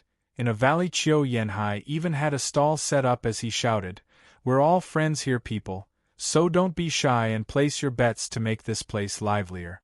Our young Master San has a 1 to 3 odds, and on the other side we have Steward Zhua's secret guard, the Apocalyptic Sword Child, 1 to 5 odds. All bets are now open." People already gathered around and started taking out all their valuables. The stall was packed with pills, spiritual weapons and all kinds of super rare ingredients with a bang. A large scarlet wine jar creaked the stall's boards. Everyone knew then and there who was the weirdo behind such an exotic bet. Qiu Yanhai's face twitched, turning to the wine sword immortal's red nose. "Senior, while I did say there's no limit, to make it livelier, but you can't just take out some jar of wine? That's like 10 spirit stones tops." "You call this 10 spirit stones? What you see right here is an aged and fine wine of the Murong clan. I made the trip to their home just to get it before coming with you all. It's always on high demand. The only reason I'm willing to part with such a great wine is seeing you all so fired up." Wine Sword Immortal patronized. Qiu Yanhai shook his head. "Fine, I'll write down 10 sacred stones, on account of your seniority. Now who will you be betting on?" "Isn't it obvious? Steward Zhua's young Master San." The Wine Sword Immortal chuckled. "With all the action going on so far, everyone knows of Gu Santong's strength, no less than ours. And since we've gotten to the sacred domain, everyone reached the Spirit King stage, while his power had to have improved as well. As for that sword child, he doesn't look like much, so I'd rather be on the safe side and stick with young Master San." Everyone nodded in approval. Rather than taking a risk on an unknown fighter, they'd play it safe by betting on Gu Santong. A zither then slammed on the stall, followed by a casual voice, "I'm betting on Sword Child." "Lu Mubai." The Wine Sword Immortal gave him an odd look. "You know his strength to bet on him." Lu Mubai snickered as he shook his head.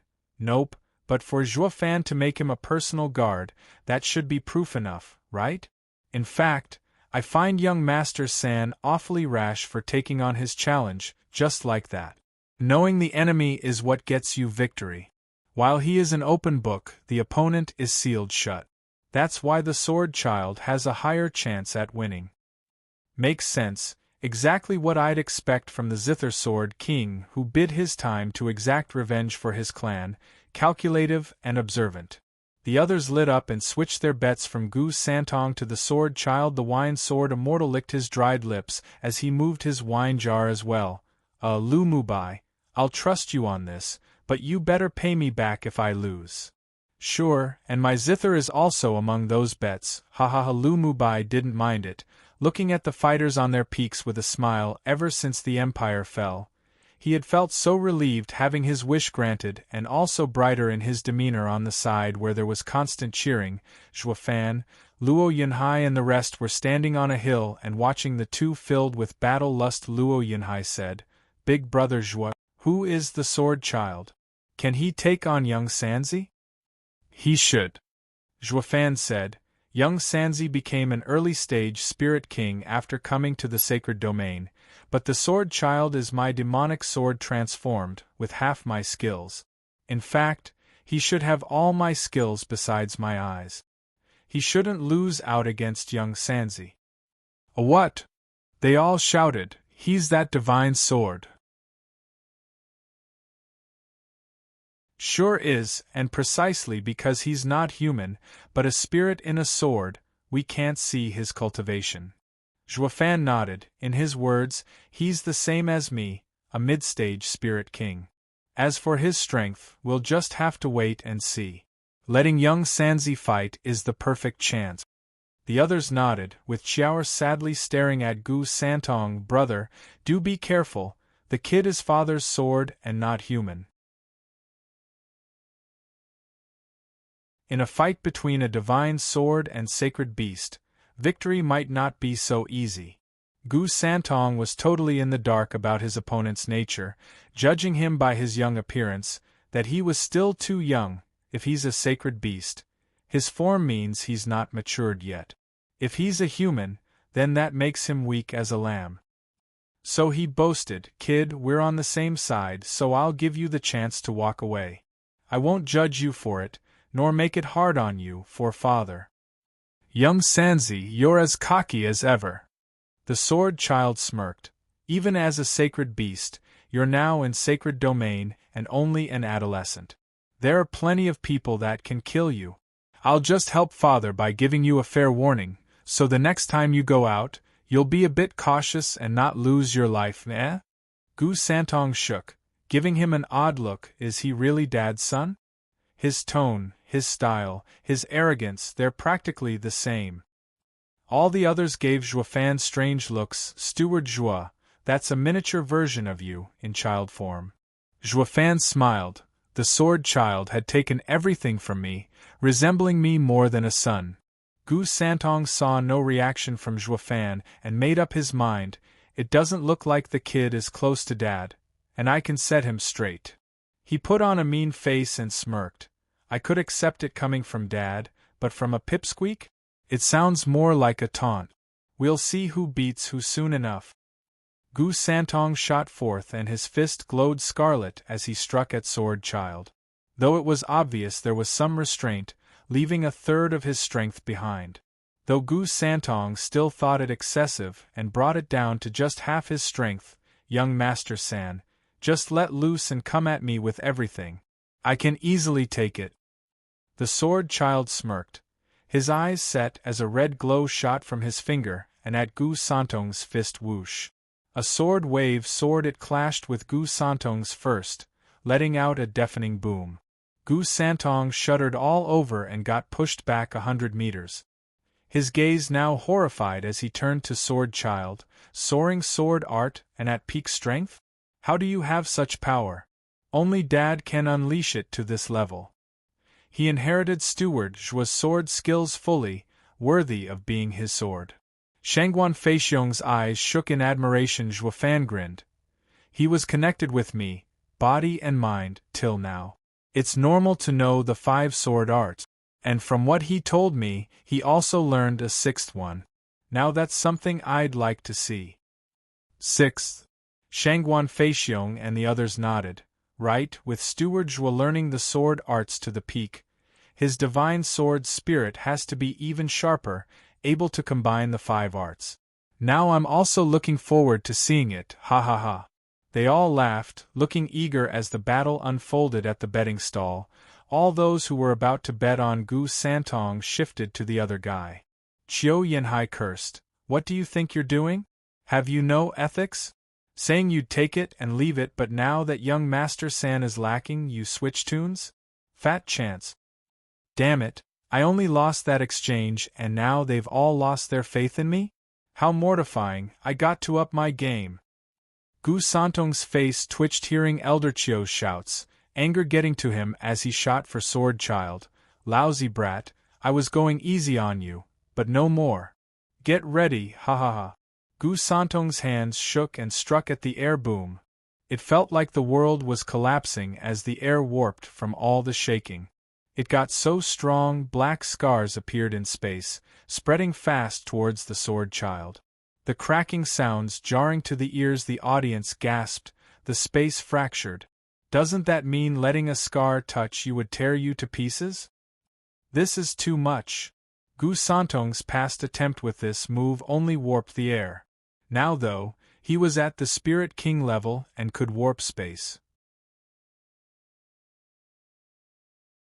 Space was the place where everything existed. By rupturing it, then the space being occupied would be torn to shreds. Steward Zhua, it's turning deadly. Everyone turned to Zhuofan. He was still just looking with a smile. The kid ain't human, making no difference even if the sky got torn apart. The others exclaimed, but of course, he's a divine sword. The space rupturing won't affect him.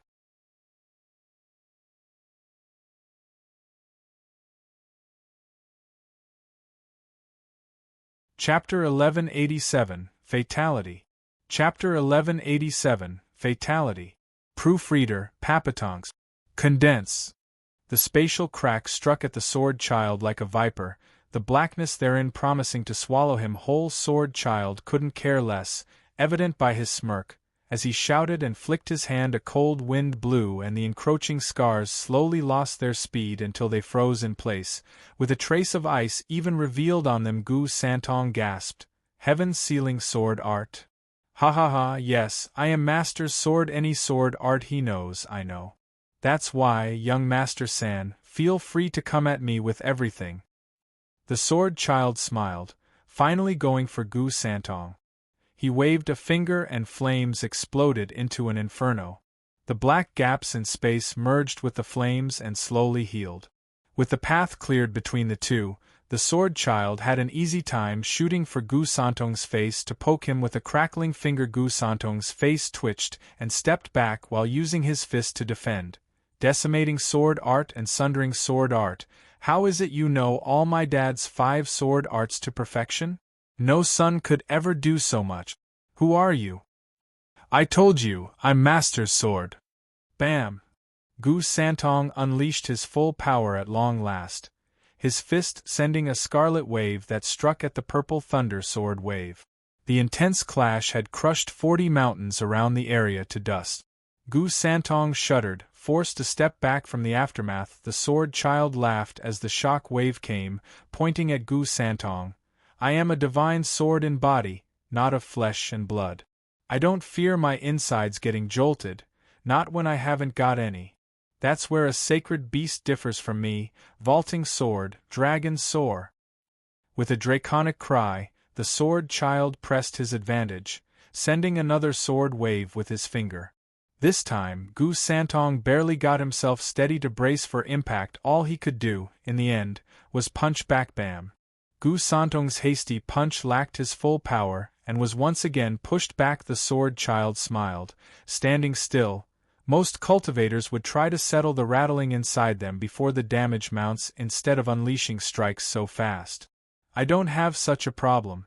I could hound you and kill you in just 10 moves, all while you couldn't even defend. The outcome is clear and there's no point of fighting, ha ha ha. What a deadly sword! The audience gasped in shock. Steward Joie, a humanoid divine sword is so dangerous, bereft of weaknesses. His body is even stronger than a sacred beast, unheard of. Joifan nodded. Yeah, even I didn't think young Sanzi would lose so fast. That's why the sword child was so thankful for me refining him such a body. As a divine sword, it's truly godlike. I wonder if there's anything out there that can hold him back. Joifan mused, he has everything I have, except for the eyes. Everyone was grave, the sword child is simply monstrous. But what if he turns on us? He called himself Joifan's sword, but that was a weapon in the end, one that had no will but to follow its master's intent, but with the kid as he is. Steward Joie, he's got your smugness to a T. Leng Wuchang pointed out, though he looks rather young, and youngsters tend to have overblown egos. Joifan nodded, yes, he's just like me. Only that in my early years I was restrained, more ruthless than brash. He has no constraints, and while he is a second me, we will most likely walk different paths, and he needs someone to watch over him. Brilliant, Steward Joie. Leng Wuchang nodded. Joifan's eyes turned frosty as he observed the fight. Gu Santong was a powder keg ready to pop from being pushed around so much. He roared then and, in a flash of red, the image of a 300-meter Qilin appeared overhead. Its roar shaking the world. The spirit kings felt their hearts seize from shock. Young Master San wants to go all out, making everything shake. Can the sword child take it? I'll just bet this wine jar on young Master San. Wine's sword immortal got shocked as well and switched his bet again, with many others following him. Only Lu Mubai and a few others were relaxed. Wine's sword immortal, you're gonna be sorry. Check out the sword child's look. Wine's sword immortal turned and only now noticed that despite Gu Santong raging and roaring, the sword child held nothing but disdain in his eyes. Young Master San, since you don't know a helping hand when you see one, you leave me no choice. The sword child's eyes shone and raised a finger. A black power gathered. You went all out, so you should have a look at my sixth sword art, apocalyptic sword strength. The prideful Gu Santong's eyes shook, unable to take the other's naked taunt. He roared and his power surged before he punched with both fists. Lousy brat, have a taste of this upheaval, a soaring Qilin's might. The piercing howl rang in everyone's ears as the Qilin image opened its maw. It then shot for the sword child with fury burning in its eyes, ready to burn the world if it had to. Come on. The sword child snickered, the black sword wave ready as he struck Hu.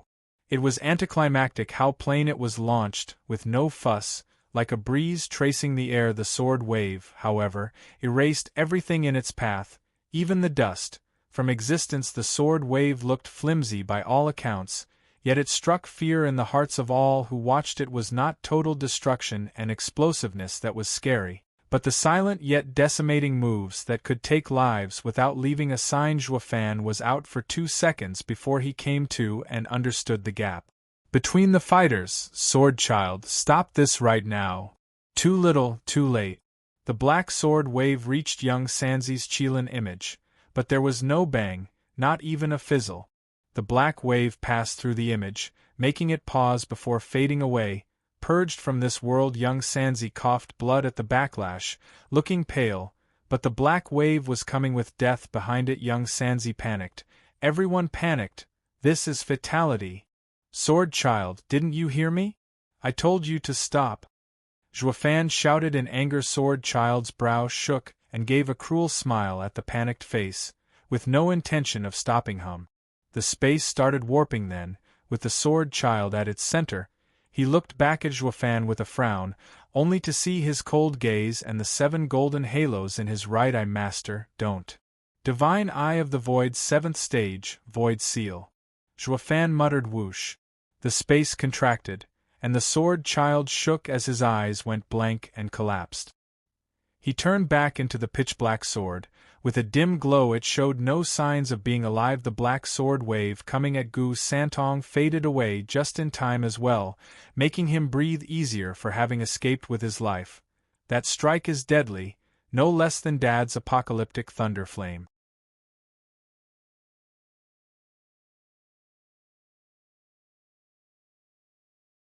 Chapter 1188, Advancing Again. Chapter 1188, Advancing Again. Proofreader, Papatonks. Thump.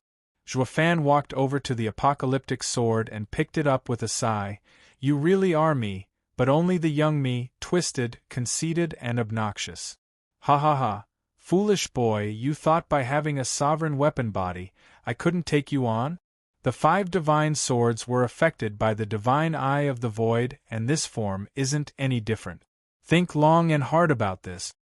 Zhuofan made a seal and the demonic sword entered his body, and you, young Sanzi, there's always someone better than you out there. This will be your lesson. Zhuofan walked to Gu Santong and warned. Gu Santong hung his head, giving a heavy nod. I know, Dad. I won't be as arrogant again. You've said that 100 times already. Why would I believe you this time? Ha ha ha, you'll learn the more you suffer. Zhuofan shook his head. The others came over and bowed. Steward Zhua, how will you handle the sword child? He's a loose cannon.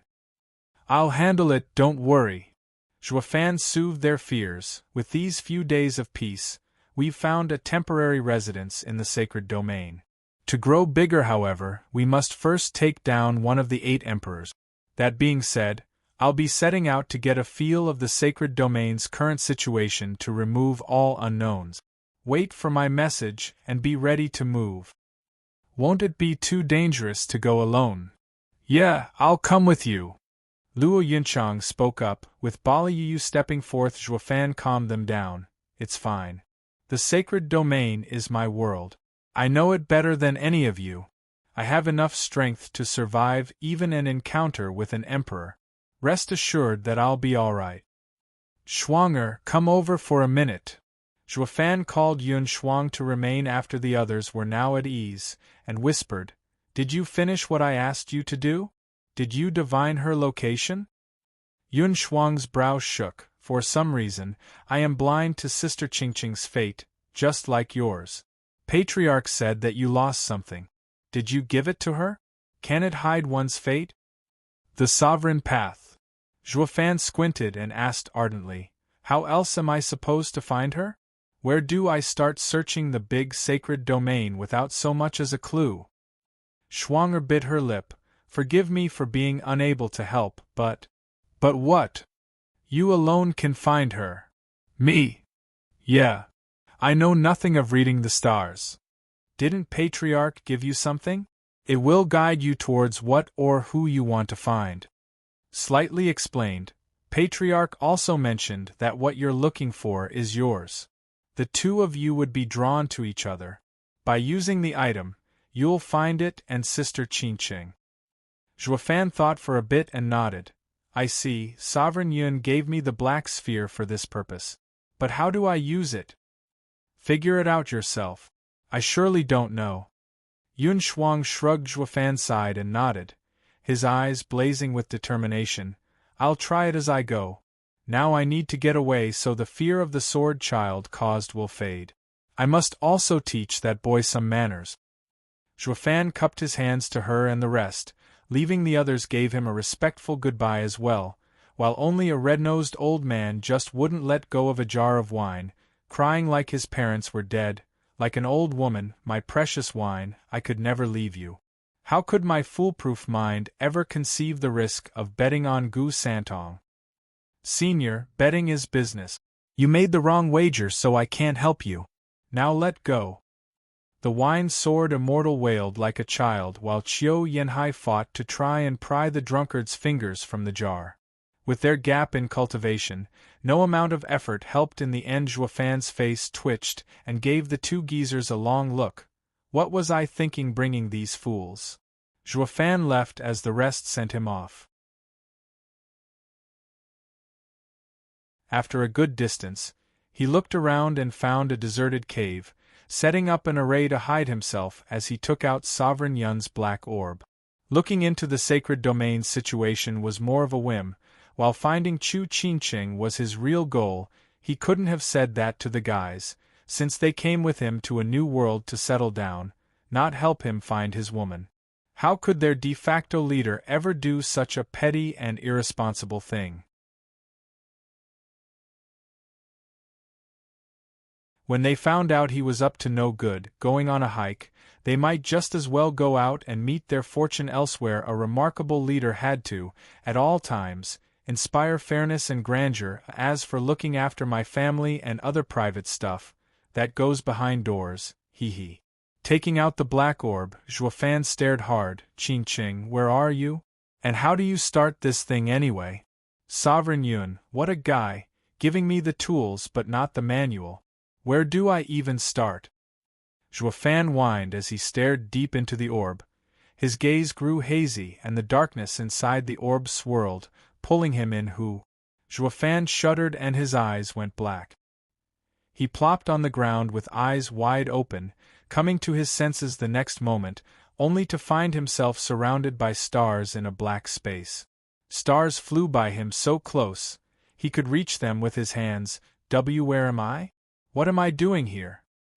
Zhuofan jerked around and then recalled, Sovereign Yun's place was the same. My mind must have entered the orb. Is this how you use the treasure? But how am I supposed to find her now? Zhuofan frowned, looking up at the glittering stars in doubt, while he paced around in thought. Yun Clan's holy maiden can read the heavens through the stars. Sovereign Yun reads mortals' fate through the stars as well. Maybe to find Qingqing I have to understand the stars' motions? Should I go to Shuanger for tips? But it looks more like a trait than an art. Yun clan's leader is the only one able to do it. What to do? Zhuofan stared at the sky. In a dilemma, his face began slacking as he took in the stars' glows, noticing something peculiar. Kid, humans are the ultimate beings of the world, the basic of all other things. Humans hold 360 small cosmoses within that work in tune with the universe. Each person has a protector star. When you observe the skies, you are in fact looking at their fate. Your eyes do not see the starry night sky, but the universe's cycle of reincarnation. To find what you seek, use your heart and you will grasp it. An aged voice whispered in his ears, making his heart jump and focus harder on the stars. Zhuofan stared blankly, ignoring everything, time itself, as he gazed upon the stars and their movements. His yuan qi began moving along with the stars, in strange and baffling patterns. At one point, he realized the stars melded with him. Looking at the stars was like looking at his body's innards. The flow of blood, breathing, all made his organs shake. Understanding it all, I want to find Qin Cheng. As he grasped everything, his heart throbbed and the stars followed his wish. His senses perceived as the brightest 9 stars formed a line, shooting eastward 9 stars in a row, deceiving the heavens and changing fate. Hidden from a sovereign's power, she's in the east. Zhuofan lit up and shook awake. He got up and found the black orb at his side, putting it away. Zhuofan was in high spirits as he shot out of the cave. He noticed it was dark then, with the stars in the sky being the same ones he saw in the orb, and the brightest 9 forming a line. Was it the black orb affecting the stars, or did they reflect what was in the black orb? Or maybe Zhuofan was controlling them? Confused, Zhuofan felt stunned. Hot damn, I advanced again. I'm now a late-stage spirit king. What's more important was that his surface cultivation level had dropped to the first layer of bone tempering stage.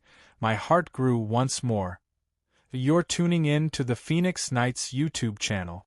Don't forget to subscribe and join us on this journey to catch the most captivating stories.